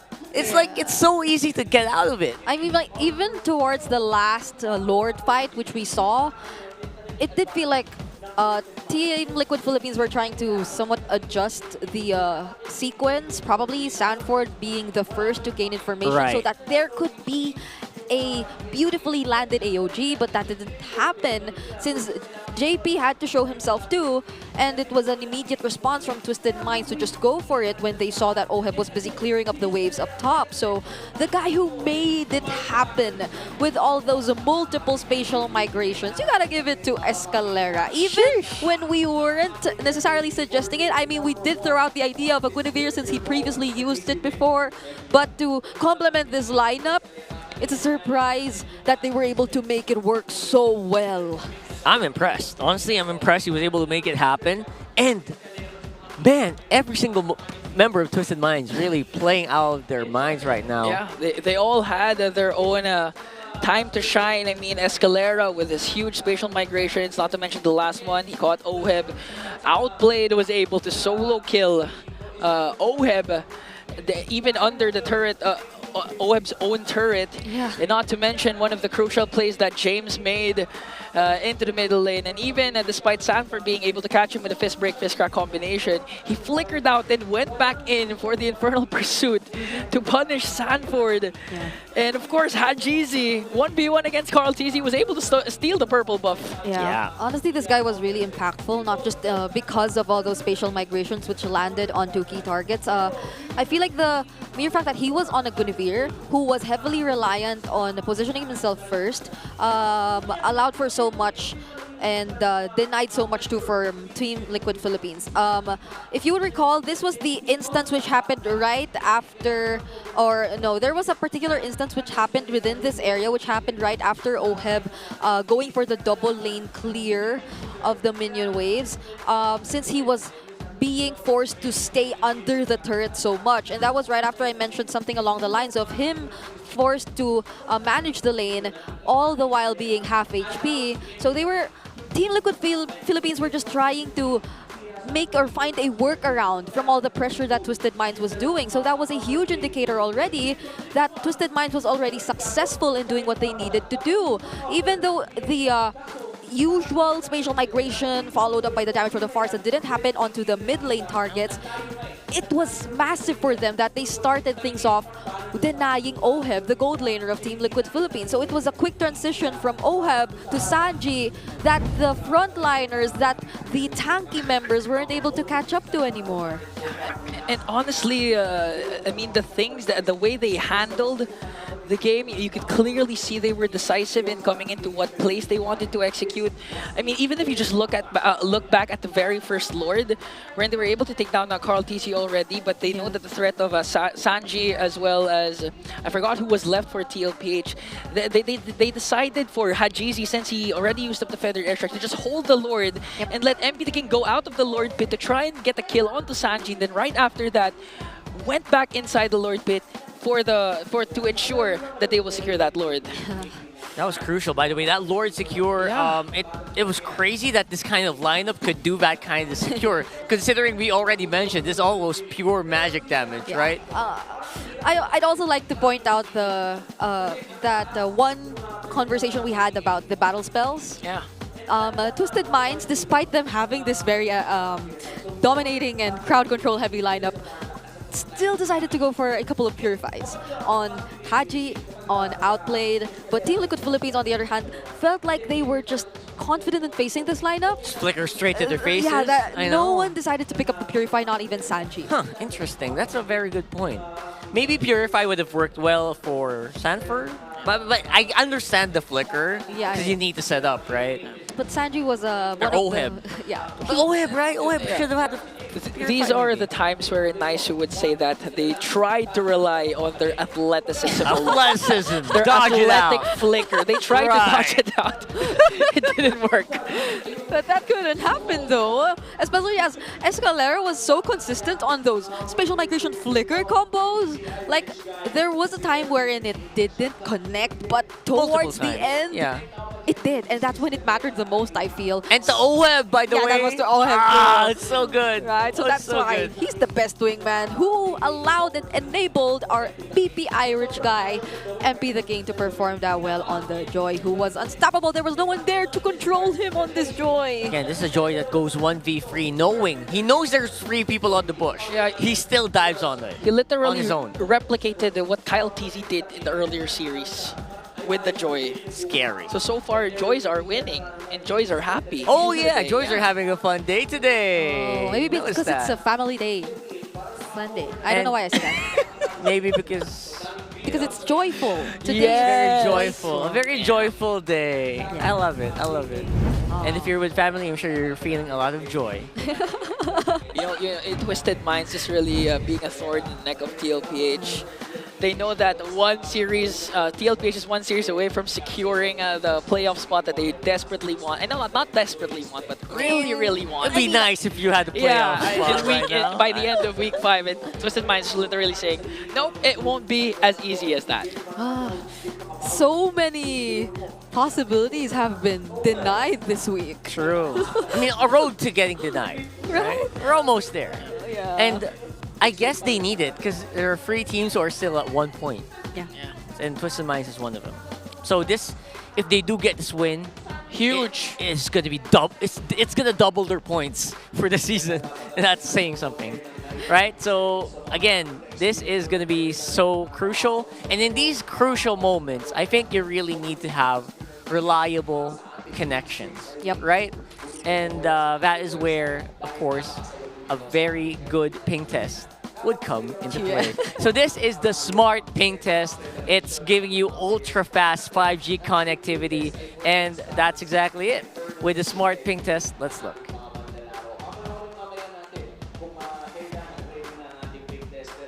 I'm lagged. They're not. That's why ping tests are important. That's why you need ping tests. I personally am lagged. There you go. Throw it over. Okay, may pinapasabi pala si Edgy. Dami daw pera ni Kel. Lugi daw. Nasa mood lagi. Ba daw pala si Edgy kay Kel. Dami daw pera. Level 1 pa lang may farm na, no? Isipin mo, si Carl TC, pre. Paano pag ganun ginawa sa'yo ni Dad mamaya? Eh di, ano ka na. Kailangan, matansya mo yung mga nanggugulo, tsaka retriyan. KD matching is back, G. Sa akin, malakas kay lahat. Sa akin, pantay-pantay kayo. Ano? Wala akong paborito. Wala lumalamang. Walang bumababa. Nagkaroon ka na lab. Miss you. Ako, pre, Tapos sinasabi ko sa inyo, etong Twisted Minds, pre, threat to sa atin as of now. Yung laro ng mga tropa natin, grabe, Yung ano nila, pag umaangat, grabe talaga, nag-i-increase yung laro nila every game. Eto, pre, ito yung sabihin ko, huwag niyo bibigay first turtle kasi sa kanya ng game. Kasi lahat na nagmamataas ay binababa. Kaya ikaw, Carl Tazzy, no, sa Aurora, binaba ka. It's either you win or you learn. Kaya mong pagsabayin naman yung mag-win ka, tapos magle-learn ka pa. Ito talaga yung good side ko, hindi alam ng mga tao to, pero ano. Baby cakes, panis naman yung baby cakes sa San Duo eh. Kaya nga tayo magkakakampi, pre. Di lahat alam natin. So kailangan natin gabayan ng isa't isa. Oh my God, my brain. Well, I could not process everything. He said so much. That was a lot. Oh my goodness. He said so many things. I am convinced he can actually be a caster. Smart ping test, of course, regularly conducted to ensure integrity and fairness in our competitions. Thank you so much, Mark. And this is the Smart Power Pose. Can I just literally say this real quick? What? From Apex Predator to Apex Philosopher. I know, right? That is Sanford for you, and that is a good power pose from our fans. My God. Wow. Look at those. Look at the swag. You gotta lift up the shoulder part of it. Oh! This one is my This winner. guy's got it. This one. Cut it. He wins. Cut it. Right now. We have a competitor. Now, we're fighting. Okay. Oh, man. There's something. You got the wrong side. This guy. He even looks like Give him everything. How do You win a redeemable in-game code. Congratulations. There you go. Woo! It's that easy. That was That so easy. iconic. I wasn't sure if it was the power pose or the look-alike cam. Look-alike cam. The multiversal cam. That happens a lot. It's funny because it happens so many times. Yeah. And I kind of agree. Yeah, the contestants today were on point. You're on point. You want to be on point with your playtime? Play anytime and anywhere. With Smart's Power All 99. Now with not 1, not 2, but 10 gigabytes for all apps, plus your choice of only Facebook, Messenger, and Instagram, or only TikTok, plus only calls and texts to all networks. More data, more GG, still just 99 for 7 days. Hey! Load now! More data. Yo, 99 for 7 days, that's solid. Yeah. I gotta say, that's I mean, very you're solid. gonna need all that data if you're gonna listen to the Sanford the Philosopher, with all his wise words. That was a long ping test. I like that if you don't win, you learn. You don't really lose. I'm trying it's to either think you of win or mine. you learn. Yeah, and that's what TLPH needs to do now. They need to learn from their mistakes. They don't know everything, so they have to rely on each other. Yes. Yeah, and by the way, he did mention in that ping test that I actually think these guys got moves. They have moves. Gotta respect these guys. I remember Sanford saying, if they get the first turtle, it's done. It's over. It's but over. that was referencing Escalera last time. I'm sorry. Because there was this one ping test where Escalera was like, oh, if we get the first turtle, it's over. And he was But so that didn't confident. happen. He was so confident that time, by the way. So. Yeah. It's so we should have more ping tests, and everyone should be able to speak. Yeah. That would be so chaotic. Like at the same time? I would love to hear that. At the same Right? time, that would sound like a mic check. That sounds like that. Everyone talking at the same time. That's gonna be a mic check, and maybe one line per person. Oh. Maybe we can have that. So, throw it over to a very interesting thing happening on site right now. It is the Smart All Access. Buhay na buhay ba ba ang Team Liquid?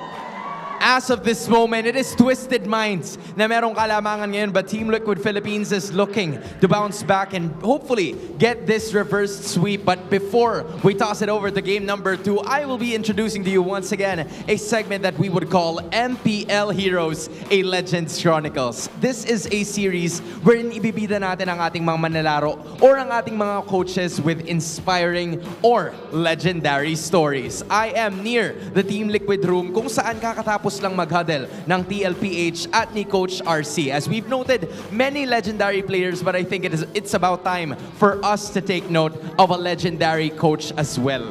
Dahil kasama dyan si Coach RC, whose story has inspired a lot of people. The street vendor, turned chef, turned coach, shared his tale from All-Star Magazine and also 1PH. Sa pagpupursige niya sa kanyang pangarap at sa kanyang pagtitiwala sa kanyang sarili, nandito siya ngayon, leading his team into a phenomenal Season 15. He began his esports career coaching for Falcon Esports, who he led to an M6 representation and also finishing it at 5th to 6th place. And as fate would have it, nagkaroon siya ng pagkakataon para bumalik dito mismo sa Pilipinas and also showcase na ngayon siya na ang head coach ng Team Liquid Philippines. But Coach RC never forgot his roots as well. Sa kahit anuman ang kanyang marating, he will always be someone who puts others in his priority. As seen by RC, wanting to extend help sa kanyang mga naging kasama rin sa Myanmar. That's just the kind of guy that Coach RC is,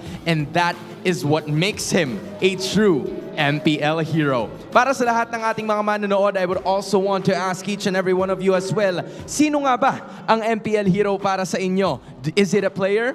Is it a coach? Or are there a lot of other spectacles as well na dapat ba nating makita? Kasi malay nyo, gaya ni Coach RC, ay makita at maranasan din natin kung sino ba talaga ang ating mga manlalaro in and out of the league and also what they can show dito mismo sa MPL Arena. Back to our casters.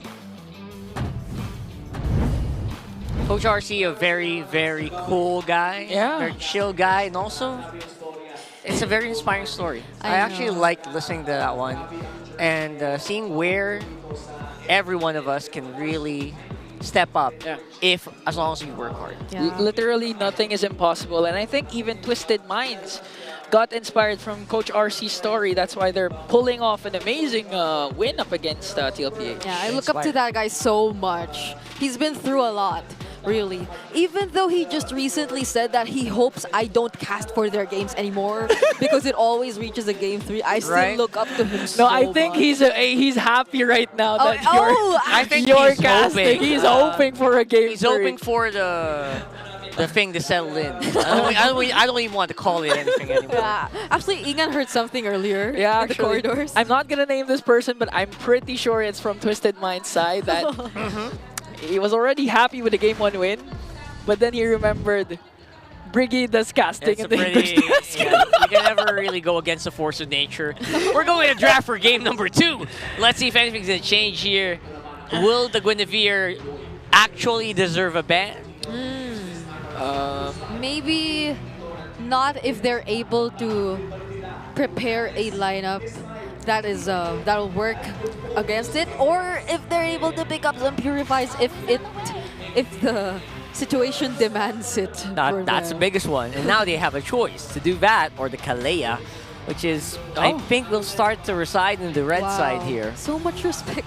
All of these are respect bans, honestly, from Team Liquid Philippines. The True, Alice, that's the true. Phobius, and the Matilda from Escalera. And you know, when it comes to respect bans, that means a lot of power picks are open. We can see a lot of interesting trades once again. One thing I'd like to see from TLPH is I need to see Ohem rock that Harith once again that he's so used to playing. Yeah, even the Jushin's still open to this point, though I feel like it's not necessarily going to be one that's picked first for Team Liquid Philippines. Oh, not anymore. All right, so Kalea is open. Kalea is open. Yeah, they can opt to go for that if they're comfortable with playing it. It's always a fun time. I love watching Kalea games. That's why I feel like I wanted to get picked up. Yeah. But in this slot, blue side, it's a trap. Yep. Yes, exactly. I actually talked to one of the best analysts. I'll just name him. I won't name him, but okay, that's a good pick, Joy, instead of going for the Kalea. Because if TLPH decides to go for the Kalea, the trade for Twisted Minds is just way more valuable than securing that Kalea. True. And if you're Twisted Minds, thank you if you don't pick the Kalea first, because now we have the option to do it. Yep, I agree. And if Kalea goes into the hands of Twisted Minds, Ingan's making a face over here. What? Why? Why, Brie? That it sounds similar to Escalera. Oh, okay, but they denied. Oh, here we go, here we go, here we go. Okay, how about we say it together? How about we say it together? Okay, 1, 2, 3, go. Escalera! Oh my god. No, Wait, not yet sure? Not yet sure. We Might go to the hands of the James Ultimate Fighter because same mechanics with Phobius. It loves to jump. She loves to jump. Don't forget the role. It's support. Support fighter. There you yeah. go. It's Well, one of the two only forget support that. fighters in MLBB out of 128 heroes. Yeah. good trade. Good trade. We were celebrating over there. Escalea. Escalade. But maybe there's a chance that this will be flexed, although I am leaning towards the idea that it is going to go into the hands of Escalera It's better. already. If it goes to James, it could be a Kalames. Let's not force it, I think. I agree. I agree. Let's calm down a little bit and rethink our decisions in life. So now we're in a good position. I think even for TLPH, you got the Jawhead. That's a pretty solid pick on the roam and can really deal with the Kalea to some extent as well. Yep. They lead or at least ideally pair this with a similar middle laner as that of Twisted Minds in game number 1. It's a similar concept to that of the Jawhead that'll be working really well if paired up with a burst type of mage. But they ban out the Farsight themselves, given that Twisted Minds decided to go after the Valentina ban. So are we potentially going to see a Lucas pickup here too from Twisted Minds? There's a possibility that they do opt to go for that if they ban out the Valentina. I'm missing out the Lucas today. Yeah, but what's happening in Lucas games today? Although, for Team Liquid Philippines also, there's still the glue's been pretty well. It's been doing pretty well. Absolutely. I We think- also had the Badang open, by the way. Yeah. Are we not gonna think about that? I think I can mess up the fights a lot. Why am I sensing Hajizi Faramis? Faramis. Yeah, it cancels out the potential glue pick that can come from Sanford. You know what? It's fair. Most of these heroes from Twisted Minds right now are fairly short range. So a Faramis might actually help them reach the back line without suffering too much. She banned out the Lucas too. So Twisted Minds will have to opt for something else. There's the Badang that we previously talked about. The glue as well, if they're really onto just disrupting the team fights every now and then. Or if they want to prolong it a bit more, then there's still the Edith too that they could potentially pick up. Although that'll mean there's a significant amount of magic damage already from Twisted Minds, but this is Hajizi, so there is a possibility too that they would not need to worry about excessive magic damage if Hajizi wants to use something else. I think up to this point, he's still the #1 in terms of unique heroes. He is. Right. Keep that in mind, guys. Hajizi no, very this is willing to throw it Celia. out, but Hajizi gonna throw out even more magic damage here. All right. Just make sure to purify though. Just make sure to purify. Learn from what happened in game number 1, you say? All right. In So- fairness, for what you're talking about, for Twisted, they don't need to as much. Yeah. It's only the Jawhead right now. Oh, wow, Saji's the counter one- pick. I told you I was sensing a Faramis. I wasn't You sure which sensed it, side though. wasn't it? I thought it was Twisted Mind side. Okay. This works really well though if they really want to go for that aggressive early game, because I feel like they really failed to do that in game number 1. And that's what sets up the Express playstyle from Team Liquid Philippines. So now they have a lot more tools to do that. And for Sanford, that's gonna be the high loss that they decide to pick up. Okay, it doesn't feel like a lineup that'll be too heavily reliant on the coordination, which might be a lot easier for Team Liquid Philippines to execute, because overall they have to think of less things, and they can pretty much focus on the bigger picture when there are team fights happening. Essentially, they have to think about smaller skirmishes, right? They don't need to focus on, hey, we're lacking people in this area. We can't really fight. They can just go at it, especially because of the Jawhead pick. But the CC is going to be able to answer this high loss on the XP lane, at least for now. Obviously, that's a dead lane at this point, so no one's really going to try to contest that. Yeah. There's a clear response to the laning matchups, but we revert back to the standard Harith Granger at least. So for both of our gold laners, they will be on somewhat much more equal footing. And again, the rotations are heavily going to matter for the mid trios and the mid duos of this upcoming match once more, since earlier it was clear it was the pressure of the Guinevere and the Farsa that was taking the lead. But now there are a lot more possibilities that can be done, especially from Team Liquid Philippines. But the draft index somewhat favors Twisted Minds. Overall, they have a lot more angles to play around with in contrast to Team Liquid Philippines. It can really take a lot of composition by surprise, especially that Kalea. When you least expect it, your whole team is getting thrown to the back line. That's really scary. Let's see if that's going to be the biggest difference maker here as we go into game number 2 here. Twisted Minds versus TLPH. I like the Hylos and the Framus combination. Again, I like what Brigida mentioned. It's not reliant on the skill shots. Can out-sustain whatever Twisted Minds can bring, especially towards the early game. So let's see if this time TLPH can control the tempo. Essentially, it's a lot easier to execute, right, at this point. Yep. And this is a really fast farming early leash done by both roamers, Escalera and JP, but we cannot deny the fact that, of course, the Jawhead does deal a lot more damage in the early stages of the game. Oh! That was okay. Early on, using it up, trying to rush that level 4. You also want that Lethal Wanderer just to make sure you also have vision around that area. So I like the decisions here. We won't really see the Kalea come into play maybe until maybe level 4. Really doesn't really have that much of reliability before that. Overall, I feel like Team Liquid Philippines' idea is ultimately just really going for stability first. So they have a better idea on how they are supposed to maneuver around the map so they can actually maximize the potential of their current lineup. They're going with pretty standard emblem combinations too, primarily the tankiness for Sanford. Even Sanji picks up the tenacity and a bit of lethal ignition here and there, so they're just really trying to balance things out. It'll heavily depend on the team fights that are about to occur later on in this game. Yeah. And those team fights, like we mentioned earlier, can be really small, depending on the preference here of TLPH. They can just go at it with the Jawhead and the Hylos, and maybe with the Joy. Maybe they can just keep that trio going, and then Sanji can follow after he's cleared the waves and keep everyone safe with another realm. There's so many ways they can approach this. Yeah, on the other hand, Twisted Minds can have more frequent engages again with the presence of Escalera, but outplayed. That was close. That was close. The gold card! Okay. Denied. It's a deny. Denied.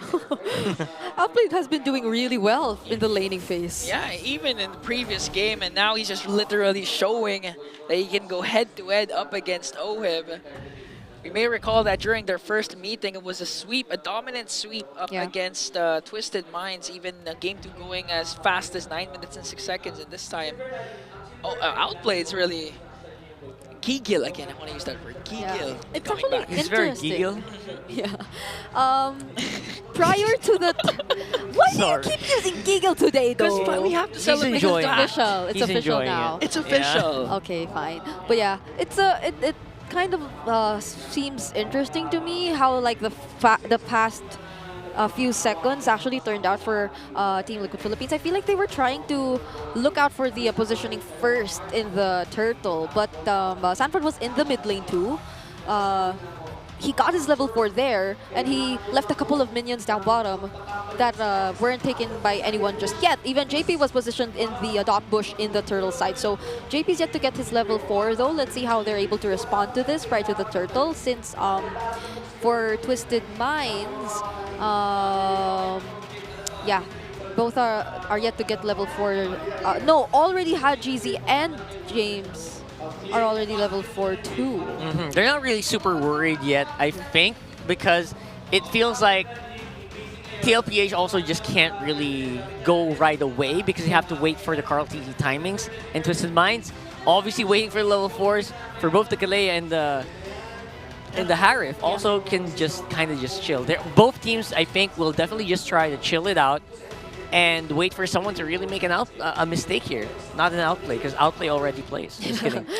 But yeah, basically waiting it out and see who can kind of just get to the map faster.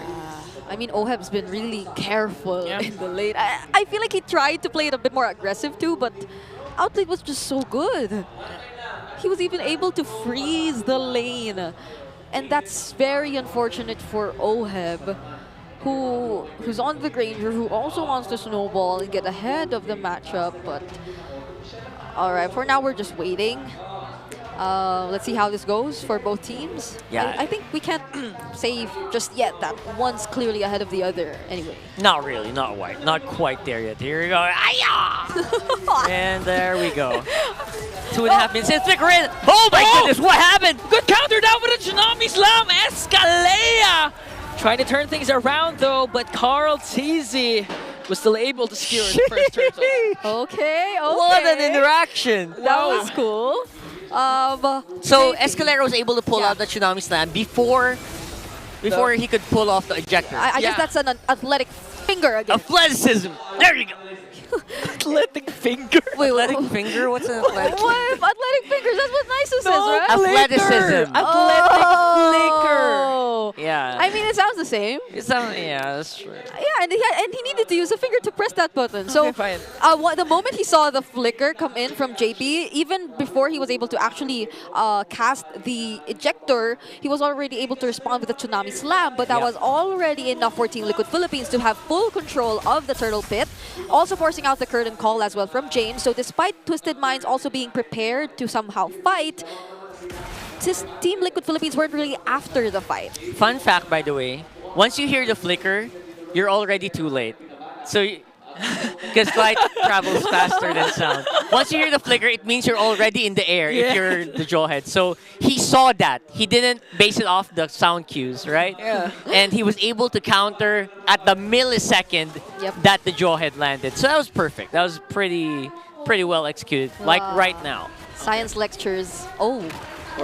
That's another Tsunami Slam though. Oh my god. Just Kalea Pinks. Oh, you ejector me? You're low. I'm life stealing. This just I'm goes to regenning. show how Kalea can stand on her own, even up against the Sanji and the JP for True. I mean, he did, however, use the Tsunami Slam. Yep. All right, quick look onto the items. No one's yet to build a full item. It's still been 4 minutes in the game, but clearly there is some sort of slight lead in terms of the jungle advantage, since Carl Teasy was able to secure the turtle earlier without any contest whatsoever from Twisted Minds, and they seem to be wanting to replicate that exact same scenario. So let's see how JP plays this out, since 4 members are hiding in the brushes. Sanford goes in with a glorious pathway. Here comes JP with an unstoppable force. They were able to take down Escalera. MP the King might be the next target.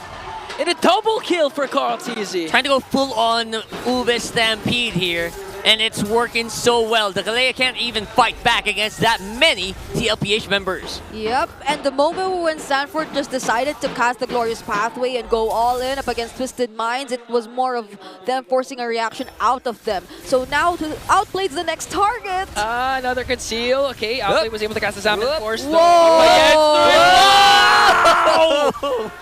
Wow! The sidestep! Insane. I know I'm used to seeing Jamal do the shake and bake, but Outplay did that with himself, and now the unstoppable force. JP with a flicker in, throws out Hajizi, gets caught up by Escalera and Hajizi, and now a punish from Twisted Minds. Yeah, that felt like there was a slight miscom.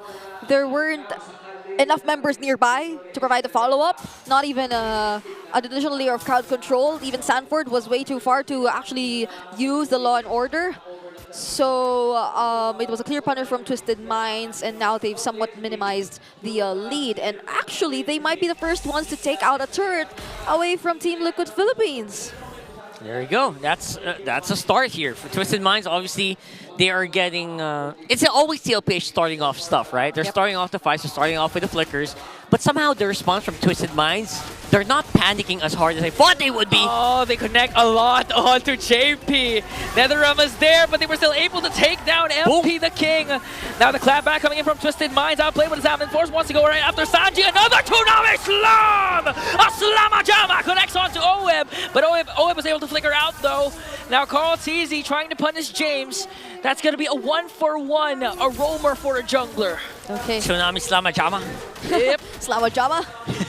Could you call it that? Yes, it's Make a you call it Slamajama. that. All right. But that seems to look like it. Okay. Beautiful stun coming in from Sanford, but still with a power of 2 from Ajizi and outplayed. Sanford won't survive. Just when you thought TLPH already had a pretty big advantage, Escalera and the rest of Twisted Minds are getting started and they are fighting well. Okay. There will be no means for Team Liquid Philippines to actually contest that anymore. And we're starting to see a problem in the long-term fights that are actually being played out here in this match. It feels like Twisted Minds have more capabilities to not just sustain, but also deal sustained damage against Team Liquid Philippines. So if the team fights don't end quickly, this might go into Twisted Minds' favor. Another counter! Tsunami Slam! Escalera gets caught up by 4, but Outplay wants to answer back with a Zaman Force.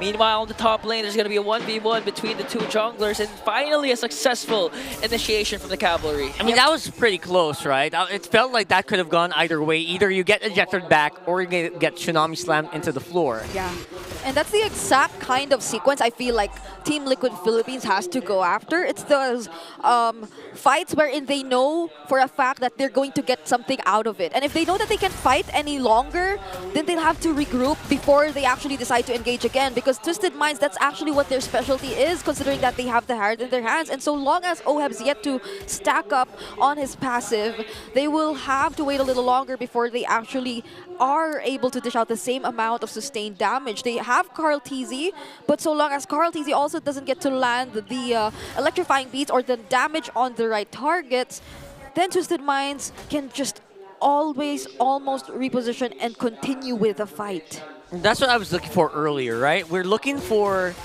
that engage, that potential to engage. It looked good when Outplayed wasn't joining them. Yep. It looked good for TL. But when Outplayed joined the team fights, it's clear that Twisted Minds just has so much more ways to deal with it, despite the 2K goal lead right now. Yeah, even when you force out a couple of skills, even the curtain call coming in from James, even the ultimate coming in from Hajizi, it's a completely different story when Outplayed decides to use the Zaman Force in the perfect spot where Team Liquid Philippines are actually already have burned some resources here and there. Oh wait, hold on. Might try to go for Escalera, who was able to still cast the Tsunami Slam. Carl TZ goes in with electrifying beats. Outplay though. James with a vengeance. Sanji with another realm. Sanford still going on and was able to take down James. Sanford caught in the middle. That's 1-for-1 in XP lane for an XP lane OHEB with the Rhapsody JP. Oh, okay, missed the flicker. Here's the punish though. JC with a Sacred Claw's gonna connect one more.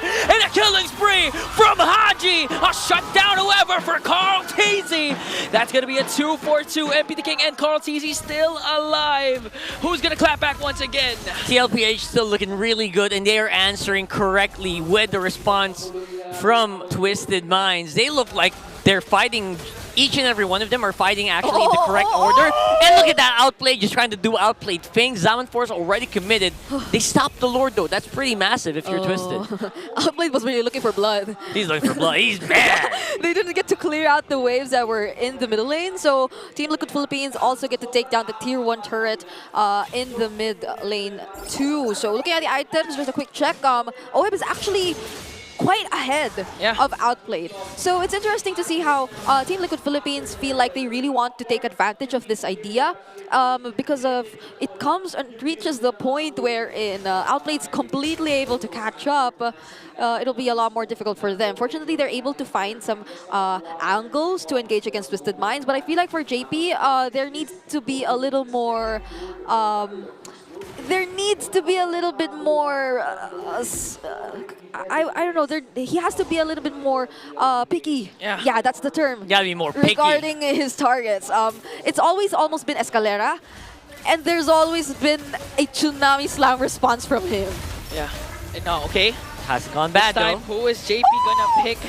There's the conceal, got cancelled out. Carl TZ already gets the Lord. Twisted Mind has to disengage. He's trying to go for James. A lot of Rhapsody connect, and even the Vengeance won't out sustain the damage of the Filipino sniper. OHEB picks up one more. That was a beautiful hit. I actually was wondering what was Twisted doing there. They were just camping out in their jungle, not really trying to respond or anything. Yeah, the glorious pathway for OHEB.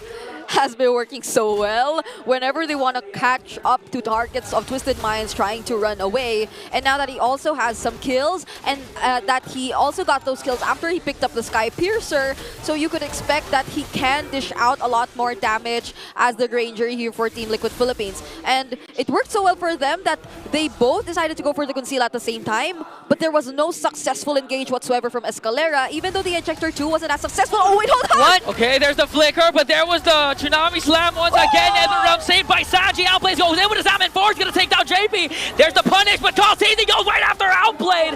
Outplay was able to stay alive. They still have the Lord. Escalera the next target. A double kill coming in from Sanji. They're trying to lock on the base. Outplay desperately trying to defend, but TLPH extends the series. And of course it's gonna happen. TLPH looking dominant in that last one, despite the Kalea being given out over the Twisted Minds. Yep. I feel like even though I asked JP to consider other targets, he said, no, I'm gonna keep going for him. So at least they know the Tsunami Slam is used onto JP and not any other person. And at the end, we saw how Sanji just immediately went to rescue JP, so he was still able to cast the ejector nonetheless. And that worked perfectly for Team Liquid Philippines because they were already able to take out certain targets from Twisted Minds, which made the siege a lot more easier. Yeah, it's called consistency, Brigada. You commit to something, you go all in. And JP says, I'm gonna commit to this Kalea, and nothing's gonna stop me. Yeah, and just like how consistent the Brigida curse is. Game Game 3! Really is game free. Hey, it didn't happen earlier. It's a great night to have a game free. It's pretty early. Don't want to go home too early, right? Yeah, it's a family Sunday. But again, no, I know we mentioned that compared to their lineup, TLPH lineup compared to game number 1, it's not as much as reliant over skill shots. Yep. And it's easier to pull off, but man, Sanji's Netherrealm in the very last clash literally required There you go. hundreds of skills. So good. I mean, that's amazing coming in from... Is that our MVP? I mean, it should be. Should be, right? 4-0-5. Look at that. Our OHEB on this Granger, who, mind you, got freezed in lane in the first 2 minutes. Yeah. Who was able to redeem himself with that spectacular performance that he's done towards the latter portions of the game. So he wasn't actually able to complete his item builds just yet, but that didn't really matter because all that mattered was the fact that he was already able to join in the fights, was able to rack up those Sky Piercer stacks, and was able to complement the other skills that Team Liquid Philippines also laid out for him, such as the Glorious Pathway, such as the Netherrealm, so that he could just keep going in aggressively, throwing out the Rhapsodies and even the Death Sonatas towards the necessary targets. So Twisted Minds had to worry about him all the more. And when you were expecting a turnaround for Twisted Minds, actually, the mere fact that we mentioned how Team Liquid Philippines constantly forced out very crucial skills from them worked so well, especially for these damage dealers of Team Liquid. So Carl TZ didn't have to worry about anything whenever he went in for the late entries, and this is one of those scenarios wherein OHEB was just going in with the Glorious Pathway and he had nothing to worry about. So that spelled the defeat for Twisted Minds, especially towards this last sequence. Actually, this was really interesting because Stan Sanduo, they were tied, but then just look at Sanfor. He was just trying to knock out They're dancing around, you know? And I like that. I like seeing that here for TLPH. Obviously, the response was immense. And the proactivity from JP to make sure that everything is going according to plan. Yeah. And even forcing out so much from Escalera that Escalera can't really do his job as well. Yeah, I mean, props to Escalera though. The timings of the Tsunami Slam were always on point, but not enough, especially when Team Liquid Philippines already knew how to respond to it. It was a pattern that was just read out eventually by Team Liquid Philippines, I feel. Yeah, I mean, it was really a value for the whole squad of TLPH to force out already the Tsunami Slam, because looking at the cooldowns even, the Unstoppable Force is just 35, meanwhile Tsunami Slam is 50. So it was well worth it for JP to just literally pick Escalera every single time he even doesn't have a conceal or a flicker, just to force out the Tsunami Slam.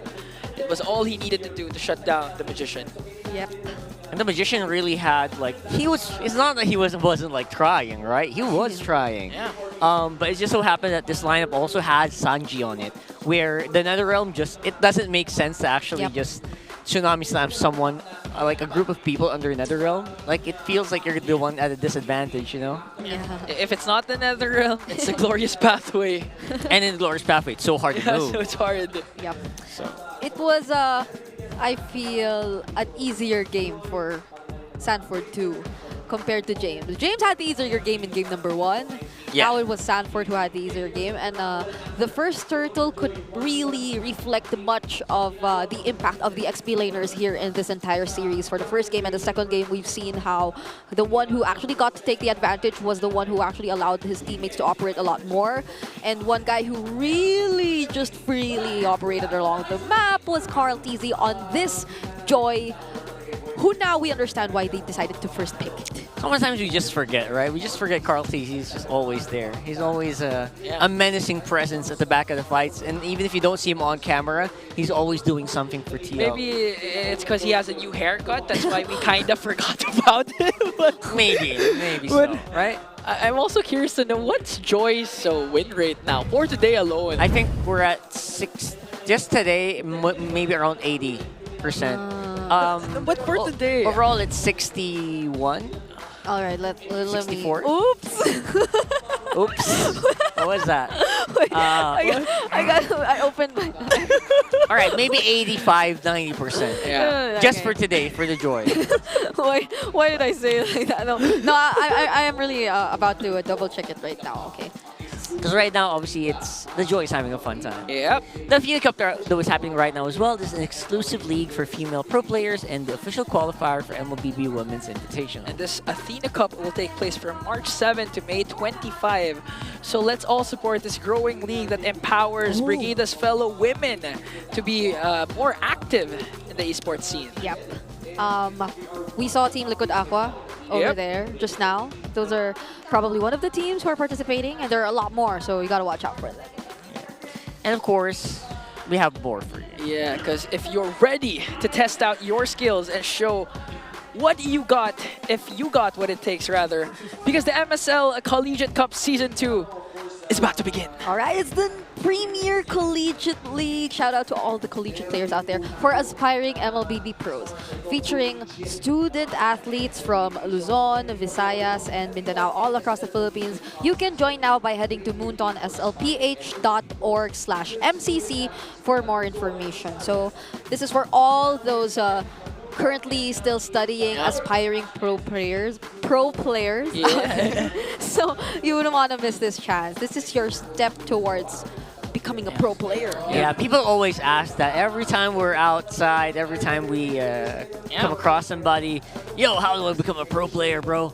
Yeah. This is how. The first step is to enroll. First step is, of course, to enroll. No, I mean, yeah, you're right. At least for the MSL. For the MSL, yeah. That's right. Whew. Okay. So, Sunday's best. Here you go. What's the longest game? What's your stats? It has 47 win rate. The Joy in overall in the jungle. I mean, for today, how about today? Really? Oh, but look at this. Longest game in league history, by the way. Onyx Philippines and SGD Omega. 54 minutes and 37 seconds. Wow. That was a long time ago. I remember because this was a Uranus game. And no wonder, look who's casting. Chantel, the mother of all sin. And Mangine, there you go. Look at that. 54. There's a Kimmy, there's a Valir, there's an X-Borg. This game is literally longer than one series. It is.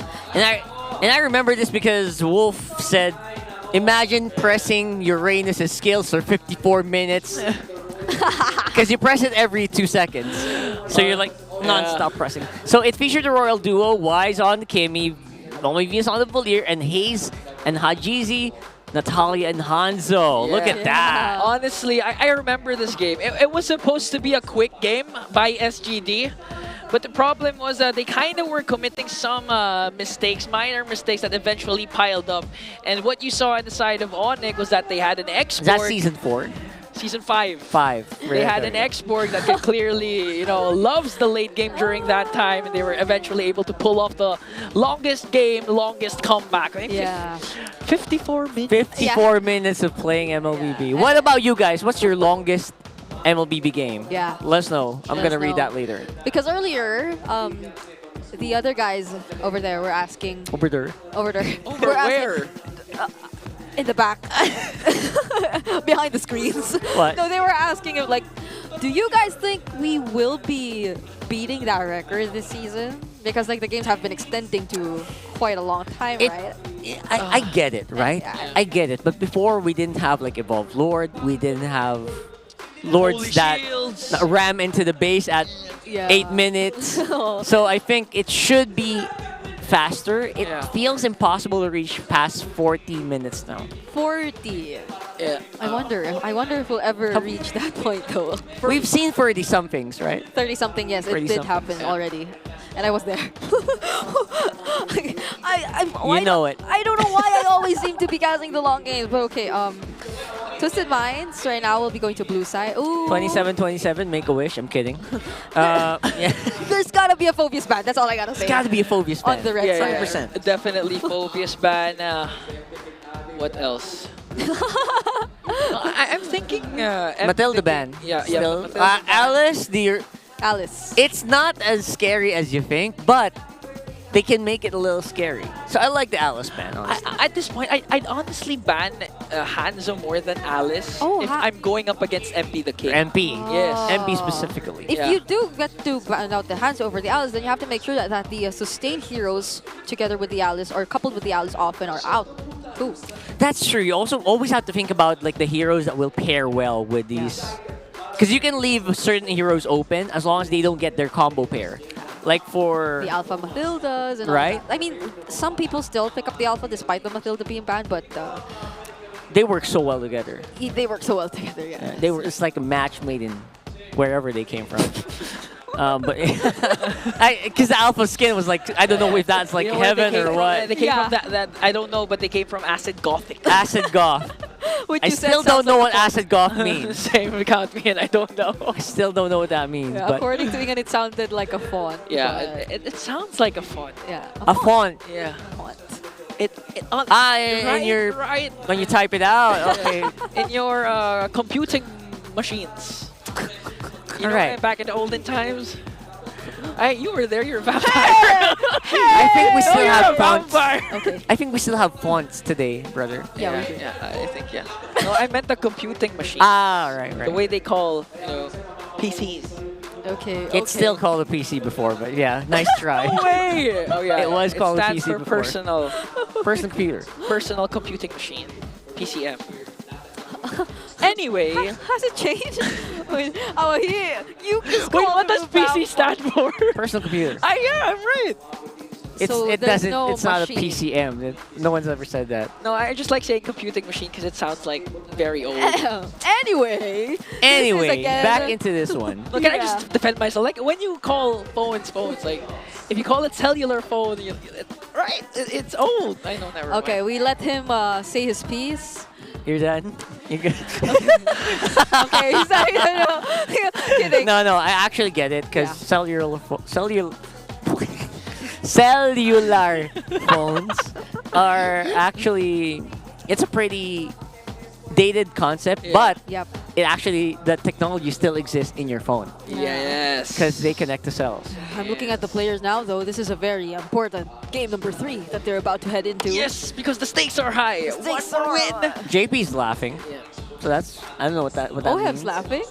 Oheb's like smiling. He's almost always He's laughing. always smiling though, right? So he used to consider Haji as the funniest person on his team. Now I wonder who.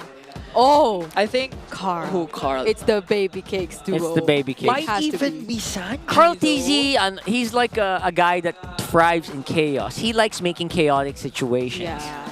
And Oheb's like, in Tagalog, mapagpatol. And he likes to really fight. He takes the bait. He likes to take the bait. Yes, you know? yes. So I feel like there's such a match made in Wherever. Wherever. Match made in the ocean. In the land of dawn. Match made in the land of dawn. And by the way, we can't really see the faces of Twisted Minds because they're on the Twisted other Minds side. is way too far. Yeah, we're trying to look at them, but I mostly just see the headphones right now. So it's mostly the faces of Team Liquid Philippines who we're actually able to see. So Do you think this Kalea is a face? Speaking of faces, are we getting to a point where okay, go pick a Kalea.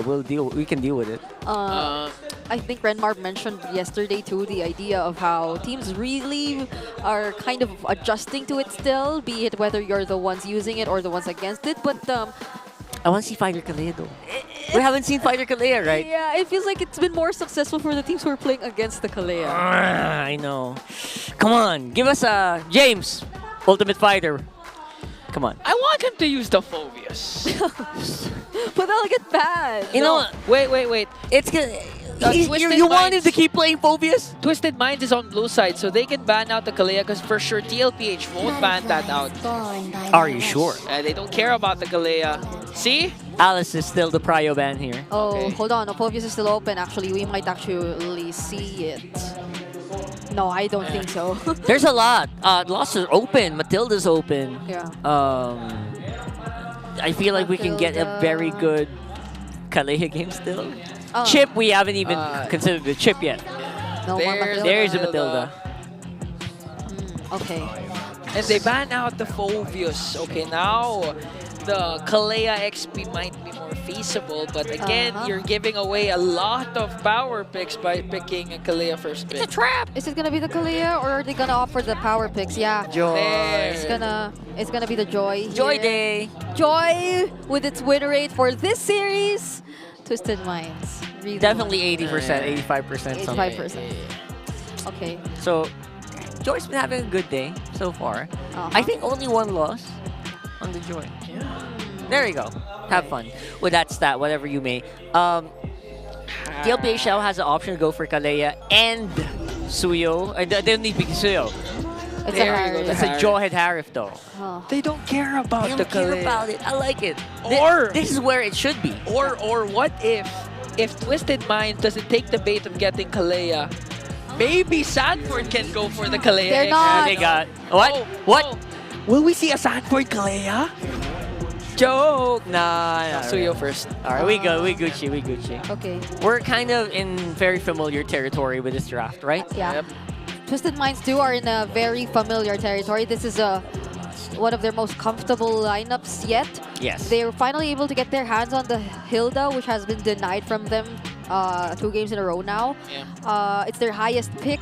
I know you are familiar with the first few weeks wherein they were really adamant on picking the Hilda. It wasn't as effective back then, but gradually they were able to make it work. So this is definitely a comfort pick for them. Heading into the second banning of the second phase bans, though, we are looking out for the mid laners that are being taken out one by one. We might potentially see another Faramis game for Team Liquid Philippines. Not unless they're opting to go for an additional layer of crowd control. There's the Vixana still, so you could somewhat buy a bit more time. Yeah. Since you are supposed to expect that there will be a lot of heavy invades. There's a Hilda, and you're yet to identify the roamer for Twisted Minds, who everything is still out there. If they want to go for a setup type, since they already have the Hilda, they also have the freedom to do so. But if they want to go for another tanky frontliner to assist the Hilda, then they can also do so. And they go with the Valentina. Okay. Safer for now. I mean, any mid laner Hadrizi decides to pick up at this point, though, that's ultimate reliant, can be easily picked up by Saji. Yeah. Not unless this is a mid Hilda or something. They did do it before, right? So let's see, because they're... Okay. Oh! Wow! Okay. Okay. Am I dreaming? Pinch me. You're not. Me. Am I dreaming? No. The last time I remembered the Nana, it was few. Yeah, and he was literally tower locking when chaos was happening. An objective-based Nana was the last Nana we saw in the hands of Capitan Few, and now In the KDA machine, Hajizi. He's just keeping that top 1 spot and the most number of unique heroes used to try. Is that the goal here for Haji? Haji, he has so many heroes. All right, for Team Liquid Philippines, we're looking for their XP laner. There's no Lucas anymore, so... Oh, XP Cho for Sanford. Oh, okay. Two setup heroes. 2 heroes who are able to do setups for their team, but at the same time need to get close. So this is where the Nana could really come in. The Molina could really aid in Twisted Minds. Just place it really well so that Team Liquid Philippines aren't able to find the best possible opening. But this is a Cho, so he still has ways to immune himself from it either way. But you have to take into consideration that the Nana has been adjusted. Yeah. It doesn't only go after a single target. It goes after everyone who is within range. AoE now. And Bonchan, Coach Bonchan, you never fail to My mind is anyone literally blown right now. Yeah, I know. I'm trying to rationalize this. I'm trying to find... Trying to twist us now with it. Twist it, man. My gosh. My mind is out. The stakes are so high for this, and they introduce a debut pick for game number 3. Yeah, imagine if TLPH loses this game, their path to the playoffs got blocked for the meantime by a Nana. Nana and Molina. You're right. All right. This is going to be a problem for Team Liquid Philippines, however, if they are unable to really get ahead of Twisted Minds. Looking at the emblems, of course, paying a lot of attention to Hajizi since this is the debut pick. It's a pull yourself together. PYT. Oh my goodness. So he'll have the flickers available more often. And that's on top of the Molina's blessing. Yeah. So you'll have to exert so much effort if you actually want to target Hajizi, but if you leave him unnoticed, he could just keep disrupting your attempts. Okay. Now 3-man rotation on to Outplayed. Oh, look at that, Outplayed. JP, okay. He's in danger. He's in danger. Was able to flicker out still, but against 4, he's gonna fall. Oh, wow. So far, so good for TLPH. It feels like they are back. They got that mojo back, you know? Yep. They got the old mojo flowing, Yeah. and they're putting a lot of pressure on Twisted. That was a close outplay, though, for Outplayed. Only that every single member was ready to at least respond, using the ejector even to Carl TZ just to make sure that he gets caught again! This time the ejector is going to connect, feeds him off to Carl TZ. Not a good start for a Granger. Meanwhile, Escalera jumps in. Sanford still was able to escape! Smooth footwork. Now Carl TZ jumping in onto James. Queller also connecting right on time. Once again, TLPH. It looks like it's going to be an easy turtle for them. This feels so different compared to the first time we saw Twisted Minds use the Guinevere in the series. If we're talking about controlling the center of the map, how are you able to control that if Team Liquid Philippines aren't in the mid?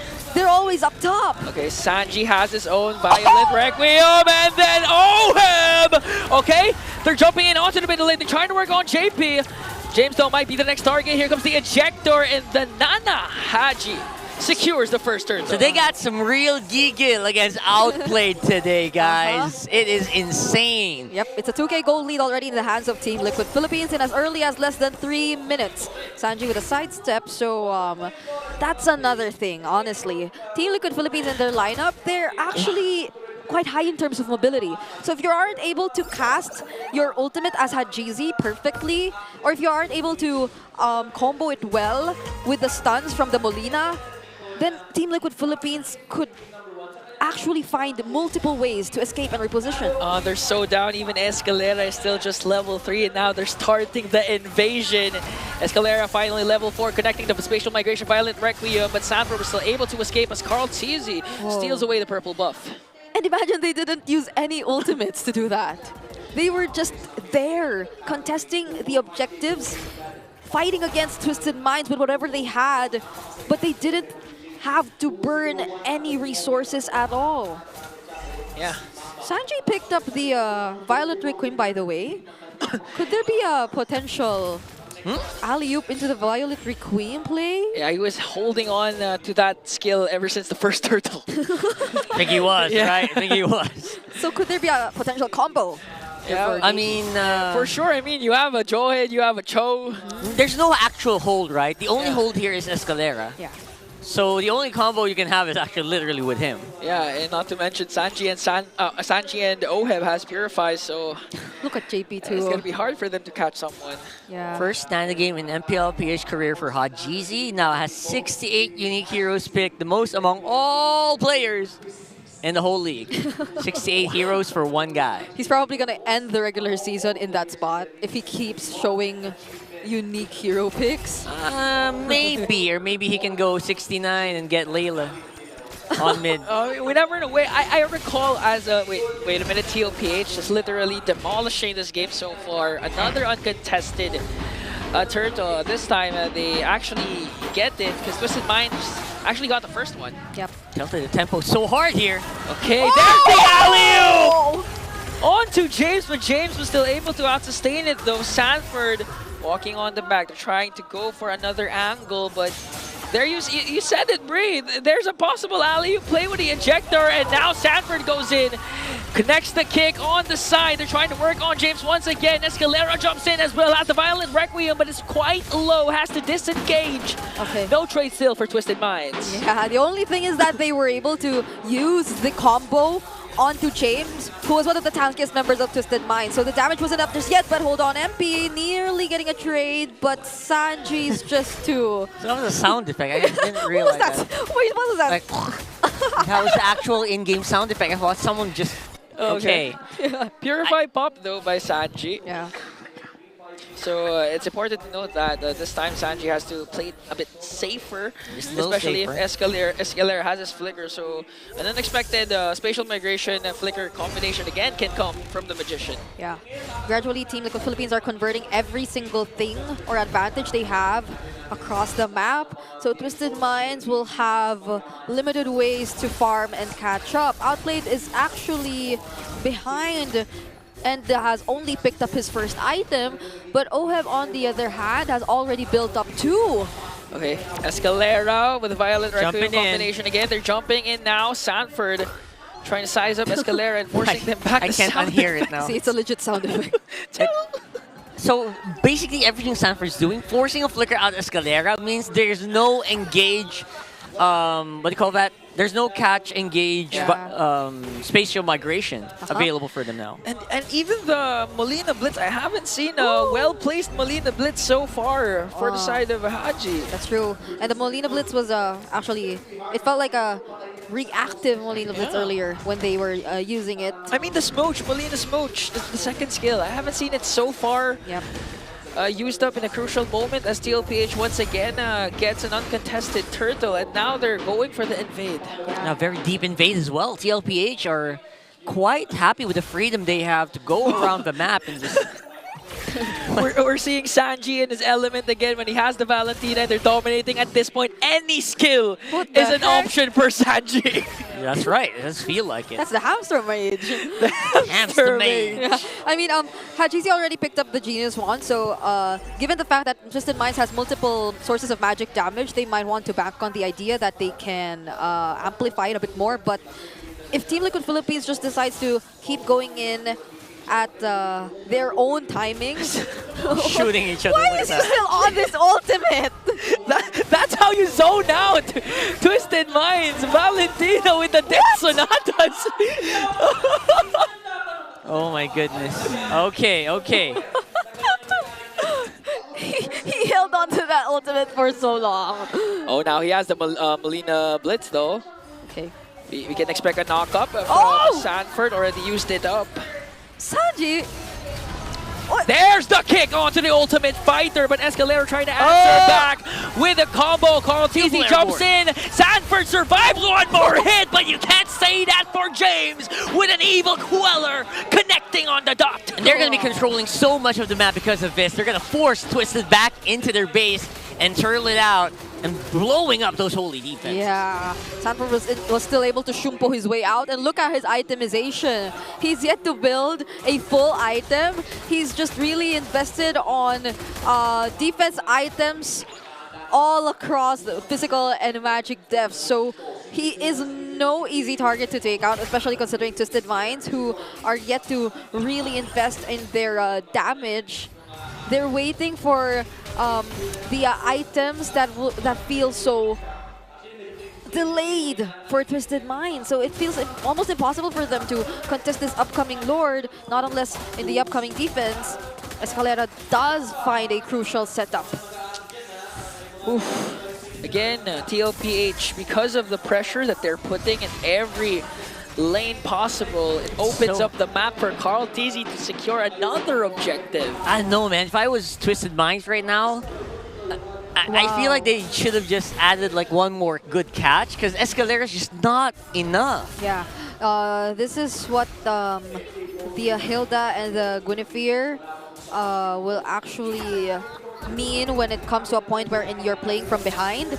By the way, Sanford picked up the Immortality first item, so he can potentially be willing to go in and look for a setup that could still allow him to escape later on for Team Liquid Philippines to get an easy pick-off against Twisted Minds. But let's see if that will be the case. Twisted Minds are really positioning themselves carefully in this upcoming siege, but these are 3 waves that are in sync.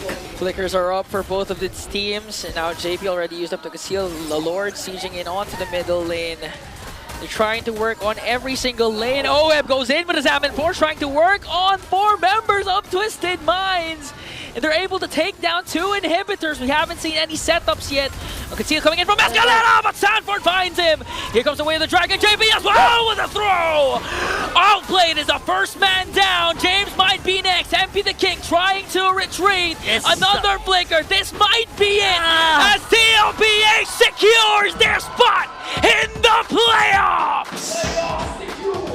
And that is how you secure in week number 5, playoffs bound. That's going to be TLPH, and they are neck and neck with Aurora for that first place. In as early as week 5, we already have 2 teams who are advancing to the playoffs. How crazy is that? What a game for these. That was 10 minutes, by the way. 10 minutes. Man, they literally just showed us the Sunday's best, longest game ever. Now TLPH saw that they can't replicate that. They don't want to. Let's end it early. Yep. Yeah. Please don't blame the Nana. I know you guys are going to blame the Nana. Please don't blame the Nana. That was, as much as it's very tempting to do it. It felt like it was just TLPH going crazy here. There was an idea. There was an idea. There was an idea. But it felt a little too much to pull off against the Cavalry, who was clearly on fire in that previous game. No one was afraid to go in. Sanji wasn't afraid to pick up any ultimate. He can just pick up anything and still do something for the team. The Granger. That was crazy. It felt like, for me, watching, I was having so much fun watching. Yeah. It felt like TLPH was having so much fun in that game. The hamster was literally just playing in his playground. A dominating win. Can't sugarcoat the fact that the TLPH literally bounced back from suffering a Game 1 loss. Absolutely beautiful performance here from the Cavalry. Can't wait to see what they have to say on the stage right now. Playoff secured na ang inyong mga winners, Team Liquid Philippines! Boys, congratulations on another milestone na na-achieve nyo this season. Oheb, matanong lang kita, since ikaw yung bago for this team this season, nung simula ba in-expect nyo na ganito kaaga pa lang playoff secured na kaagad ang Cavalry? Nung pagpasok ko wala naman akong ina-expect na kahit parang gusto ko lang, mindset ko lang nung pumasok ako, gusto ko lang mag-improve, tsaka lumakas kasama sila. Yun lang yung nasa isip ko na. And that's exactly what happened. Yeah, oo. That's lakas exactly talaga what yung happened. pinakita mo, at bukod sa ikaw ang pinakamayaman ngayon, ay na-secure nyo agad ang inyong playoff spot.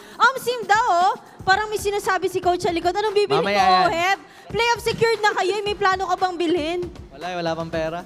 Wala po daw. Hindi na kami naniniwala Oo sa'yo. nga eh, parang At this hindi. point, hindi namin naniniwala sa'yo. Pero, ang isa sa mga bagay na nakita rin namin with this matchup is that you were going up against your former teammates and coaches. You had Coach Bonchan, Coach Eson, and even si Haji. They're currently at a slump right now and medyo alanganin ang kanilang sitwasyon. Is there any message na gusto mong masabi sa kanila to motivate them?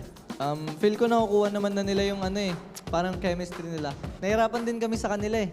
Kaya tingin ko hindi na rin magtatagal, makakaangat na rin yung mga kampi ko dyan, bawi lang. And that's exactly what everybody else is hoping, and the minds are definitely looking forward to that as well. Sobrang sweet nun. Gusto ko rin tanongin si Sanford kasi kasama mo rin sina James before. Ano naman ang gusto mong mensahe sa kanya?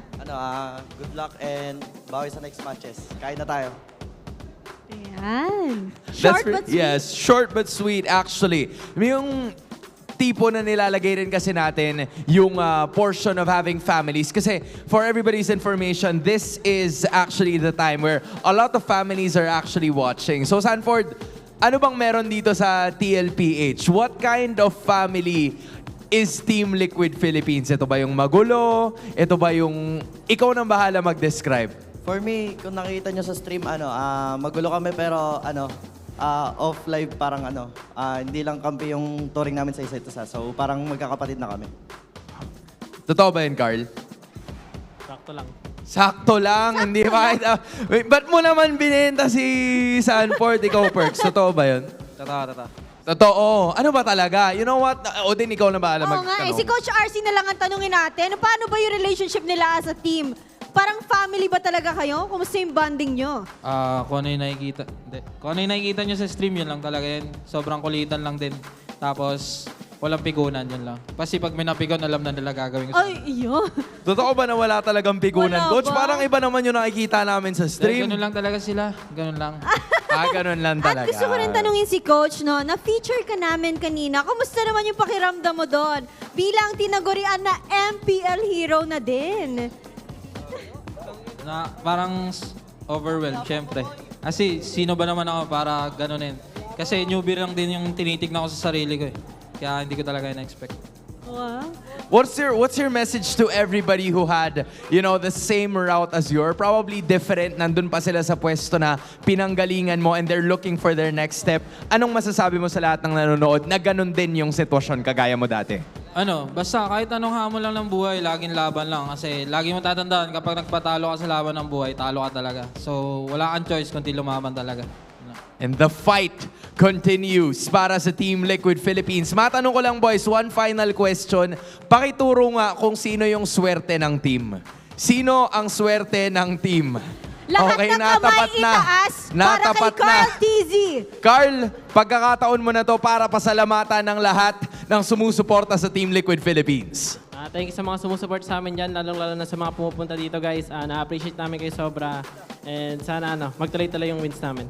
And there you finally have it. Playoff secured. Your winners, Team Liquid Philippines. Gentlemen, you may now take your walk of victory.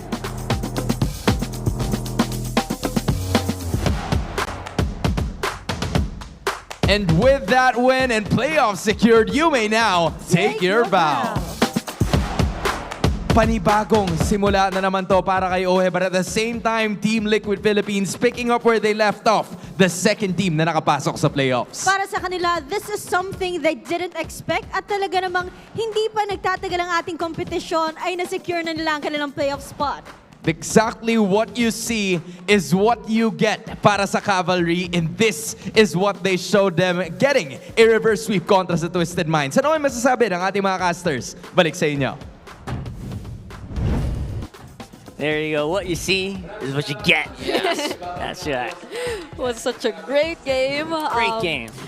Amazing adjustments on the fly from Team Liquid Philippines. They were able to find their way back to the Express we know. I mean, they also commended Twisted Minds. OEB was literally saying that their chemistry slowly building up. Yep. But up against a Titan like TLPH, I mean, chemistry's never going to be enough. Almost beat them to the punch as well. Yeah. That was scary. Imagine TLPH had to literally do a reverse sweep here. Yeah. And that's saying something. right? Pushing TLPH to that level. But still, of course, MVP is going to be on TLPH's side. They still got the victory, and a very fast one at that. I don't know, maybe you got to do something. That's JP! Yeah, gotta give it to JP. He made things happen in game number 2, and now all the more on this jawhead. And since all attention wasn't just on him, he was able to make a lot more unexpected plays. If you would recall the final sequence, where it was Sanford who went in first, and that's when JP just took his time to find outplayed. He tossed him right into his teammates, right in front of his teammates. And that spelled the defeat for Twisted Minds. And it was not just in that last sequence where JP's plays mattered, really. Woo! It was in the first few minutes even. In 2 minutes, they were able to take out Outplay twice. Yeah, and that 2 minute might actually be the nail in the coffin with how JP gave Outplay his second death right away. And this is what the play you were pertaining to a while ago. There you go. Because of the distraction from Sanford, JP literally was able to flicker out and go right after Outplayed. And wow, just the synchronization of their skills were in full display. See, we couldn't show much because it was a 10-minute So game. fast, I know. And again, it all boiled down to they were basically damaging. Wait, is this It was all real? damage. What? MP's only gotten 1 purple buff? Wow, that's insane, right? Wait, If that's true. Wait, I'm actually trying to recall. I feel like I'm starting to get convinced that it is the case since Team Liquid Philippines was often in the purple buff, right? Yeah. So after the initial buff, So after they ganked Outplayed, Yeah. that's it. They went straight to... So- no, they tried to contest for the turtle Yeah, yeah. first. After that, they went for the purple but again. they never stayed in the mid lane, and Yeah. that's what we could say to be the biggest difference between the previous game where the Guinevere was online compared to now. Since Team Liquid Philippines decided to rotate or stay in positions that were unconventional, so even if Escalera wanted to rotate ahead of time, it wasn't where Team Liquid Philippines actually were. Yeah. So basically, TLPH was literally, how many? 4 steps ahead because they're a horse. And again, I agree because even if you look back at the game, honestly, the turtle fights weren't there. It was actually purple buff fights that we see both teams engage in. Yeah, and imagine even when James tried to cut the lanes multiple times so he could respond a little quicker, Sanford was just too quick to do it first. Yeah. And he was always present whenever there was a fight, so we could consider him to be our best wingman, but still props to James on that Hilda since he was the primary tank of the team. He still served as the sandbag of that game, taking a total of 47,000 damage. But the Baby Cakes duo will remain as our BPI Rich Guy and our carry for this match. See, he's not just lucky, he's also rich. There's Carl Teasy. Yeah, our BPI Rich Guy GPM 935. You know, I want to make a petition that whenever a player decides to change their look mid-season, their picture should also change. I mean, Carl Teasy's new haircut, King Kong's returning to his black hair. Ah, that's a good one. That's a good one, but also very expensive because they're going to have a whole media day for them again. So. What? Well, at least somehow we're seeing the Diggy effect. The Diggy. According to her. The what? Diggy effect. In that game, it was almost impossible for Twisted Minds to find a way to catch them. So there was that built-in Purify that we sensed because of Carl T's haircut. That's what his teammate said. It's not me. Okay, I accept that. That's from them. That's subjective, right? That's subjectively from the players, not from us. It is. We're gonna have a bit of a bike check here, just see what was happening during the land during that fight.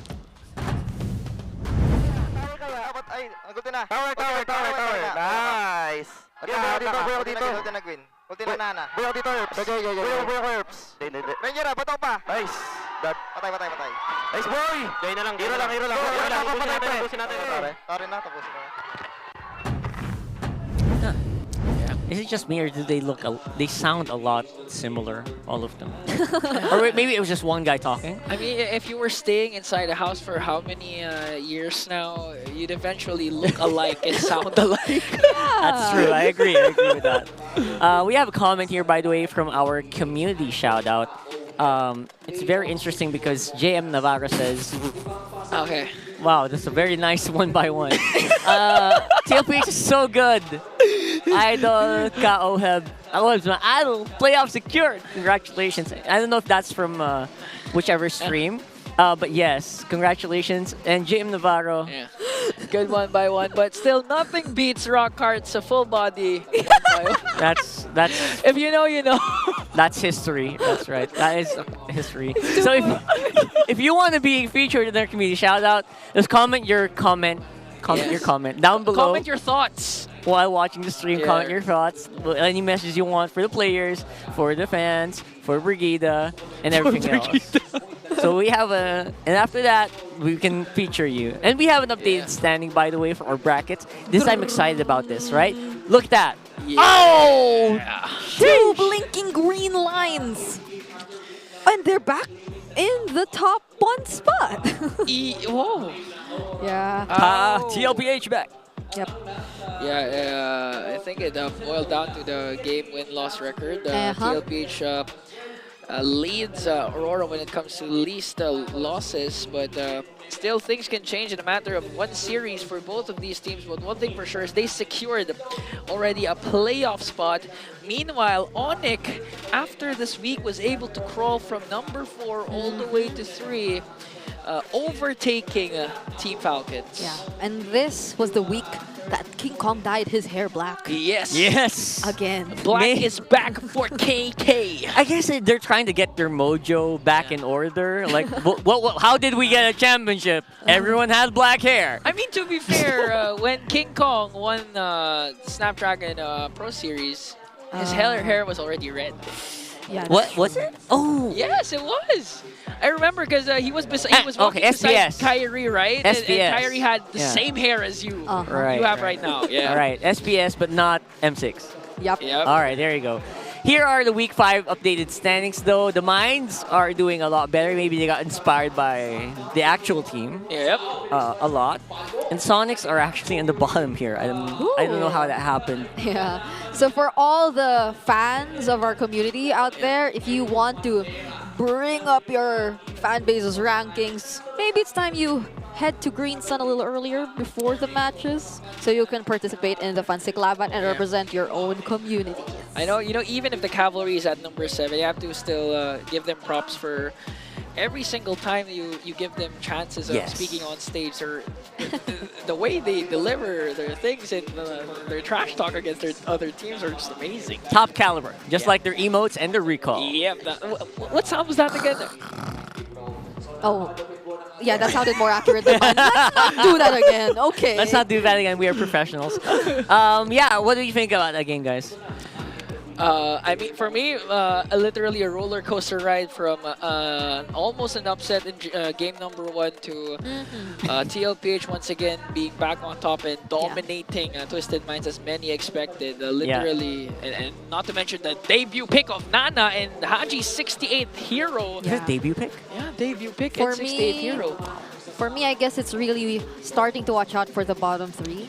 Like, what movements are they possibly going to show us in the last 3 weeks of MPL Philippines? Wow. It's the last 3 weeks of the regular season, imagine that. So they really need to climb up there. Time to climb back up. And for us, it's time to hibernate again. We'll see you guys later. I'm Rockhart, Ingan, and Brigida. Let's throw it over to our host to close out the show.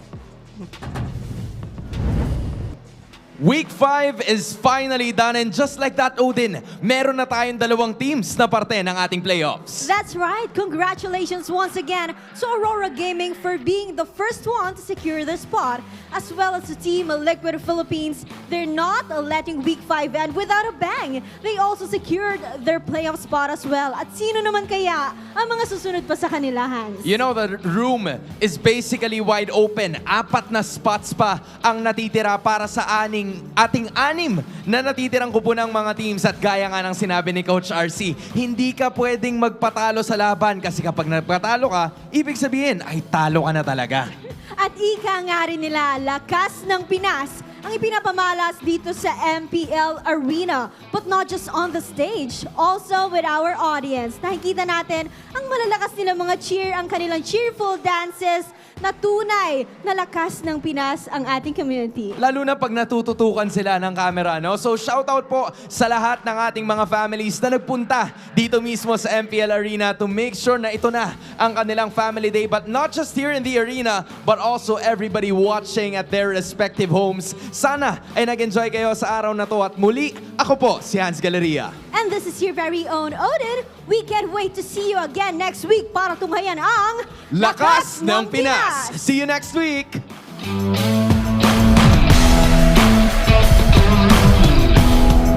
The 15th season of MPL Philippines is brought to you by the following sponsors. Infinix, the MPL official tournament phone. Lakas sa laro with Infinix. Smart, the official telco partner of MPL Philippines. BPI, the official bank partner of MPL Philippines. Mas magandang bukas, buksan sa BPI. Our partner in Esports, Time Zone. Join the fun at Time Zone. TT Racing, for those who dream, work, and play. TT Racing has your back. Don't miss any MPL action by following our official Facebook and subscribing to our YouTube channel. Follow MPLPH on TikTok for more content. Experience the Lakas ng Pinas of MPLPH Season 15 action live at Green Sun Hotel. Grab your tickets now via official MPLPH website. All the regular season tickets are now available at 200 pesos. MPL Philippines is monitored and supervised by the Games and Amusement Board.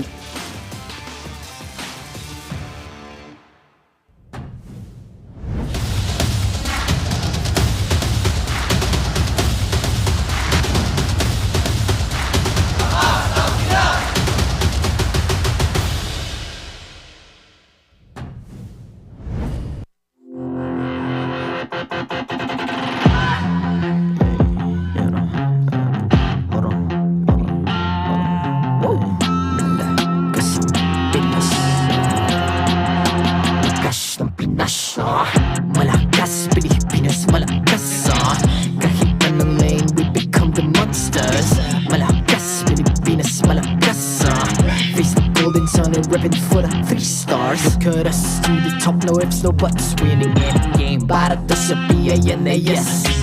Di mo matitin ang aming boses sa new level. Nasa kalye man o mobile window, I become a legend. Open fire, we unite, we winners. Built with pressure, the diamonds are made of. Switch na lane na parang gera. HP Racing may reset up. Built agad ang buhat ni Hilda. Full of SS parang Lyra. Susundan ko ang iyong bakas. Kasama pataas, tagumpay natin to. Dahil tayo'y malakas.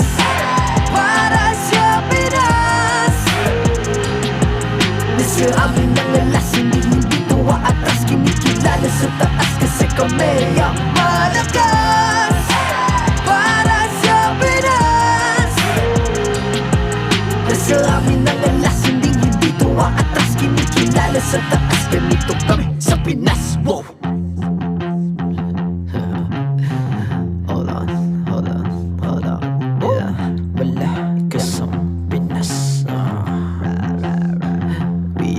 Laging every beat, no surrender, no retreat. Pag nagsama-sama, just imagine what we can achieve.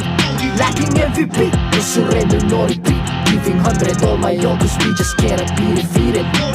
We are unstoppable, immune and invulnerable. Ready ang equipment, lahat frozen, malang crowd control. Pakita ko na jab like Beast of the Southeast. Takas sumatawa, proud and loud, cause every enemy we devour.